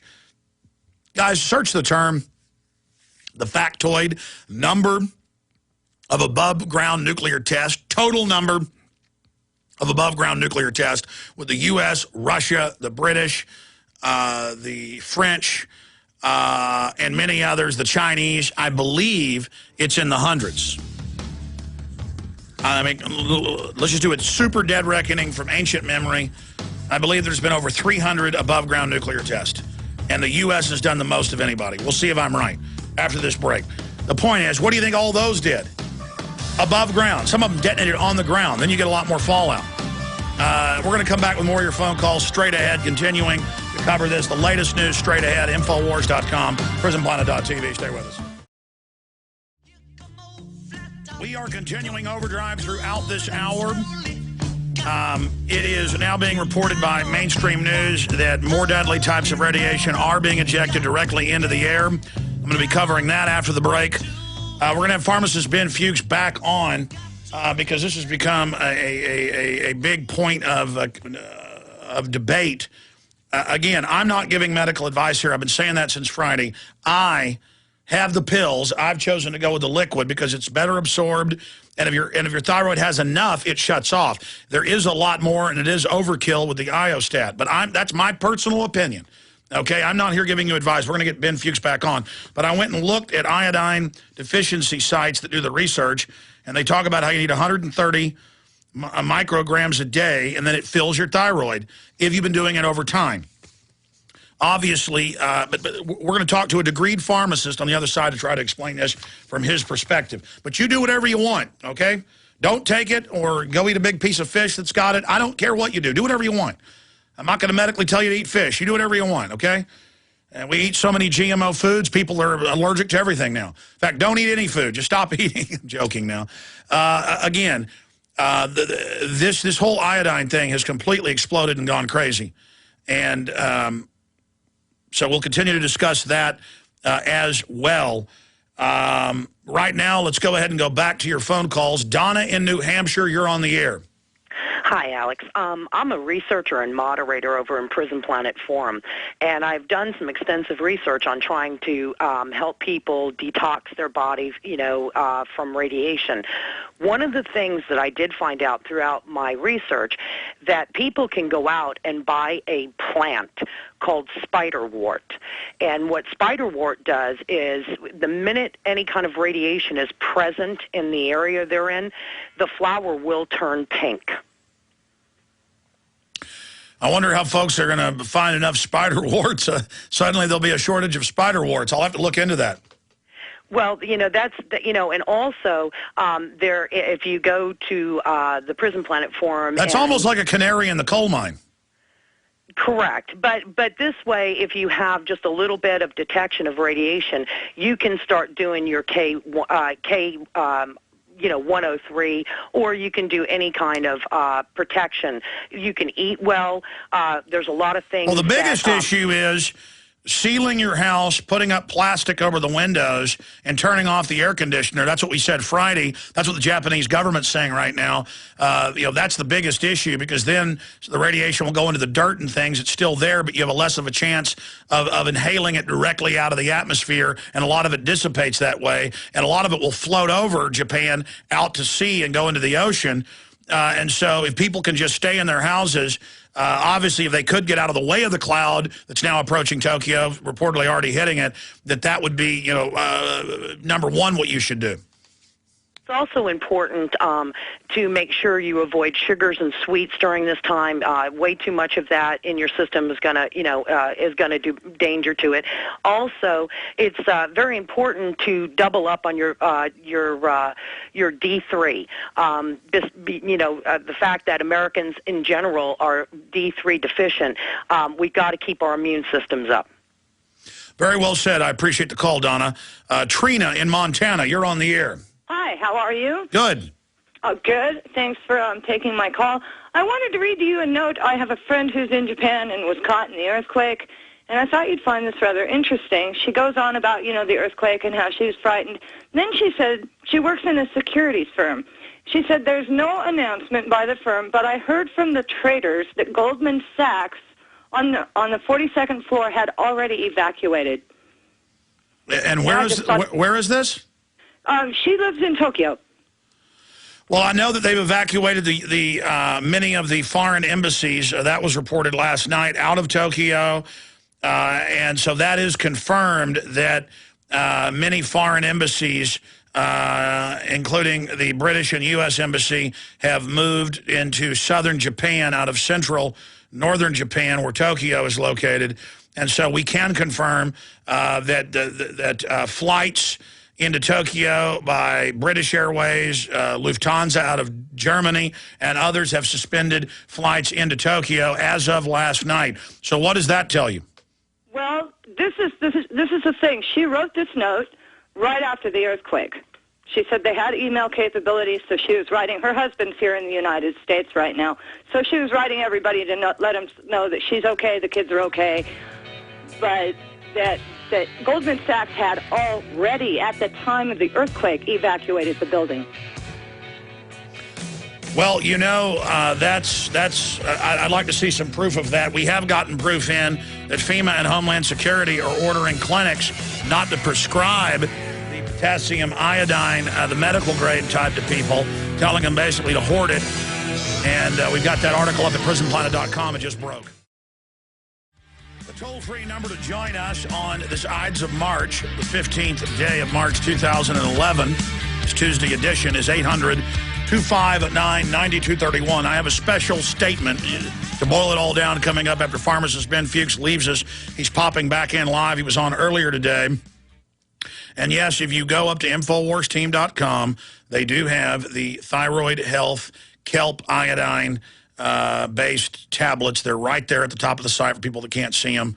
There's also some drops that company has. We're going to get those up on there. People keep asking. It's out everywhere. I haven't promoted it the last 4 or 5 days. It is at InfoWarsTeam.com if you want it while supplies last. I don't know how long they will, but it'll be removed once it has been sold out. It's InfoWarsTeam.com. I'm going to get into this report after Ben Fuchs leaves us, and then I'm going to get into the latest developments that are earth-shaking, pun unfortunately intended. Also, this latest article is only at prisonplanet.com. It's going up on Infowars.com in the next 5 minutes. U.S. government blocking Americans from obtaining potassium iodine. And we're getting massive emails and confirmed reports with names of where this is happening. Now, the man gave us his full name and everything. We need to have Watson add name removed for privacy, even though the guy didn't ask for that, so people know this was confirmed, not just a caller. He gave the name of the place. We're getting countless calls and emails confirming that they're being told that the U.S. government has told them not to issue this out to people and to basically keep it. Germany has announced they're going to shut down pre-1980 nuclear plants. That's Reuters. Blast escalates Japan's nuclear crisis. And the government is saying that radiation is now being injected directly out of the 4 devastated and exploded plants. One, definitely, reactor number 2 has had its core revealed. The containment vessel is broken. Plant 4 may have had the same thing. You saw the Mark III plutonium-based plant blow sky high yesterday. The Prime Minister's been ordering last night and today the 500 workers back in. They're not going back in. So we don't know. I mean, the fact that they're trying to cover their hind end and saying, okay, reactor containment of 2 has been breached, who knows? It's probably much worse if it follows the trend of what we've been seeing. I'm going to be getting into all of that coming up. And, of course, your phone calls, Terry, Nolan, Pat, California, and others that are patiently holding the toll-free number, 800-259-9231. But when I go to you, please be quick because I want to get to everybody. Pharmacist Ben Fuchs will probably just up the controversy even more. In fact, I was just taking iodine during the break, and I gave some to Phil. Will you bring that bottle back in for me? Thank you, sir. Trying to explain to people the difference between this type of iodine. We have the headline, Panic Buying Stocks of Potassium Iodine Exhausted in the U.S. We have a screenshot of IOSAT. Indications, thyroid blocking and radiation emergency only. This is the stuff sold out all over the place. And it says it's 130 milligrams of potassium iodate tablet, USP, and 14 tablets per package. Now, separately, they're available still in some stores, though it's sold out almost everywhere. Iodine from kelp or dulse or alfalfa. And reading mainline medical journals about this for people to have good thyroid function. You've heard about the African tribes that have the giant jowls because they live up in the mountains and don't get any iodine, and they have all those illnesses. Other tribes that don't know have it. The point is that when your thyroid is filled with natural iodine, according to all the medical doctors, people we've interviewed, then it won't absorb the radioactive iodine. Now, the question is, why is the pharmaceutical stuff 130 milligrams, and then this is 150 mcg? I guess that's micrograms. So what is the difference? People are calling in saying, Alex, you need to take thousands of these drops to get the same amount of what is in the IOSAT. Well, look, all I'm doing here is covering alternatives. I'm not giving medical advice. I don't know, okay? I just know what people like pharmacist Ben Fuchs have been telling me. Ben, try to explain this to people in layman's terms who are confused. Okay, here's the deal. There is the recommended daily allowance of iodine, the suggested amount of iodine. There's iodine that you need for daily functioning. That is based in micrograms. Then there's the iodine that you take for protection, for radioactive disasters, for example, such as SSKI or the potassium iodide pills. Those are measured in milligrams. So when you take iodine for protection from radiation, you need a lot more than when you take a baseline level for daily nutritional purposes. However, it's important to keep in mind that you can take too much iodine. So you don't want to stay on a high dose of iodine for too long a period of time. For emergencies, it's understandable. You do need to have a high dose of iodine to just drench your body with it so you don't take in that radioactive stuff. But the stuff that you were talking about, the kelp-derived and the stuff that you get from Dulse and the stuff in the, that you buy at the health food stores, those are typically providing 130 to 150 micrograms of iodine, which is based on the recommended daily allowance of iodine. And so the difference is a 1,000-fold difference between protection and regular daily nutritional use. As a pharmacist, does it do any good then to take the regular nutritional supplement iodine if you protection? Yes. No, there won't be enough for protection. Unless you've been doing it for a long period of time, and even then, it depends on how much you're exposed to. I would certainly, if I could find the potassium iodide, if I was worried about protection and I could find the potassium iodide, that's the way to go, or SSKI, which is a solution of potassium iodide. Okay, but if you've been taking the regular type for a long time, though, then that does...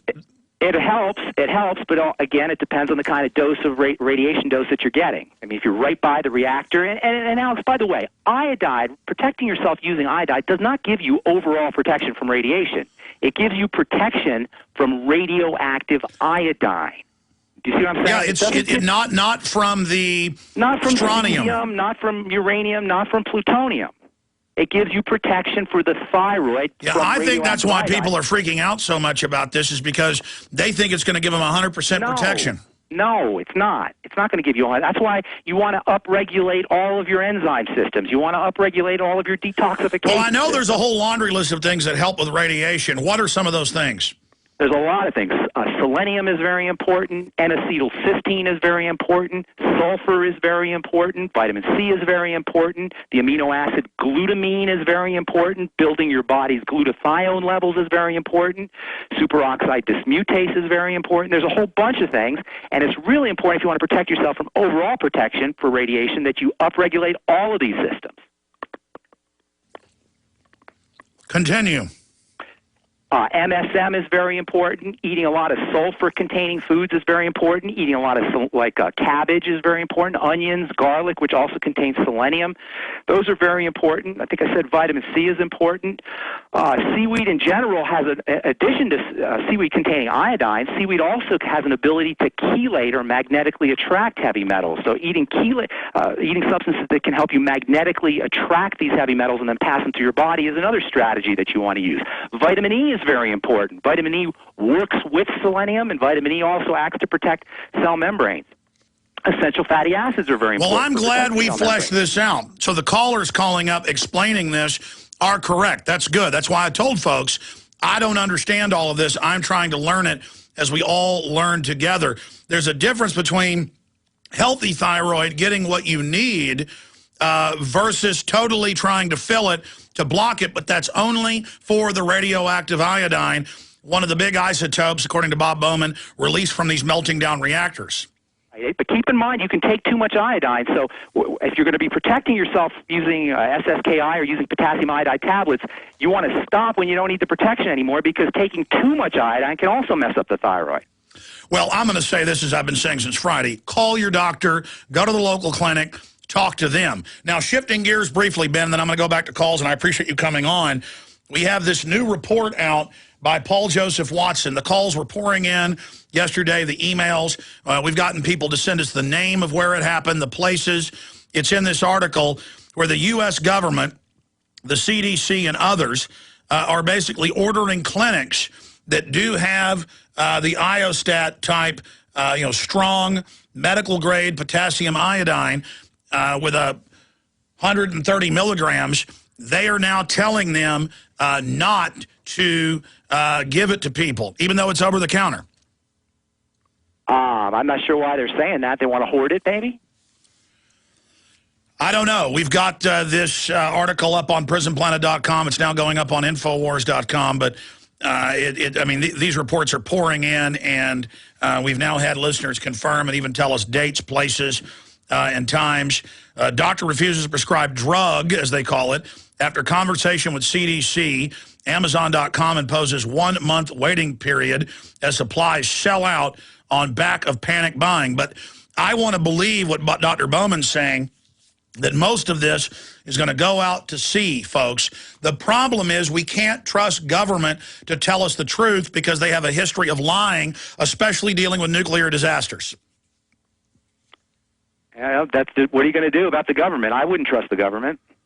So basically, iodine is only one thing to try One thing only. It's important, and it protects the thyroid because, like your previous guest said, one of the major contaminants in a nuclear disaster is radioactive iodine.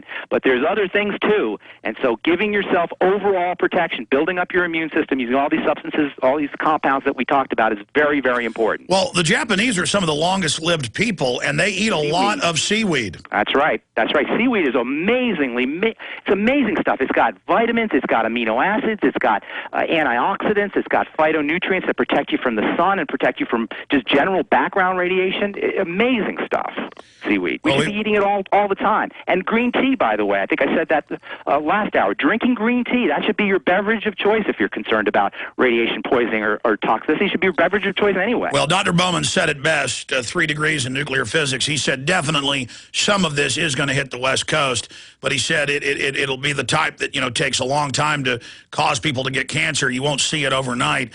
But if these things completely melt down, then it's going to be more intense. And it looks like it, unfortunately, is leaning towards that direction. Pharmacist Ben Fuchs, thank you for clarifying that. One last thing if I could say, in Chernobyl, one of the big problems was milk from the cows that were near the nuclear disaster. It was bioaccumulating and being excreted in their milk. That's right. So you want to be very careful about dairy products. You want to be very careful about animal products in radiation-contaminated areas. All right, thank you. Pharmacist Ben Fuchs, we'll talk to you again very soon. So thank you, callers, for correcting me. Again, I told you, on this type of stuff, I just know that it helps to have a healthy thyroid so you don't absorb as much, but it's true, you need the medical grade to fully fill it. As I said, talk to your doctors from Friday, as I told you. People are just calling saying the potassium iodine medical grade was sold out all over the country as of yesterday, so I'm like, well, what are alternatives? And you heard him. It's a whole spectrum of vitamins, minerals, nutrients, seaweed. You can go to any sushi place and load up, or any grocery store in a big city, they're going to have it. But again, I'm not saying that's going to protect you totally. It's not my job. I'm not God. I can't, get it all done for you. We've got a great seaweed supplement from kelp. Again, at InfoWarsTeam.com, because it's sold out a lot of places. I'm told they have a lot of it there. But InfoWarsTeam.com. And that also goes to support the broadcast, because in the middle of this crisis, I haven't even been plugging sponsors or the online video bookstore or anything because of this, or PrisonPlanet.tv, but we couldn't do any of this without you. Okay, let me, I may even go into 5th hour of retransmission or live broadcast. There's so much to cover here. But let's go to Nolan in Ohio. Nolan, you're on the air. Hey, Alex, I'm not sure what's going on, but the government's definitely planning for something. I have some potentially imperative information from one of my relatives stationed out at Fort Hamilton, New York. He sounded alarmed. He gave me a call and asked if something major was going on here in the U.S., and I said, no, nothing that I've seen on the news. It's just Japan. And he said that they were provided full biohazard radiation suits with gas masks, and they were told they were in preparation for a natural disaster here in the U.S. Well, I know Steve Watson wrote an article, and if the guys can find it, we'll put it up. It was on PrisonPlanet.com yesterday about solar watchers precisely predicted the Tokyo, the Japanese quake, and there are the predictions by astrophysicists and people like Piers Corbin, who said that big solar flare hit the Earth hours before the earthquake, coinciding with a, quote, giant moon, the closest it's been to the Earth since 1992, or 19 years ago, and that those two things manipulate the magma, not just the tides, and that it contributed to that. And a lot of these solar physicists and people are saying, look for more earthquakes, including the West Coast of the United States. I'm not trying to scare people, but that is being discussed in mainstream news, and we're seeing a lot of tectonic activity. But the government also uses things like this for drills, readiness drills. But I'd like to get some verification of that. Did he say anything else, Nolan? Yeah, that's basically what they told him. It was for preparation for a natural disaster in the U.S. within 14 days. So that was yesterday. So I'm not sure. I mean, he sounded alarmed, and he's in the military. So I'm gonna try and get more information out of him. Let's do this. I'm going to hang up on you. Nobody else call in on that line. From now on, we'll go into mega overdrive if we have to. Only military personnel, the fast teams with the Marines, you name it, call in at 800-259-9231. Have you been told, get ready for an imminent natural disaster? 800-259-9231. There is the headline from PrisonPlanet.com on screen. Both Japan and New Zealand earthquakes, volcanic eruptions, were precisely predicted last month by solar watchers. Is California next? Steve Watson, PrisonPlanet.com, also on Infowars.com. Let's continue with your calls. Pat in Ohio, you're on the air. Hello. Yes, Pat. Yeah, Alex, I got two questions. Sunday you were talking about using potassium, because I'm going to follow your lead. You were talking about using potassium iodate versus... Yes, that's one version, but that's something the military gave out decades ago, and then I looked into it. You can't even get it anymore. But I don't want to get... I'm here live on air trying to track all this. Check it out for yourself. I don't have all the answers on this. Okay. According to everybody we've talked to, you want Iostat... 130 milligram, but you can only take it for a little while because it's toxic after that if radiation exposure comes. You don't want to really even take it as a preventative. Once once it's clear that if things get worse, if you could get it. But it's all sold out, so you can't get it. And the pharmacist was saying there's a cocktail of things that help you, but nothing's going to help you if you get a big dose of uranium or plutonium. Right. But my question was, like, if Dr. Fuchs said that you have to know when to stop taking it, and what do you do? You wait till the stuff goes away? Well, it's all on the drug insert. So I can't give you medical advice because I don't even have the drug insert here in front of me. There's 14 tablets in this, and they recommend you take that regimen. Just go look it up for yourself. I mean, Google the drug insert, Iostat, potassium iodide tablets insert. It'll be online. We can put it up even on screen. Read it for yourself. It's like the flu shot, where I said, read the insert. It says it can cause brain damage, Guillain-Barrés, spontaneous abortions. Just read it for yourself. Make your own medical decision. I cannot give you medical advice. We've got the potassium iodine nuke core type stuff. It's expired, but we're going to, I guess, start taking that because, again, this doesn't give you total protection. But it's only from one isotope anyways. You can't dodge this bullet if it comes here.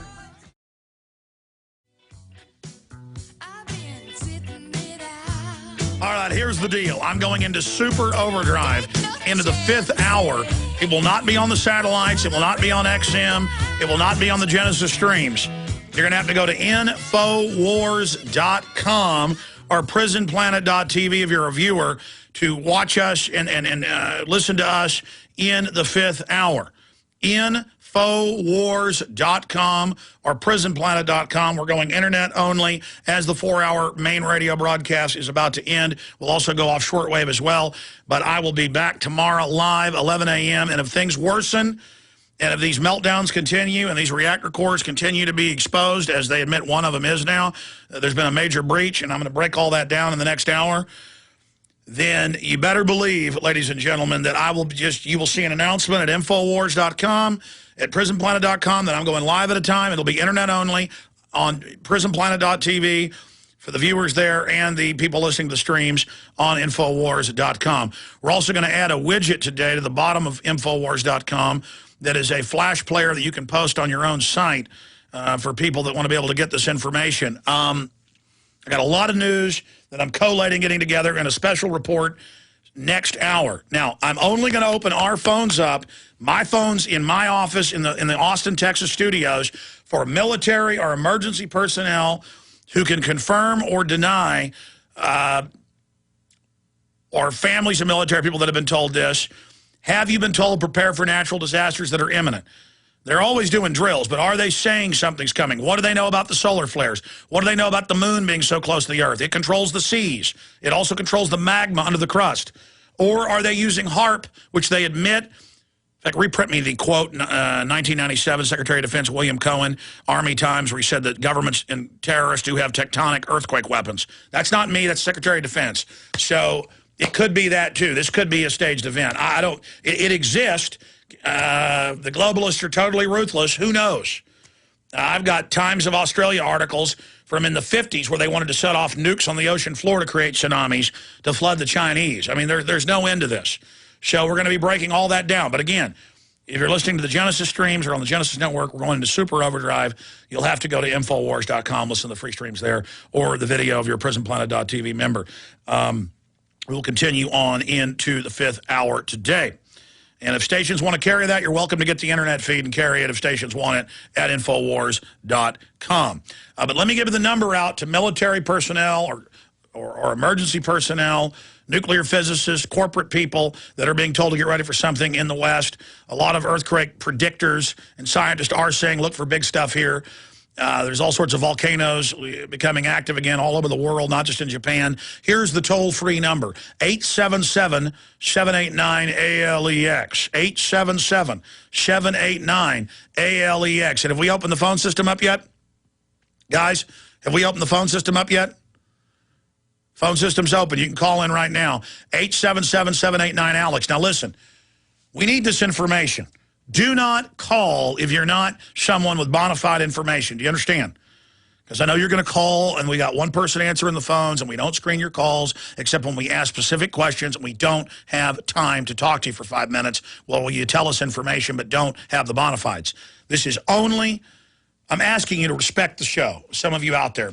We appreciate everyone, but only if you have this information, leave the lines open for everybody else. 877-789-ALEX, 877-789-ALEX. For everybody else, I'll be back tomorrow live, 11 a.m. Central Standard Time. That's 12 noon Eastern, 9 a.m. Pacific, 10 a.m. Mountain Time. Pray for Japan. Pray for the rest of the world. This is already beginning to dwarf Chernobyl. Pray for everyone there.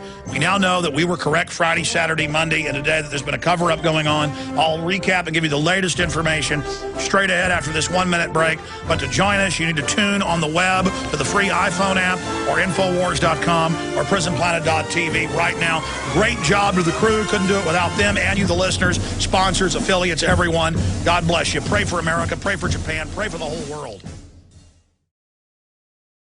Visit Infowars.com and PrisonPlanet.com.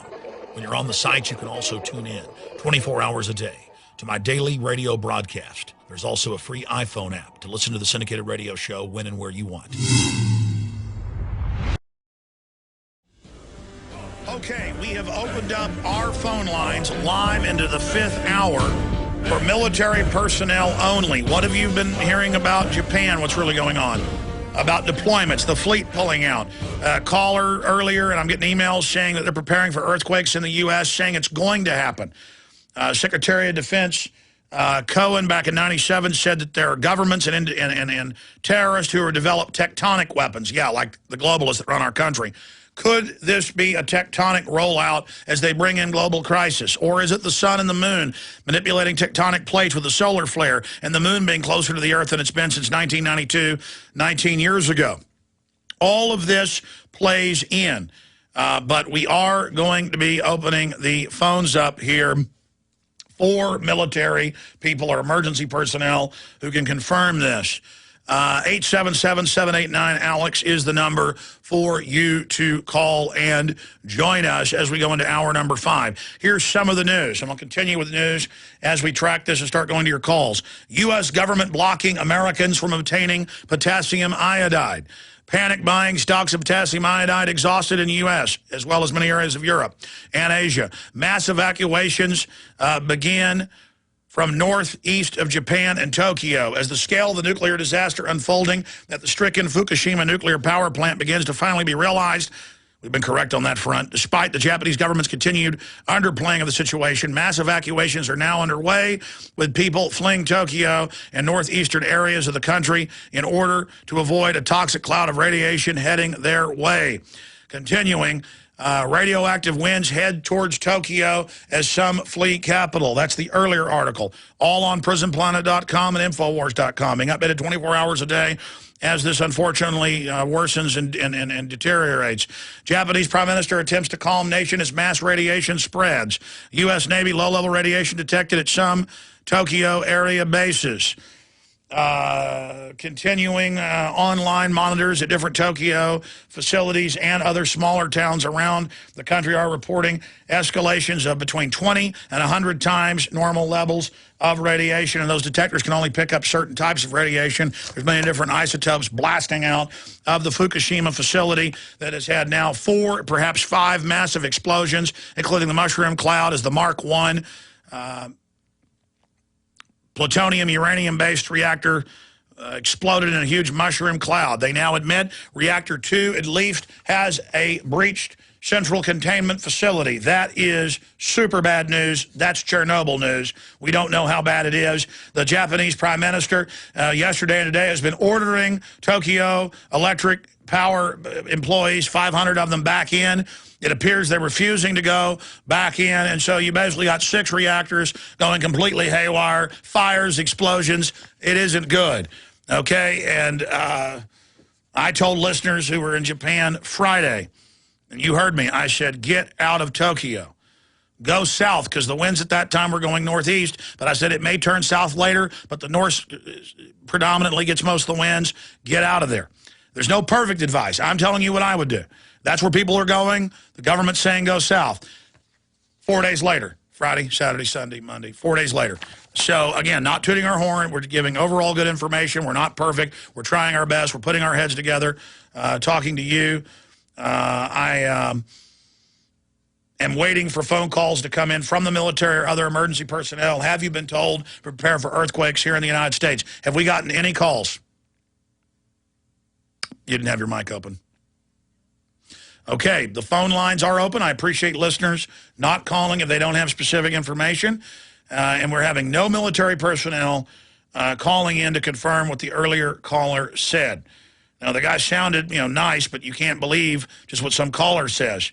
But you look at Steve Watson's article where a lot of different people, organizations that study earthquakes, connecting it to the moon being closer to the earth and the sun, are saying there's higher probability of earthquakes, and obviously California is part of the Pacific Ring of Fire. Headline, both Japan and New Zealand earthquakes, volcanic eruptions were precisely predicted last month by solar watchers. Very important article.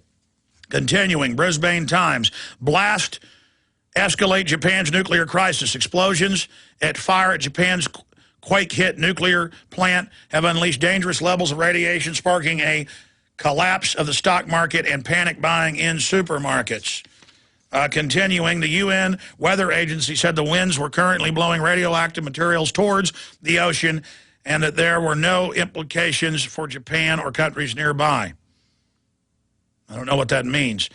France's Nuclear Security Authority said the disaster now equated to a 6 on the 7-point international scale for nuclear accidents, ranking the crisis second only in gravity to Chernobyl.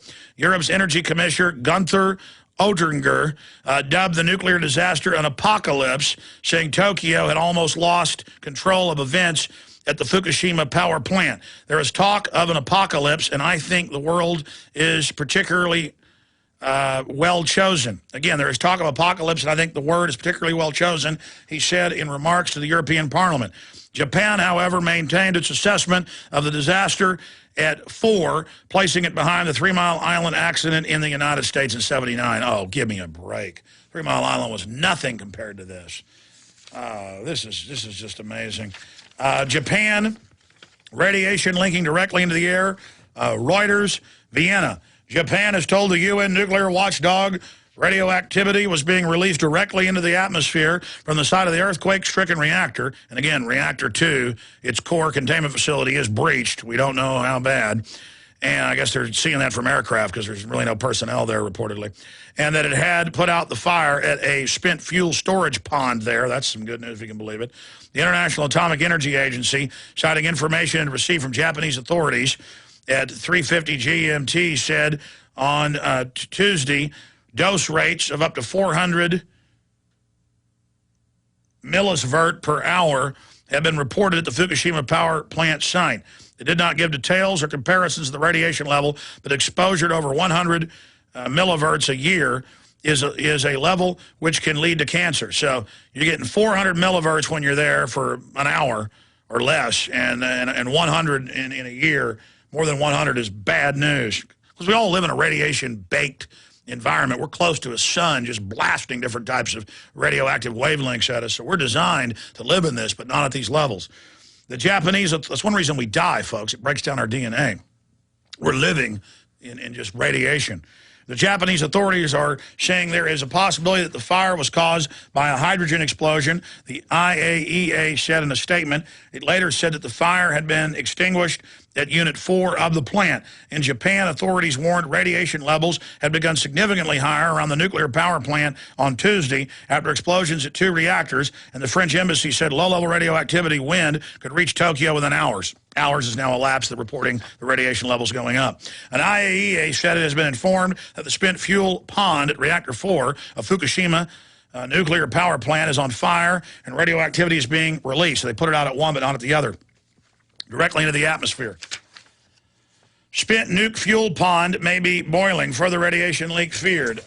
Radiation levels soar as Japan nuke plant fire. AP. We've got... We have Urethi in Texas. Urethi, do you have any intel specifically on the military? Are you in the military saying that they're preparing for imminent natural disasters in the U.S.? Is it a drill, or or is your intel that they're saying it's imminent? Yes, I have a cousin stationed at Fort Cox, and they're preparing for a radiological attack. Oh, God. That's a joke, caller. Man, buddy, this isn't funny. I know in America we've been brainwashed by TV. Males are put into an arrested development at about a 7-year-old level. But, you know, just for him, so I can take a 2-minute break while we get some more callers lined up, can we play that clip of Attention American Pigs? You know that particular clip? Yeah, it's up there in the board, that I did a month or so ago to describe the globalist view of us. And, you know, the caller thinks it's real funny that all of this is happening. And I will assure you it will not be funny if this continues to melt down and if plutonium and uranium gets out and we're watching a bunch of dead Japanese people. And then that radiation comes over here and the government tells you that everything is okay. And basically tells you that everything... I've seen it up on the computer board, just so you know. I've seen it in one of those blocks. Or you can play the ultimate red pill if you want, and I'll go out there and look. I forget the name of it, though. It's also all over YouTube. Somebody did a video version of it where it says Alex Jones taken over by the New World Order. I probably shouldn't even... It's not even a joke, though. I mean, I did the piece, basically, from the globalist, you know, perspective on us and what they think of us. So the prankers are out there. They think it's very funny. Since I promised to take phone calls, we'll just open the phones up to the general public, 877-789-ALEX, 877-789-ALEX. Now, to give us your overall quick 30-second, it's almost like radio graffiti, as one talk show host I know calls it. I forget his name. What's the... Combs from Fox calls it radio graffiti. Just your quick 30-second statement, and I'm going to the next person. Boom, boom, boom. Deborah in Idaho, you're on the air. Are you a military caller or just one of the other callers? I'm a medical professional, and I just got off the phone with the EPA. I called I've been tracking this website, the RadNet, which is the Tracking Environmental Radiation Nationwide Network. And I went in there to try to find out, you know, what we were doing here locally in Idaho. And I called the local EPA number here, and they referred me to Seattle. And I have a phone call into them, and they're supposed to return my call. The thing I was concerned about is that the website is inaccessible. They have taken the website down so that you cannot get any live streaming of baseline radiation measurements here in the U.S., and I called the main laboratory in Montgomery, Alabama, which is where they send the specimens to be measured once they're taken at these various sites across the country. And they, on their website, it states whether they are either always in emergency or routine mode. And I asked them, and they said that they were in emergency mode and that they are deploying personnel to the West Coast. Again, ma'am, can you give us specific facilities that you were talking to so we can make phone calls? And guys, Yes. The laboratory is located in Montgomery, Alabama. It's the National Air and Radiation Environmental Laboratory. The phone number is 334. Hold on, let's not give it out on air. It'll flood them. Do me a favor. I'm going to put you on hold. Will you give us the full name and the phone number, and I will call it live on air here in just a few minutes, okay? Well, they referred me to the Washington, D.C. office. They really didn't want to handle any phone calls. She was kind of hesitant to talk to me or tell me anything. And I tried calling the Washington, D.C. phone number, and I'm getting a recording. Well, that's big breaking news if the federal government is deploying people to the West Coast ahead of fallout, showing that they know it's a real danger. This is unbelievably huge. We have limited personnel today of all days. They're doing a great job scrambling in there. Ma'am, I'm going to put you on hold and give us that full name again and that phone number. And before they tell them not to talk to us, I'm going to call them live here on air in just a moment. Bill, will you get on the line with her? Well, I have several different phone numbers. Okay, well, give us the one. What was the name of the person that you talked to when you got on the phone with them? Well, I talked to several different ones. I talked to one in Seattle at the EPA station in Seattle that handles radiation. Did they tell you that people were being deployed? They are all in meeting right now. But, yeah, she said equipment has been deployed, but it is not. It's just being stockpiled right now at this stage. They have not actually. Well, that would tell us why they're telling clinics not to give people prescriptions for the medical grade iodine. Could be. Very, very. I don't know about that, but I do have the phone number in Washington D.C. for the media line as well. But I don't know that you'd get anybody to answer your questions there. Like I said, they've taken down the national website so that you can't, because I told her I wanted to see what the baseline data was, because there's nothing recorded for this entire year. Okay, again, to be specific, just for everybody on air, what was the name? Montgomery, Alabama? I couldn't write that fast. It's the National Air and Radiation Environmental Laboratory in Montgomery, Alabama. That's where the actual sampling goes. They have the scintillation counters there where they can actually break it down into the different isotopes. Okay, great job, Deborah. We're going to put you on hold and get that number so we don't give it out on air. And then we're going to call it live on air. Thank you so much for that call. Let's get her the number of the facility. And Google it first. I believe her. You could tell she was 100% real. But let's double-check the number before we know who we're calling. Good job, team. Let's go ahead and go to Linda in Washington. We're just talking to Deborah in Idaho. Linda in Washington, you're on the air. Hi, Alex. First-time caller. Real quick, I did get in touch with the EPA in Washington State yesterday, and they told me their hands were tied. The United States government was not telling them what to do. I told him what my plans were. It seemed he was on course with me to take some potassium iodate. So I'm just a regular layman who just got pissed off. Pardon my language. And so they just said they're not being told anything by the feds. They told us they haven't got any information. He said no information. They've been inquiring, and I told him what we were doing, and he said spread it to everyone you know.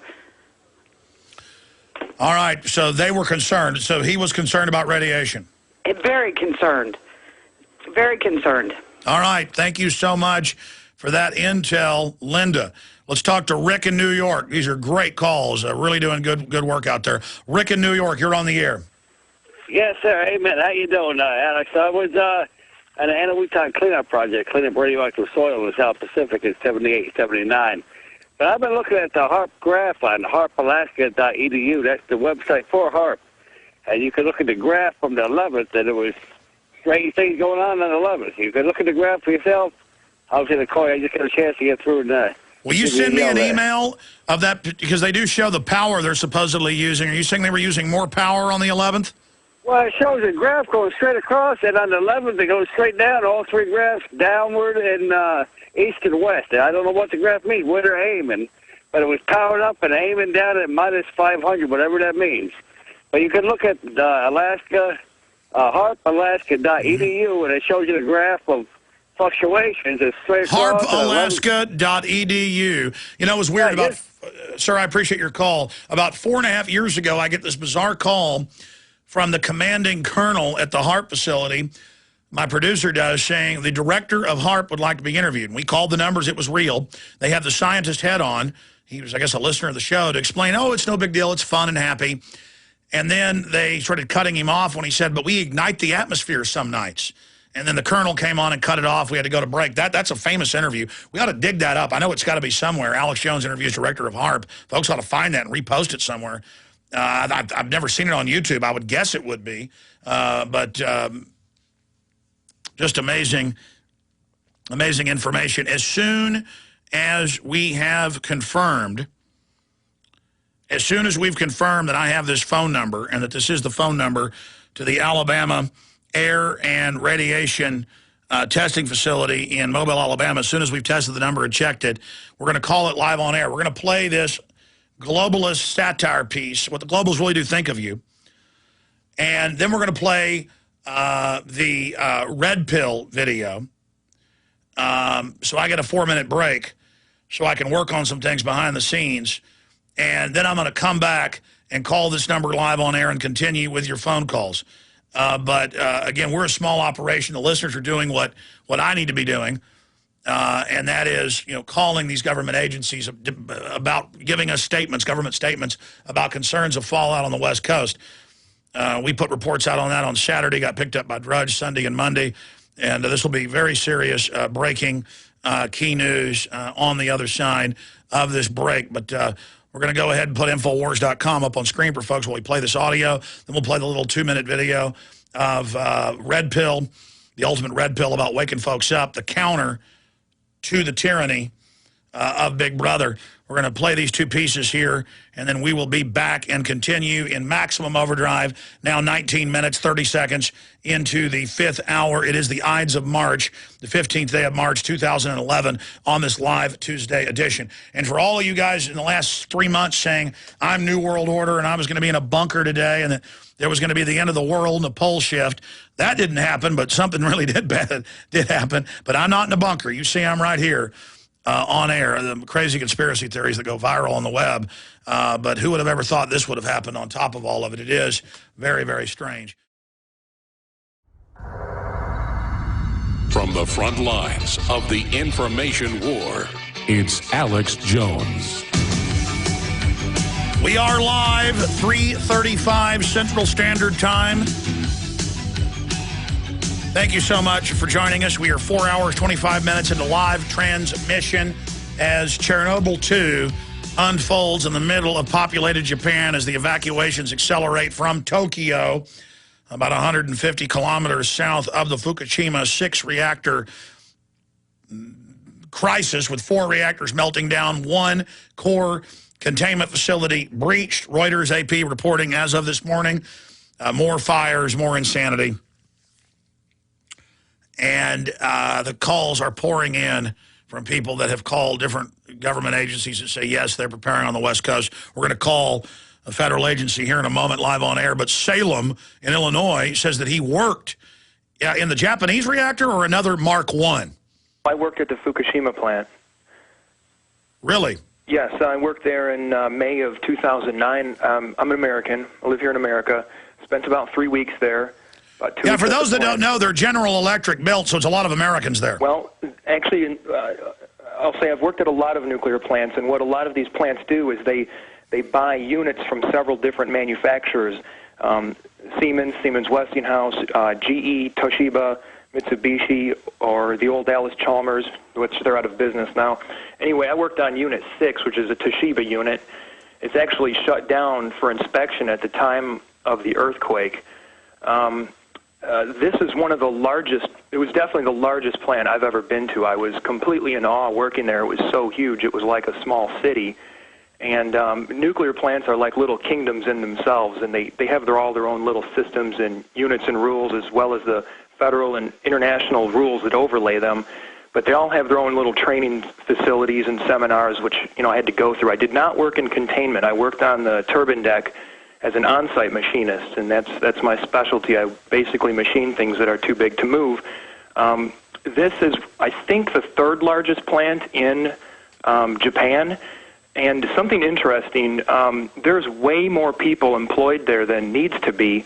The Japanese people are very sensitive to nuclear power ever since the bomb, obviously, from World War II. So they do it as a payoff. Yeah, that's right. They try to gain favor with the communities and just add a little bias, and they just give them a great wage, and they basically do nothing. In fact, I even pointed out to my coworker when I was there, I pointed at these 3 guys who were actually pushing an empty cart. There was 3 guys, and all 3 of them had one hand on this empty cart as they were going across the turbine deck. And you can just see that there's people there that they don't need to be there. And right now, I know that I think over 100 people have high dosages of radiation. Yeah, that was 2 days ago. It's off the charts. It's who really knows? It's like they say 10,000 have died total, but they admit 10,000 are missing from one fishing village. Oh, I just mean at this one plant. No, I understand. Yeah, they're talking about, but now it's correct. The Mark I with the plutonium in it that blew up yesterday so spectacularly, that is a General Electric.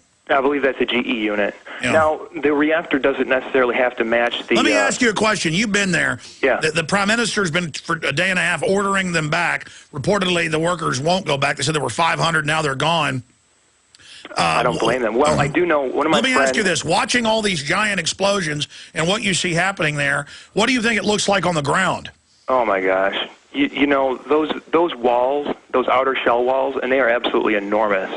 That stuff is thick, and they are designed, and I've actually I worked at a plant, Turkey Point Nuclear in Florida, where they actually had to cut a hole in it to bring the reactor out with a giant crane, and you can see how thick that wall is. It's designed to be hit with an airplane. 747. Yeah, and now I don't know if Japan's is that way. I would assume so, especially being coastal like that. Actually, just a few weeks before I was there, North Korea had lobbed a missile over Japan, and it splashed off the coast. I remember. And within minutes, a Japanese carrier was out there immediately, and it was visible from the shore. But let's see, what was I going to say? What other intel can you give us about the Fukushima plant? Well, it's huge. I do know that a lot of the people who need to be there can't be there. And one of my friends I'm conversing with over the internet, he's actually in Yokohama. He's an engineer there. I worked with him, and he can't even get on site because all of the railroads are down. They're all just shut down. The infrastructure is messed up. He can obviously get online. He's in Yokohama. He can't get into the office, and at this point... So there's a massive earthquake still ongoing, aftershocks, 9.1, a lot of the rail lines down. And how many people are in Tokyo? 9 million? Oh, I was in Tokyo. I don't remember that statistic. In fact, you guys found the statistics. It's over 500 above ground tests that have gone on. But let's pull up the population of Tokyo. Can you imagine if even a fraction of them try to flee south, as is now being reported by AP and others? Can you imagine what that is going to look like with the infrastructure already in shambles? Right. I can imagine Chicago trying to do such a thing and having difficulty here in the States. And that country is so tightly compacted. The roads are not as wide as ours. You know, the cars are smaller. I know that Japan, under treaty, is not allowed to have nuclear weaponry, and it would surprise me. And as I talked to their engineers, in fact, my escort there, he actually had met the Queen of England, so he was a pretty important person. And, in talking to him, they were so proud of these plants, and I thought, this is amazing that you would put... So there's 6 units out there. They're actually building 2 more currently. And, they don't see an end to this. It's almost like since they're restricted from making weaponry, they're kind of showing off with their, nuclear capabilities. I just wouldn't build... Obviously, they shouldn't be doing this. One reactor after another is like just a chain reaction domino effect blowing up. My point about those walls being so thick, if those bricks are being blown everywhere like that, like what we saw in that video, I mean... I can just imagine the damage that's doing to everything all around there. I mean, think about it shooting thousands of feet in the air in a matter of seconds. The explosive power was incredible. Of course it was going to expose the containment core, which they now admit has happened at 2, perhaps at 4. We have the numbers to give people an idea. There are 37+ million people in Tokyo Metro, 8.5 in the city limits. Can you imagine if even 10% of 37 million try to get out of the city, and reportedly it is just bedlam? Yeah. Oh, it'll be wild. In fact, I haven't talked to my engineer friend in 2 days. He hasn't responded, so I think he might actually be on the move. I know a lot of different airlines are refusing to fly into Tokyo right now. There's another interesting thing. I know that the Japanese people are very tightly knit, very brave. I had a great time being out there. They took me out to dinner every night, lots of drinks. I had a good time. The culture is just really cool. I had an awesome time, and I stayed up in that northeastern area, and the people were so good, and everybody's got their own home garden. They're just very independent-style people.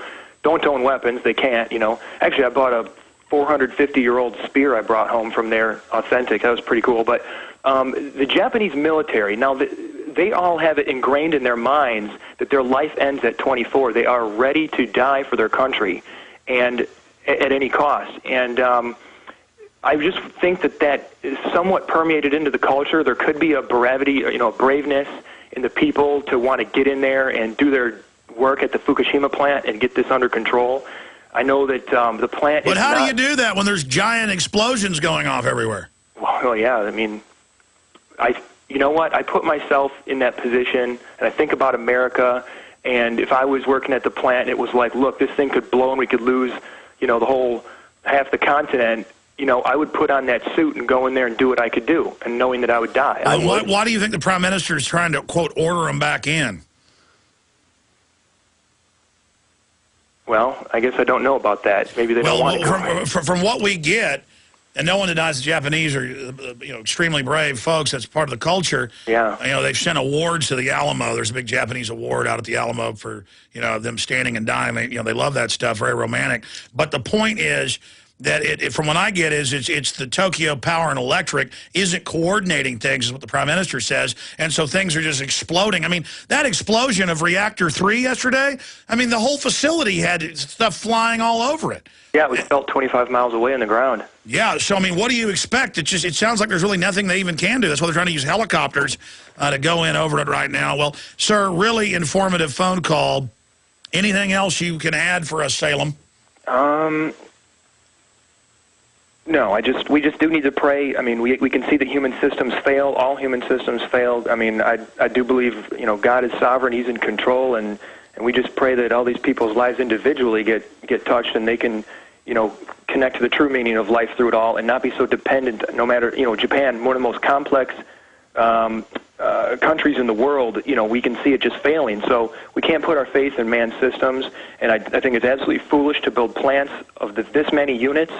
And I hope this kind of thing doesn't go on. Maybe they should start shutting down many of these multiple reactor units. But hey, Alex, I know you're an artist. I'm actually a professional sculptor full time, and I know you do oil paintings. So you've got any sculptural ideas I could kind of incorporate? I never really have time to paint. I paint with my kids all the time. Just little things. But I don't know, man. I'm sure you're a great artist. You've got your own ideas. But I appreciate your call, Salem. Very interesting. A lady called in who sounded very earnest, very focused, very informed. We confirmed it is the phone number for the Montgomery, Alabama federal sub-agency that tests the air for and water for radiation. We're going to call them live on air right now because she said that they told her that, yes, they are deploying emergency nuclear fallout personnel to the West Coast right now as a precaution. That's important news because you're not seeing that in the media. The federal government's not even really debating it or discussing it. Is it a problem? Guys, can we go ahead and start dialing that number live on air right now, please? You can let them hear the dialing. It's fine. Here we go. We are calling them live on air.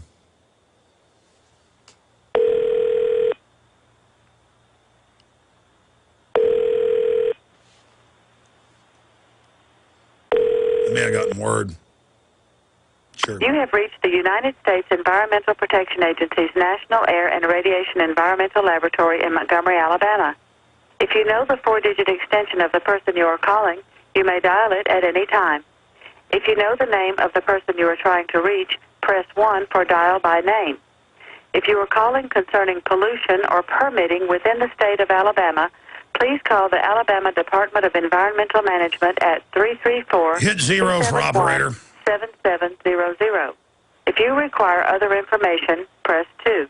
Oh, 2. If you are calling to report a radiation emergency, press 1.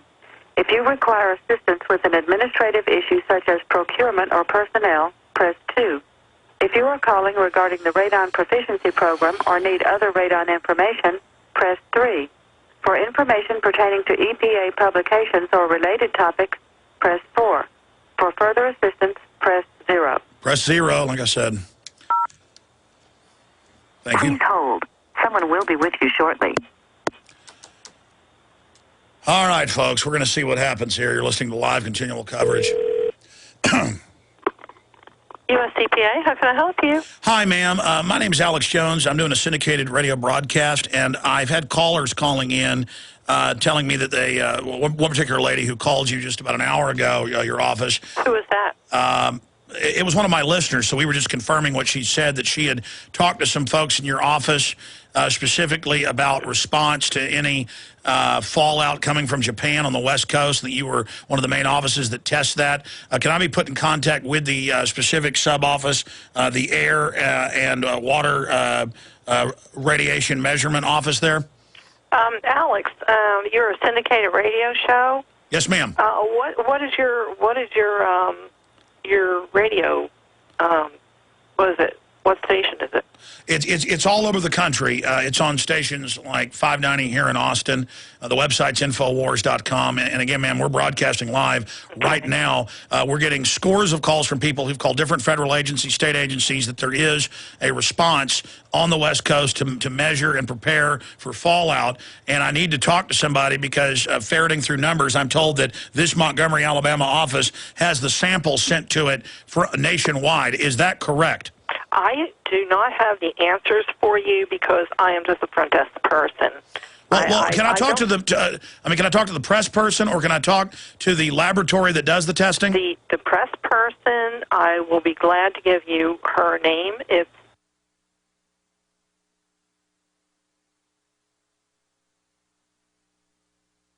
I can't put you through to anybody, sir. You'll have to call her direct. She's in Washington. Her number is... Hold on, ma'am. Don't give the number out. I'm going to put you on hold. Can we get that number from you, please? Yes. Oh, I'm glad to give her number. Okay, I'm told they already got that number. We have that number to D.C., and that's Andy Adora. We'll call her. Thank you for the help. Yes, sir. Thank you for calling. All right, thank you. Yes, let's go ahead and dial that next number. And I'll obviously do this once we go off air, too, and ferret this out, because this is important breaking news. And this is what the media should be doing. This is what ABC, CBS, NBC, all of them should be doing this. Citizens shouldn't have to be doing it. I should be doing it. The callers, you're blind to things. The callers point out this is something that should be done. So we're doing it now here live on air. So we'll die when I'm on air 4.5 hours, I start babbling. Got to refocus here. We will call the D.C. number for Andy Adora, the press secretary individual for this outfit. But it sounds like the lady we talked to earlier was able to get around to some of the people actually working there with the samples that said, yes, they are moving to the West Coast to respond.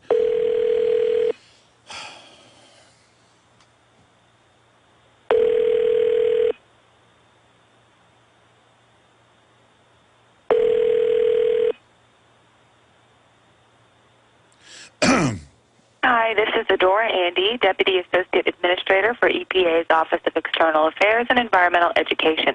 Please leave a message now or email me at andy.adora@epa.gov. That's Andy, A-N-D-Y, Adora, at EPA.gov. If you need immediate assistance, please hang up and dial 202-564. Okay, are we blocking that number out, or am I going to leave a message?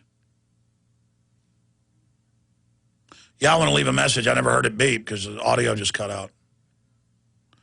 Are we leaving a message now? It's okay to give these numbers out. These are public numbers. I know earlier I didn't want to give that particular number out because I hadn't called it yet, but this stuff's all on the web.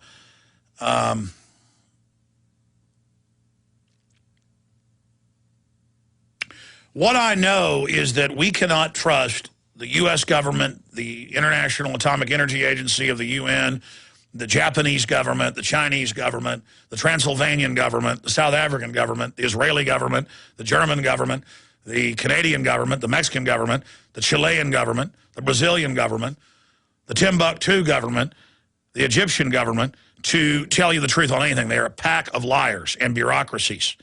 And we need to know if the government thinks it's a serious enough threat that they're moving emergency personnel to the East Coast, to the West Coast from the East.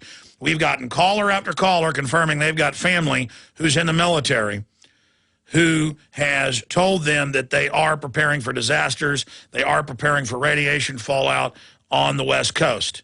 That is important information.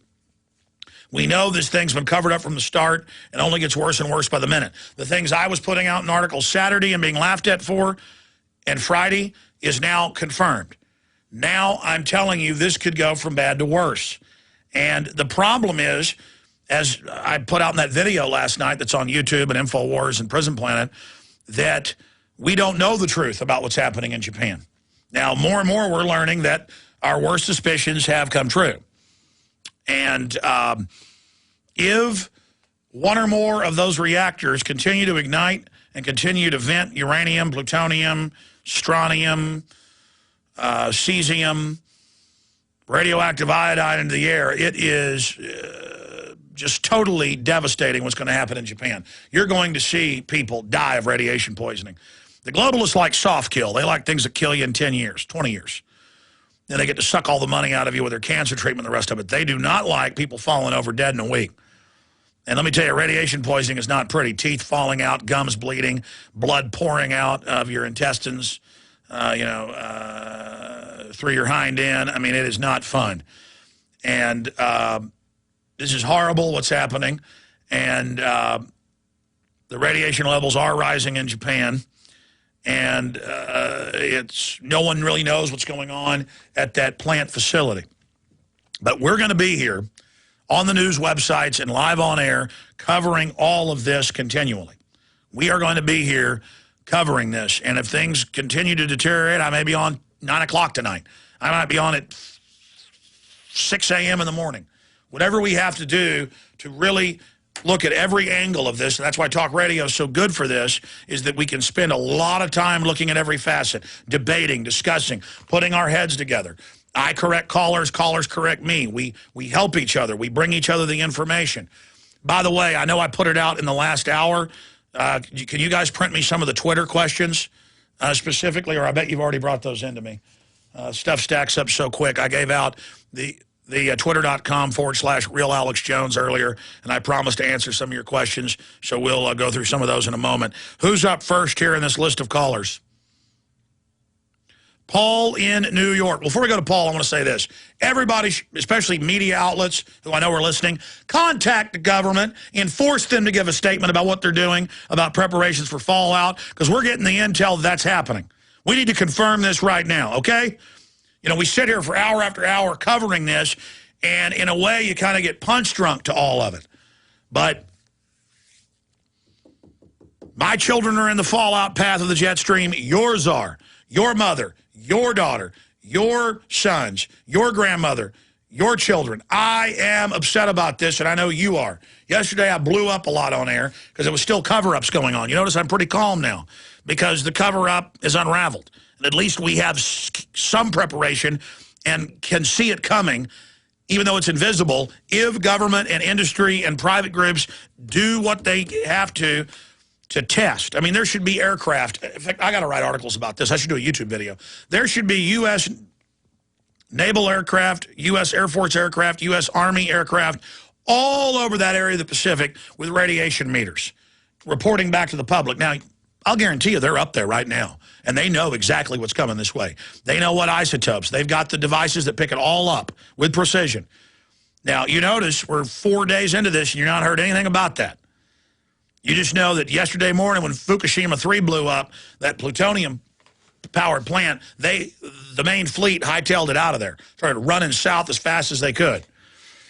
Now, that's not a good indicator, is it?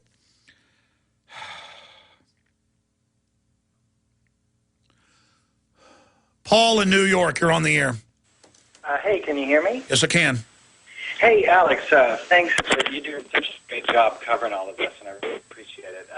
I just wanted to bring up a quick point that I think is getting lost in this story, is that the Saudi Arabian army is now all in Bahrain, and they're killing protesters. Sir, are you on speakerphone?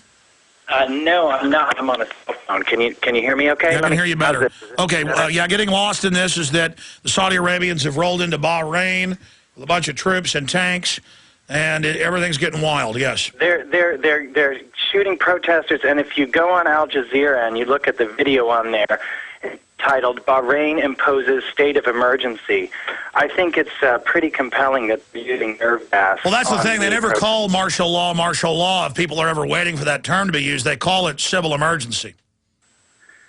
So I just wanted to point that out. If people want to go on Al Jazeera and look at Bahrain imposes state of emergency and see for themselves what's going on there. Thank you, sir. We'll get that up on screen for folks right now. Al Jazeera, Bahrain imposes state of emergency. I've actually got reports here saying that.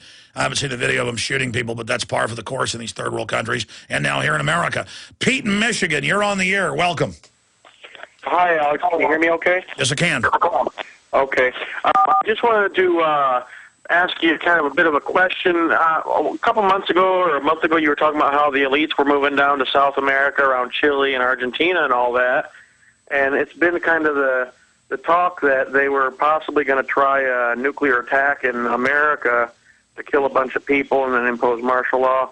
What do you think about the possibility that maybe they caused the earthquake, which made this nuclear disaster in Japan with the Tesla weapons they have, and maybe that's why they knew they were going to do that ahead of time. That's why they're. But see, I mean, I'm not saying you're bad for asking that question, but at the same time, we can't prove that. The general public doesn't know they have weather modification, much less tectonic weapons that Secretary of Defense Cohen back in '97 in the Army Times, April 28th issue, and others have talked about it. And yes, HAARP is involved with that. And yes, that's a real situation, but we also had a huge solar flare hit the Earth that top astrophysicists say manipulates the magnetic field, the tectonic plates, along with the moon being the closest to the Earth had been in 18 years. And a lot of top scientists predicted massive earthquakes, especially around Japan, because of this. So I think my gut leans more towards it not being HAARP. Folks love to blame everything on the government. I certainly am happy to when they're involved in it, and they may be. But the globalists are mainly moving out of the U.S. and the West because they've so robbed it blind, they're worried about getting arrested. I appreciate your call. Good points. Who's up next here? Richard in Vermont. You're on the air worldwide. Hi, Alex. Yeah, I spoke with you yesterday. I'm the guy that built the submarines there for 13 years. And yes. I was telling you about the Mark 1, Mark 1, Mark 2, Mark 3. Okay, that was, you were wondering, and I was wondering, what we saw fall out of that cloud of smoke from number 3. On the article that you guys have posted, and I've seen it all over the internet today by Kirk James Murphy regarding the Chernobyl on steroids, there's one paragraph in there which gives a pretty good indication of what's going on here, and I checked the schematic diagrams of the Mark 1 reactors, and these particular reactors, not the 2 and 3, but these particular ones, have got their spent fuel rods sitting on top of the containment No, I vessel. saw that in the news. They admitted that the spent fuel rods are sitting inside of the containment deal, and that's what it looked like to me shooting up in the sky. On top of the containment vessel. In other words, when that explosion went, there was enough pressure underneath the bottom of that to shoot that containment vessel with those spent rods in it. It says right here, I've got the Give me the headline on that because I did see that in a whole bunch of articles. It just, side note, mentioned that in several of the reactors, sitting inside on top of the containment vessel are the spent fuel rods, and that was the fire at number 2 that actually caught it was number 4 that caught some of those on fire. Wow. Again, hidden in plain view, putting our heads together, Richard. Specifically, what's the article? Because I got a sea of them here that had that about the spent fuel rods. If we just search spent fuel rods fire, it'll show you all the articles that have it. Man. Fuel rod fire at Fukushima reactor would be like Chernobyl on steroids. And it was Let me see. written Fuel. by- Let me write it. Fuel rod fire at Fukushima. At Fukushima reactor would be like Chernobyl on steroids.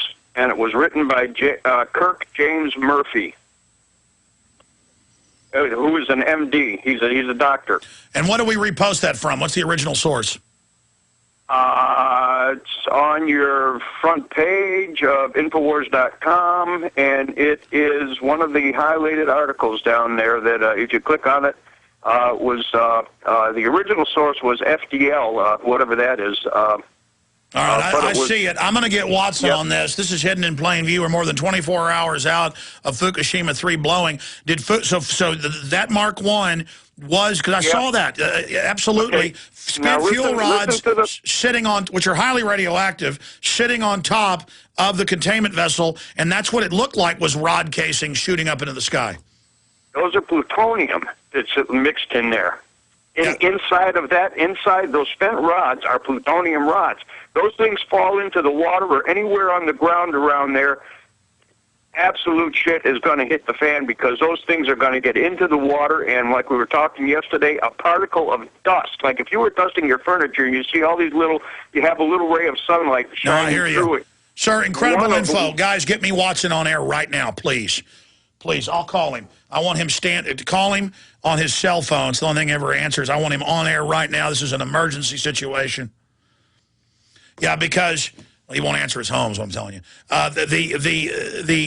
Richard, this is huge. You know why this is huge? Because I read that in AP, an article after article this morning. Oh, there was a fire at 2 and a thing at 4. And yeah, and I read plant after plant, multiple ones. They're storing the spent fuel rods inside of the main containment shield, but on top of the containment vessel of the active rods. And you're right, the Mark 1 is 7% plutonium, 93% uranium. Those would be uranium, plutonium rods. Oh my gosh, because they're all saying, don't worry, it's safe, it's inside. They know full well with the design that it blew them sky high. Oh my gosh. That's why we've been on air for almost 5 hours. We're putting our heads together, hidden in plain view. Whoa. Whoa, man, that means fallout. Oh, man. Oh, my gosh. Can you imagine those things, when they get hot, are basically like graphite. They fall apart easily, especially spent rods that have already been in heat. How much of that would be aerosolized? How much of that would be aerosolized, Richard? Richard's gone. We got Paul. Paul Watson, are you there? Yeah. Okay, I'm actually staggered right now, Paul. This is an emergency situation. I know you've already written 3 articles today, busting your butt. You're 6 hours ahead of us. You are my #1 guy to get this right. I want you to take notes right now. This is an emergency situation. Now, I have literally this morning probably read 50 or more articles in entirety. I'm just putting some background here so people know where I'm coming from. I am exhausted. So you're going to have to dig this out. But it's everywhere.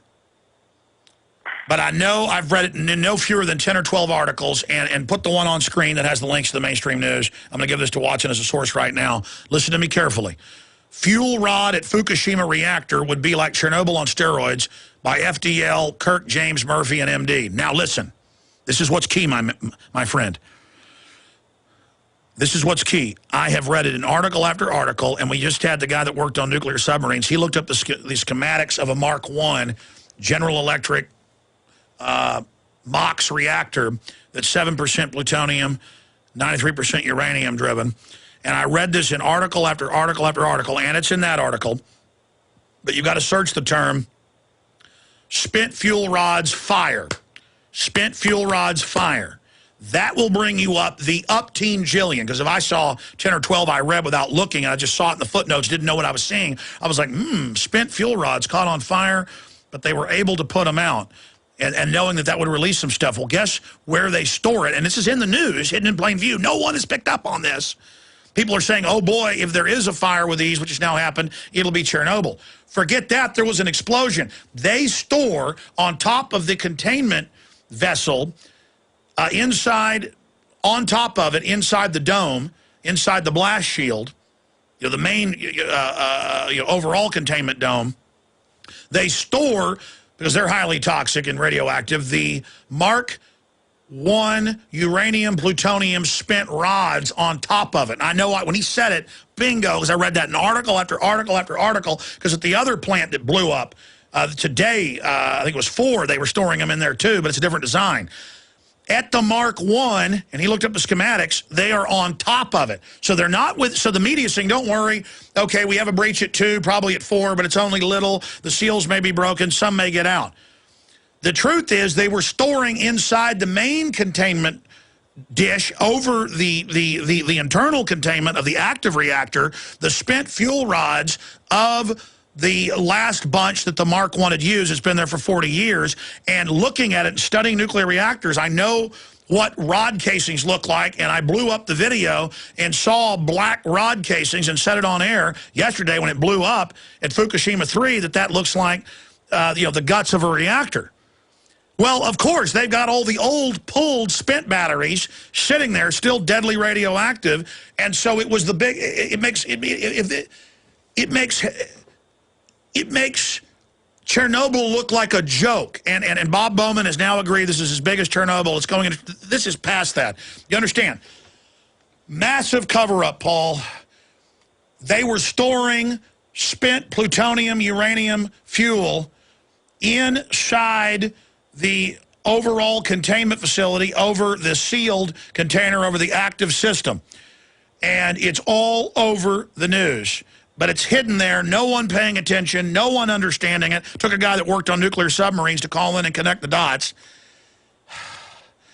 And this is horrible news, Watson, but we've got to warn people. So the issue is you can show that it's not just a fire at other areas getting into these, that if indeed they were storing the fuel rods, which you can find in the news from memory. Again, I've read this all, but I'm telling you now, we're moving fast. Look it up, find it. They were storing rods, the evidence shows, inside, not the sealed container, not in the sealed area, which they're now saying several of them are breached, at least one, but not just a seal broken, ejecting in that huge mushroom cloud, the last group or more of, because the news is saying some of them have repeated groupings, into the air, and one particle of that, it kills somebody. Watson, what do you say about this information? There's an NPR story which basically says the same thing, called spent fuel rods now a concern at nuclear plant, and it has a graphic which shows them stored next to the actual reactor core. Yeah, but to be specific, in the Mark I, it's not within the sealed final containment. They are sitting inside of the overall containment facility that blew sky high. That's what we've got to look into. Yes, we know that in some of the other plants, they caught on fire the spent fuel rods. Hold on one second. My wife keeps calling me. Hold on one second. Hey, honey, I'm still on air. I'll call you back, okay? All right, this situation is deteriorating. Okay. Okay, there it is. They have a map of it. Is that from NPR? And there it is. Spent fuel rods. Blow that up so I can read it, please. Thank you. Okay, it won't get any bigger than that. Are they saying that's the Mark I? We're not talking about number 4 that got on fire today. They're talking about, that's number 2 reactor that also blew up. And they're saying that spent fuel rods, there you go, they were able to blow it up. Okay. I usually can take breaks, folks, and get my wind back for here on air. But, Watson, I'm going to take a 5-minute break. You've got the floor. Give people the latest you know at Prison Planet InfoWars. And you talk for 5-10 minutes. I'm going to go do some research on this and nail it down, but you've got to ferret this out. The Mark I was storing them inside, not the main containment vessel, but above that, what do they call the larger dome?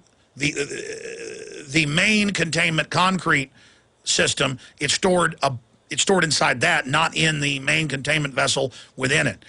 So we've got to ferret this out, what Richard in Vermont was saying. Is Richard still on hold, or is he gone? We had to drop him. And I'm trying to think through all this right now. Paul, you got the floor. Give me a break, okay? Go ahead. Well, the latest is that the ISIS, which is the Institute for Science and International Security, has basically said that the crisis is now closer to a level 6 event, which is obviously more serious than 3 Mile Island, and that, quote, it may unfortunately reach a level 7. So now the top US-based Science and International Security Agency is basically admitting that. The 2 articles I wrote earlier today were about the shortage in potassium iodide. Basically, you've got private sellers on eBay selling a blister of potassium iodide tablets, 14 tablets in a pack, and that's it.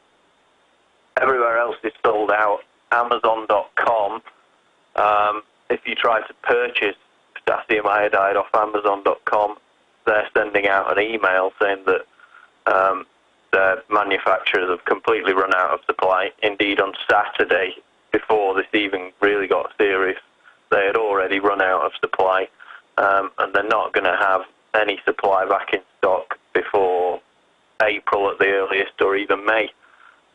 I am planning to visit China in a couple of weeks, which of course is not far from Japan.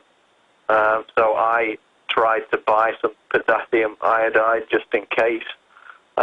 Obviously, you only take it in an emergency. You know, it's not some kind of supplement. It's not the liquid form, which is a lot weaker. You only take this in times of emergency. So I tried to buy some just for, preparedness. Purchased it off eBay, and then, lo and behold, I got an email about 3 hours later saying that they will not have any back in stock until the end of April or even May. So basically there's no supply for the whole of next month is what they're saying. Then, of course, you had the caller earlier in the show saying that he tried to get it through prescription, because we're also getting a lot of reports where chemists or health stores actually have small amounts of it in stock, but they're just refusing to sell it. One email said that a guy tried to buy it and he was told that it's used in the production of methamphetamine, so they just point blank refused to sell it to him. And then you had the case, of course, which you covered earlier, where this guy went to his doctor and she refused to prescribe it to him because after a conversation with the CDC, she was basically told not to, recommended not to, and so she followed their orders and refused to prescribe it. So panic buying has resulted in a massive shortage, and what's amazing about it is that it's been going on since Saturday, before they even admitted to the fact that any kind of radiation had been injected into the atmosphere. At that point, they were still claiming it was all hydrogen blast and that there was no real threat apart from the immediate vicinity. But after, of course, the reports that we covered of the jet stream potentially carrying this across the Pacific, people are trying to acquire this potassium iodide, and it's all basically run out. So good luck. Of course, you can still get the weaker liquid form of it, which is iodine, but it's far less concentrated than the pill format. The pill format is at 130 milligrams, and that's the amount that you need to take once a day to protect you from radiation fallout. But the liquid format is down at around 80 milligrams iodide. That's the strongest that you can get from my research, and I've been obviously looking to buy it for hours today, and managed to get some of the liquid, but the tablets are completely sold out. Apart from that, the latest developments are, of course, the radiation, they said, was an immediate threat. We had people fleeing Tokyo earlier today. Later, the government said that radiation had now fallen, but of course, since they've been caught underplaying the situation all along, nobody really trusts them. That's why a lot of people now start to leave Tokyo after the early reports of small levels of radiation reaching Tokyo. And basically, you've got evacuations taking place. You've got the French Radio France, which is the state radio station for France. They've pulled basically all their staff from Japan over radiation fears. The Chinese government has started to set up flights to evacuate its people out of the affected areas. And so you've got a lot of people trying to leave as the crisis gets worse, which it only seems to have been doing. Every single morning in Japan, people wake up to this 6:30 announcement from the government, and it seems that each time they've made this announcement, the situation has got worse and worse. Their methods for dealing with the nuclear crisis are taking on a more and more desperate tone. It went from injecting seawater in to try and cool these nuclear rods. Now they're failing to do that, and these rods are being exposed because of the water levels going down. They're talking about flying over helicopters to dump water on there to try and cool them down. Paul, going back to Friday and Saturday, our little debates, you know, I did a lot of research on this, and I have to say the reportage and our analysis has been absolutely dead on from the beginning of this, just because we know the history of other nuclear disasters and the cover-ups. We understand the technology, and I've got to commend you, Kurt Nemo, Steve Watson, your brother, Aaron Dykes, the entire crew here, Matt Ryan, Jaron Neihart, Marley Jones, Matt, Bill, Max, the entire crew, everybody in this office. And I tell you, if this continues to melt down the way it has, we're going to have big problems, not just in Japan, but in Hawaii, in northeastern Russia, Alaska. Those winds just gyrate and go all over the place, but mainly towards the U.S. And I was hoping and praying that they could get this under control. But, Paul, you understand the complete mission today and tomorrow now is the fact that that Mark I blew up, and that they're reporting that it had rods not in the super powerful internal chamber, but the larger blast shield containment over it, that it was inside of there. Some of the reactors tore it inside the inner chamber, others outside. The caller who worked on nuclear submarines was totally proven right yesterday. Today, he called in very credible and said he looked at the specs on a Mark I, and he reported to me that it's in the press. And I remember reading it. Again, I'm live on air, so it's hard. But to go in there, find out if they were storing it, because I saw it all over the news that some of these reactors, they were stored outside the inner containment facility. And so if that thing totally blew away, and then there was rods inside of there that weren't in the main containment facility but were in the outer one, those were ejected up into the air. We're dealing with something that makes Chernobyl look like a joke. I mean, this is off the charts. This is the #1 imperative. I need to let you go. What is your ETA on research on this? How long till we can get this key report out so we can get it on Infowars.com and PrisonPlanet.com? Because obviously, Paul, because we know at other reactors at Fukushima, they were outside the facility as well, caught on fire, and the explosion blew up. We know that happened. But they were not ejected 3,000 feet in the air. I mean, you watch that plume in seconds go up, and you see the guts of what looks like a reactor and rods just falling back down. I mean, this is, folks, that one little grain of that plutonium or uranium in you, you're dead. You're not going to have to wait 10 years for it to kill you with cancer. And we're already facing Dr. Bob Bowman, 3 nuclear physicist degrees, the former head of Star Wars program, saying undoubtedly some radiation is going to hit the West. You're going to see increased cancers.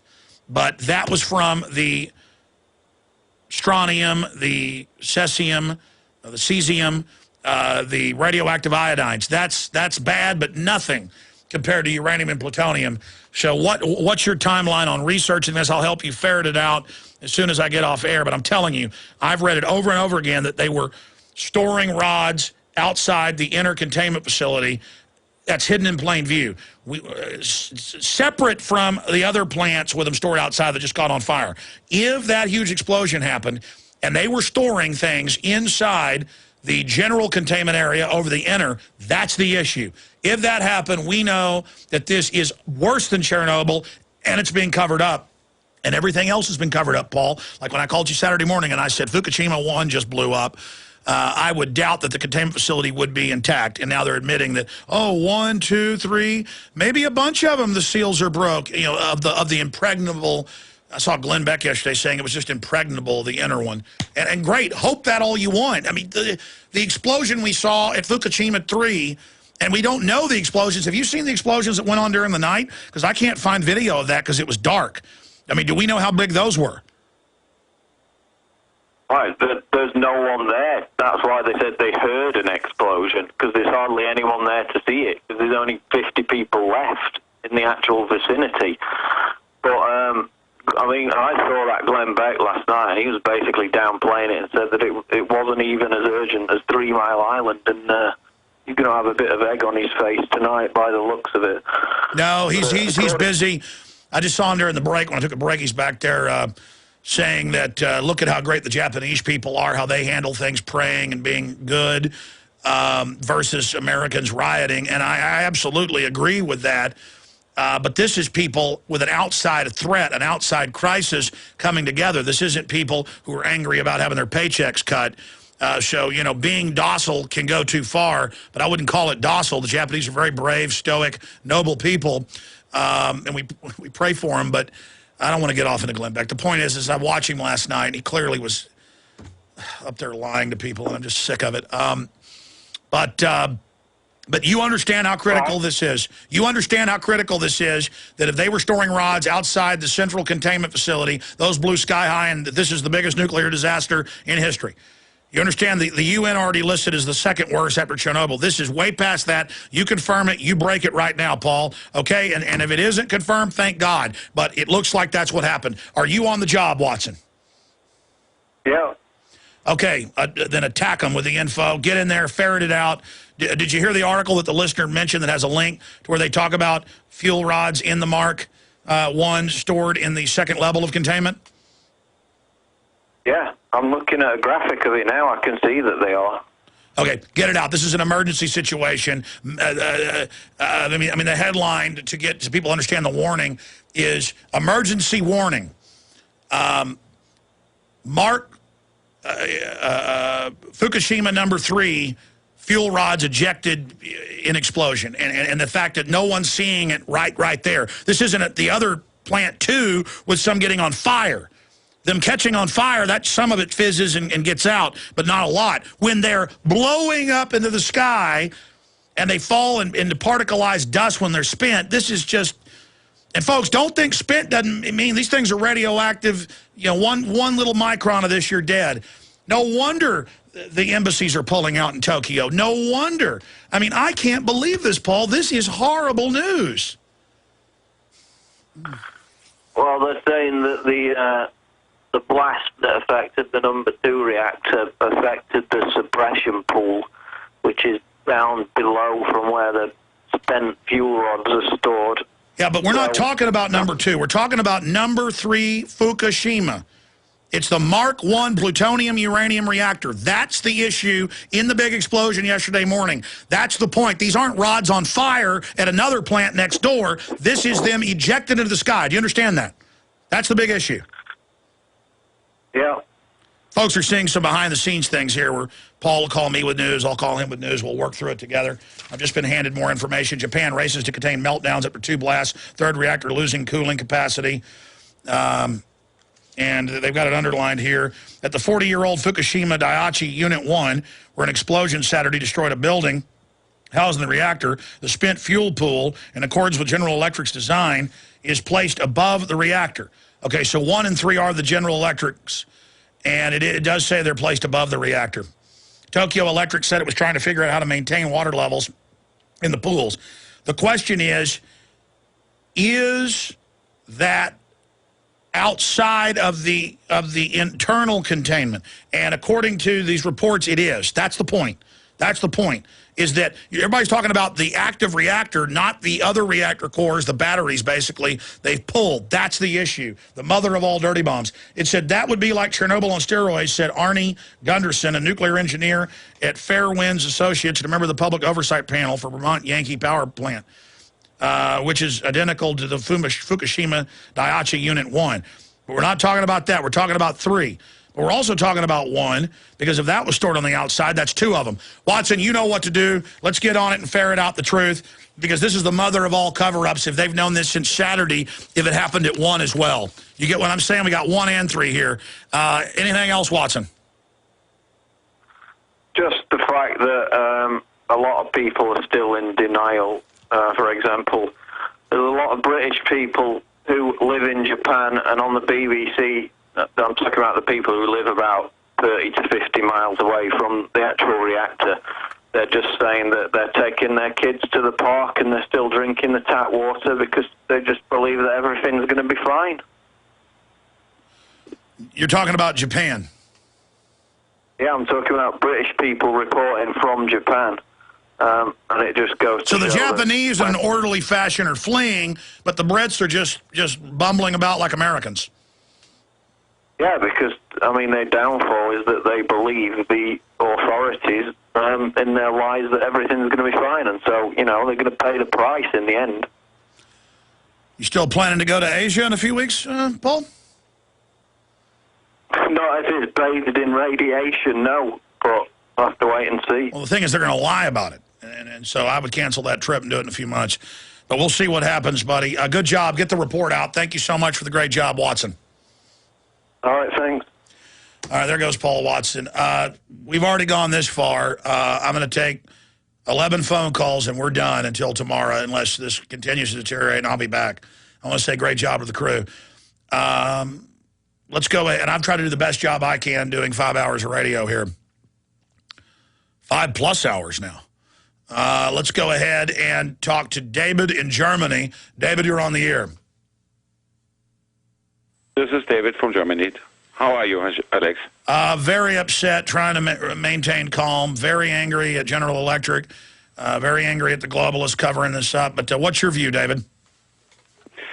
Cool. I have one information, one question, and one suggestion, to make it very short. So I'm info warrior since 2 decades, and Paul, what you are doing is just, wow, I'm off the words now. So the question is, why the heck do they have plutonium in there, which is normally only used for weapons? Because they created the Mark Is to get rid of hydrogen bomb fissile material, and so what they burn there reportedly is American decommissioned plutonium from warheads. Oh, wow. So beyond the information in the mainstream media here in Germany that BMW is pulling out people and Siemens is pulling out people, and which all confirms what is going on there. Beyond that, I did energy projection management training years ago, and I was in Ohu too. So I have seen a power plant. I know how it works, and I made a lot of very bad questions there. They didn't like me at all. Beyond all that, you pointed out the question, why the heck they always build that power plant at fault lines. And the information I've got years ago from a guy which is called or named Ranval Melchizedek is the only reason is to have it really work good, you need a negative spot, which is the dragon lines or however you call it, the magnetic lines, a negative spot to work good for a nuclear facility, for a power plant. That sounds And crazy, also, but I've talked to engineers, and they say that they're, depending on it, whether it's superstition or whatever, that they do believe, and the globalists believe in all of this stuff, and it's very bizarre. David, good to hear from you. I really appreciate your great points from Deutschland. Let's talk to Dana in Colorado. You're on the air, Dana. Wow, okay. I was just watching eBay, and 2 blister packs of IOSAT started at $29. There were 38 bidders, and it just sold for $610. Wow, and I just threw away about a year ago 2 boxes of it that I'd bought because it said it was expired. Sorry, go ahead. Actually. So what do you think of this overall situation? Well, I actually called to tell you about another fact that I had seen on the Internet when you were talking about units being deployed. On the FEMA website, I already emailed it to your division, their fact sheet reads that there's a national level exercise 2011 called NLE 2011. On the Madrid fault lines. For May, yeah. Correct, the 200-year anniversary. And it's got 8 states participating in this drill. And how ironic. That is. I tell you, there's a lot of creepiness going on. We can't rule out HAARP here. They admit they've got that weapon system. Did we ever find the Secretary of Defense quote? Secretary of Defense William Cohen, 1997. Secretary of Defense William Cohen talks about tectonic weapons. That'll pull the quote up for you. I want to read the exact quote. Thank you, Dana. Thank you. Let's talk to Mark in Mass. Mark, you're on the air. Moving along here. Hi, Alex. Hi. I just, first of all, a major thank you. This is beyond incredible. You're not the only one whose head is spinning right now. Let's put it that way. I'm a geologist, among other things. I've been following this, right along. And just talk about spiraling out of control. You've heard terms, obviously, like culture shock. The news is coming in left and right. So fast, so rapidly. Hearing you and your energy is incredible. It reminds me of things I heard about Nikola Tesla, where he realized he only needed, I think, 20 minutes of sleep. He'd get it like at 4 a.m. and he just well, I'm not Nikola Tesla. That guy probably had a 250 IQ. I'm lucky if I'm pushing 120, pal. You're pretty good, man. You're pretty good. I got a couple things to share with you really quick. I'll try to be concise here. Just what you just said about, when they were telling everyone not to worry, it really reminds me of like the Martians and Mars attacks. They're going around saying everything is fine, do not worry, while they're nuking people at the same time, destroying the planet. But everything is fine. Your information is ground zero.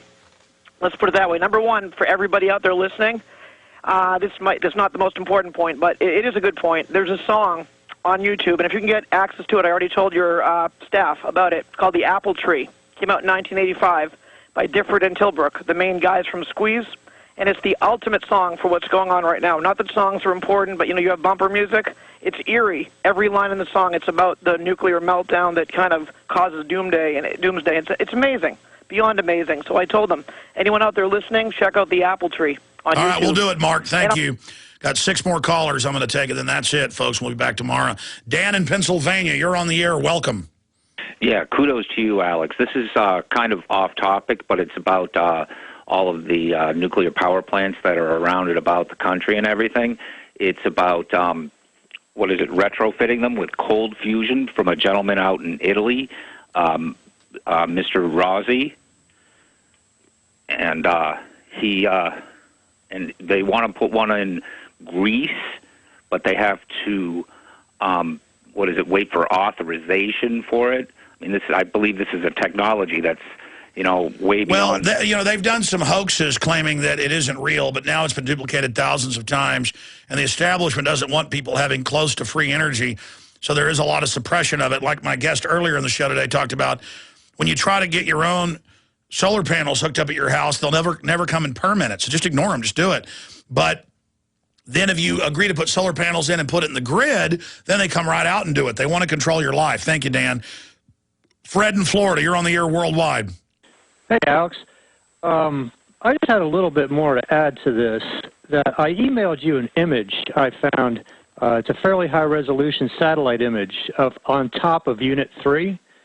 And when you see the explosion, that plume that went up, went pretty near a mile up, and you could see chunks of stuff falling out. Well, in this satellite image, you could see what looks like the whole guts of the reactor just laying across. But now we know them. why it looked like that, because the evidence shows they had the original guts of the previous load of plutonium uranium rods in there. And so that was sitting on top of the inner containment. When the outside blew up, it ejected it into the air. Right. So what I'm wondering is, it looks like when I learned about what a meltdown is that the main core melts and then melts down through the earth until it hits groundwater, and then it has a steam explosion and blows up. Just like what I imagined that video looks like. I mean, it blew a mile up. How many kilotons of energy was that going up? What I'm wondering, has the main containment shell disintegrated in that plume, or is it just the spent fuel rods? Oh, the outer containment shell evaporated. It exploded. Good points. I'm sorry, go ahead. There's 3 shells. There's the square outer one, and then there's an inner dome safety shell. Yeah, and then there's the main containment shell. Yeah, So and what I'm saying is they store exactly above the first shell, the inner shell. They store them above that, and they have another shell above it, another shell above it. And clearly, look at the photos. It's all blown to kingdom come. I appreciate your call. That's the big issue, is the spent fuel rods spraying all out in the air, breaking up in the wind. I mean, this is just, that stuff is so deadly, ladies and gentlemen. Let's go ahead. But see, they'll spin it just like they do with the radiation at the airports or the TSA or the DU for the troops. I'll be surprised if they don't come out and say, give children DU, you know, give children uranium, you know, give them plutonium. Let's go ahead and talk to John. And you were telling me something? Yeah, John in Pennsylvania. Go ahead. Alex. My hats off, my tip of my hat to you. Sir, I wanted to mention to you, the guy that mentioned he worked at Oyster Creek Nuclear Power Plant. I worked at 3 Mile Island, Stevensville, Michigan, D.C. Cook. I'm 63 years old. I've worked at quite a few of these plants, and it's amazing what goes on in them. And everybody kind of touched on the points that I wanted to touch on. But I worked at Indian Point, which is a nuclear power plant right above New York City. And many years ago, when I was just a young man, they had some problems in there. And in order for the people to go inside the plant to repair them, they could only stay in there at 15 minutes at one time, and that was it for a year's work. So they were going through welders it was so quick and so fast, it was unbelievable. And I was lucky. I was fat, and I couldn't fit into containment vessels, so I had to stay. I was outside testing the welders constantly, the ones that were going into weld. It was kind of an interesting thing. And one last thing I want to ask you really quick. The Reverend that's from up on the Trans-Alaska Pipeline, I was up there in 1976, 77, 78 when he was, and I just would like you to ask him sometime if he enjoyed the BP Hilton. All right. What was the BP Hilton? Well, that was what British Petroleum had. They had this huge, magnificent building where the uppity up lived, and they had the swimming pool in it, and I mean, it was gorgeous. It was up high up on stilts, and now we're talking about 30 and 40, 50 degrees below zero. And occasionally I got invited in because I was an inspector, and I got to swim in it. And I said, what would happen if that window broke while we were swimming? He said, don't worry, you never know. Well, God bless you, sir. Appreciate your call. Interesting points. Well, we have Robert, Bob, and David left there.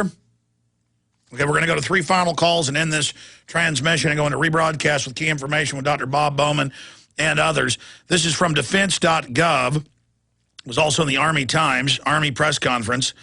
Let me ask you specifically, last week, the scare here in Washington and what we might have learned from how prepared we are to deal with inaudible. And it goes on at B'nai B'rith.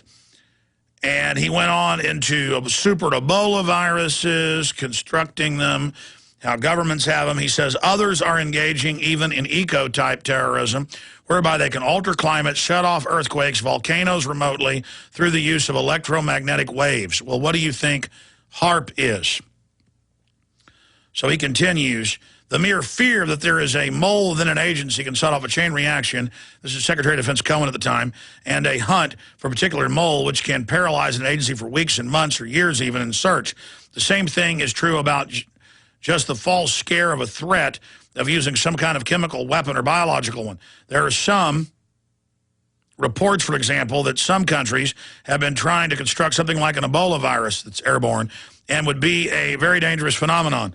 Meanwhile, the UT professor Pianka talks about how wonderful it'll be to kill everybody. To say the least, Alvin Toffler has written about this in terms of some scientists in their laboratories trying to devise certain types of pathogens, which would be ethnic specific. You mean Dick Cheney, September 20th, 2000, promoting race-specific bioweapons? Austin American-Statesman reported on it. Again, in their laboratory trying to devise, you mean South Africa and Israel, to devise certain types of pathogens that would be ethnic specific, wiping out certain races, so they could just eliminate certain ethnic groups or races. And others are designing some sort of engineering, some sort of insects that can destroy specific crops, like the U.S. government did to Guatemala. Others are engaging even in an eco-type of terrorism, whereby they can alter the climate, set off earthquakes, volcanoes remotely, through the use of electromagnetic waves, and it goes on. Okay, that's defense.gov, boys and girls. Okay? This stuff's real. It's going on. Ignore it at your own risk. Can I say this was a government operation? Hey, God's harp's a lot bigger than Beelzebub's. And what the devil can do through man is bad, but let me tell you, what God can do is, in God's plan, we can't even grasp. And let's get that through our heads right now. Let's think about that. The sun, the moon, the manipulation of our weather systems, the magnetic fields, the magma. The moon doesn't just pull the oceans and cause, literally from satellites, they can show the ocean bulging towards the moon. That's what creates the waves. It manipulates the magma. So we don't know. We just know the government's been lying about this the whole time, and there's clear evidence that they had spent fuel rods outside all these facilities blown sky high, confirmed at Mark 1, confirmed at Fukushima 1, and we're looking at the Mark 1, Fukushima 3, where it went straight up in the sky, thousands of feet, 3,000 feet. I don't think that's a mile, but let's go ahead and talk to Robert in Texas. Robert, you're on the air, part of this 5-hour, 33-minute so far transmission. Go ahead. Two quick things. First, on those spent fuel rods, I found the Union of Concerned Scientists have a page dedicated to that. And it looks like there's two different kinds of spent fuel rods. One is in the wet storage, and then after 5 years, the rods are put into a dry interim storage cask. And there's some... Yeah, they're reporting that both were in these facilities. Yeah, well, the casks look like, in one of the pictures here, it looks like they might have those casks stored on the roof, as that first caller who reported this had said. Yeah, do me a favor. Will you email that right now? I'm going to put you on hold to my producer, and so he can relay that to Paul Watson, because that's good research for his article he's doing right now. I'm going to put you on hold in a minute and then give him Jaron's email, please, because we're going to bounce that over to Watson. But go ahead and finish your point, Robert.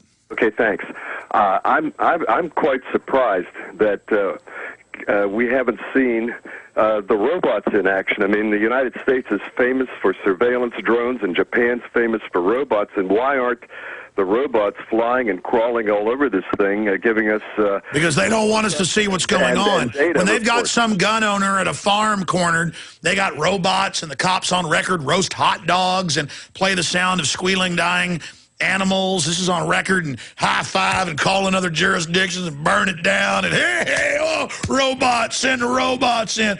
A box falls off a car here in Austin. They got multi-million-dollar robots rolling out hysteria. But when there's a real crisis, government hightails it. Sorry, go ahead. Yeah, well, that was my point. Where are they? I mean, both countries are famous for having drones and robots, and you would think that they would be all over the place. But, yeah, I'll go ahead and give the concerned scientists spent fuel report to your guy. All right, thank you. Let's give him Jaron's little secret mouse email, and let's get that bounced over to Watson right now. Call Watson, make sure he knows it's coming. Okay, thank you. And, hey, you guys can use the comment sections on InfoWars and Prison Planet to add links, intel, help us. I mean, we're doing a decent job, but sometimes I'm floundering around because there's just too much data. Bob in California, you are the next to the last in line. Go ahead, Bob. Yeah, by the way, you just went on our local talk station here about 2 weeks ago, and I called up the program director and thanked him because I just amazed that they put you on. What station is that? It's KIXW Talk 960. And we're up in the high desert, up in the Victorville, Apple Valley area. We're at 3,000, feet, above 3,000 feet up here. But I go into L.A. all the time, and I can hear this station all the way clear down into Orange County. in the daytime. At nighttime, they well, cut their something's power back. happened. Most people aren't New World Order controlled. They just are controlled by the propaganda. And more station owners and program directors have seen everything we talk about come true. They care about America and their families. We're gaining about 3 stations a week right now, which it's just explosive. We're going to be on the cover of Talkers next month. And I am the keynote speaker at their yearly event. Usually it's Rush Limbaugh. So believe me, sir, we have broken through thanks to you. Go ahead, Bob. Well, that's good. Well, listen, one piece of news. Well, of course, you're talking about those spent fuel rods being stored. Yeah, they are stored, but they got to be stored in something because they're still radioactive. They got to be stored in something fairly secure. But when an explosion like that happens, all the security just goes right out the door. That's just a side note of what I called about. What I'm worried about is, if there is a lot of radiation going to be floating over here, and I would hope that they've got Air Force planes up there collecting air samples between here and Japan and along the way. You know they are. But they're not telling us. Have you noticed? Well, they won't be telling us. But what I'm afraid of, Alex, is your worst concern is this is the perfect chance for them to throw in martial law. Well, notice Obama came out against the guns yesterday while we're busy watching this. Yes, I know. And here's their perfect chance to roll out the National Guard and martial law, tell everybody to stay indoors and nobody go anywhere. Shut the whole system down, lock the banks up and everything. Let's not let a good crisis go to waste. Yeah, that's the main thing that I did learn from nuclear physicist up in the Bay Area, who's Dr. Bill Wattenberg. He says what happened over there is the reactors shut down when the earthquake hit, but there's residual heat in those fuel rods. And he says when the tsunami came in, it killed the diesel generators, and that's what they relied on and the batteries. To cool them down. And the batteries. Great point, Bob. Right, it killed everything. So that's why this whole thing happened. But I'm beginning to. I used to think nuclear power was safe. I'm beginning to think like you now. You know, there's just no way you can outthink every possibility of what could happen. Well, more than that, Japan. I understand why they did it. They don't have any coal or oil. They need energy. But at the same time, I mean, Japan, if you look at it, is on the Great Ring of Fire, in probably, they estimate, the most unstable volcanic tectonic area in the world, and they've got more reactors per capita than anybody, and they got a bunch of aging ones, 40 years old. I mean, what did they think was going to happen? I appreciate your call, Bob. Final caller, David in Wisconsin. Thank you for holding her on the air. You'll take us out as tail gunner. Thank you, Alex, and I really appreciate your coverage. And tell you, when you go off the air, the only thing you can rely on is Drudge. He's good, Al Jazeera and BBC, because nobody else is covering this in the U.S. media.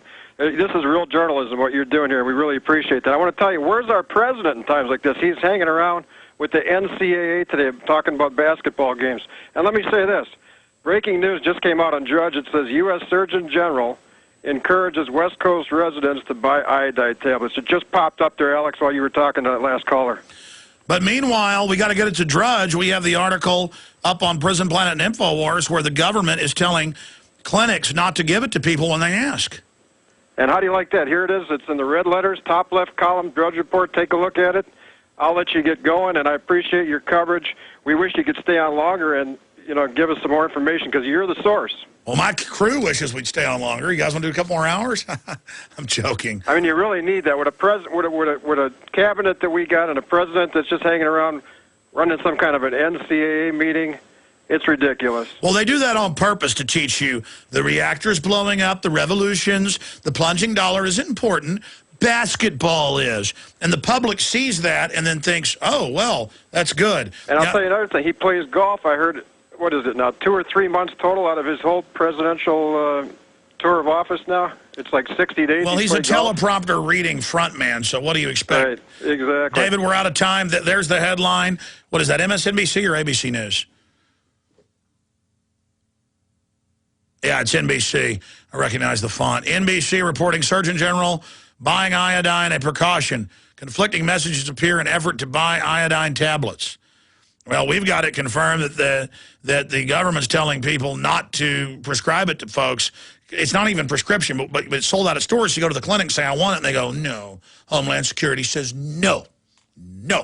So they can't even get their act straight on that. That's an important article we've got up at prisonplanet.com. Watson's big article is going to be coming out in the next hour dealing with reactor rods, spent rods, plutonium, uranium on top. Go ahead and take us out, boys. and girls, those spent rods packed and stacked up on top the inner containment unit, blowing sky high. We know they've caught on fire. We know they're stored at some of the others. Were they in Mark 1, Mark 3? We know they were in Mark 1. I mean, that's the huge news, that this happened, that this is going on, that this is unfolding, and they're still trying to play it down when, if those reactor rods were on the outside, we know they were at some of the plants and were ejected in explosions, this is a super huge, horrible disaster, and people should be getting the warnings, and we should be getting ready here in the path of the jet stream. Lord willing, I'll be back tomorrow, 11 a.m. Central Standard Time, live, covering this. If you want your friends and family to hear an in-depth, full analysis with the callers' perspectives, nuclear physicists, and more, tell folks that you know to tune in tomorrow, 11 a.m. Central, and watch us at Infowars.com and PrisonPlanet.com for the latest developments. Get that article Watson's got coming out in the next hour at Prison Planet and Infowars, out to everybody. It'll be red linked on Infowars. Get it out to everybody. It'll be on Prison Planet first. Great job to the crew in the 5-hour, 42-minute transmission. And we'll see you back here in, I guess, about 18 and a half hours or so. God bless you all. Visit Infowars.com and PrisonPlanet.com. When you're on the site, you can also tune in 24 hours a day to my daily radio broadcast. There's also a free iPhone app to listen to the syndicated radio show when and where you want.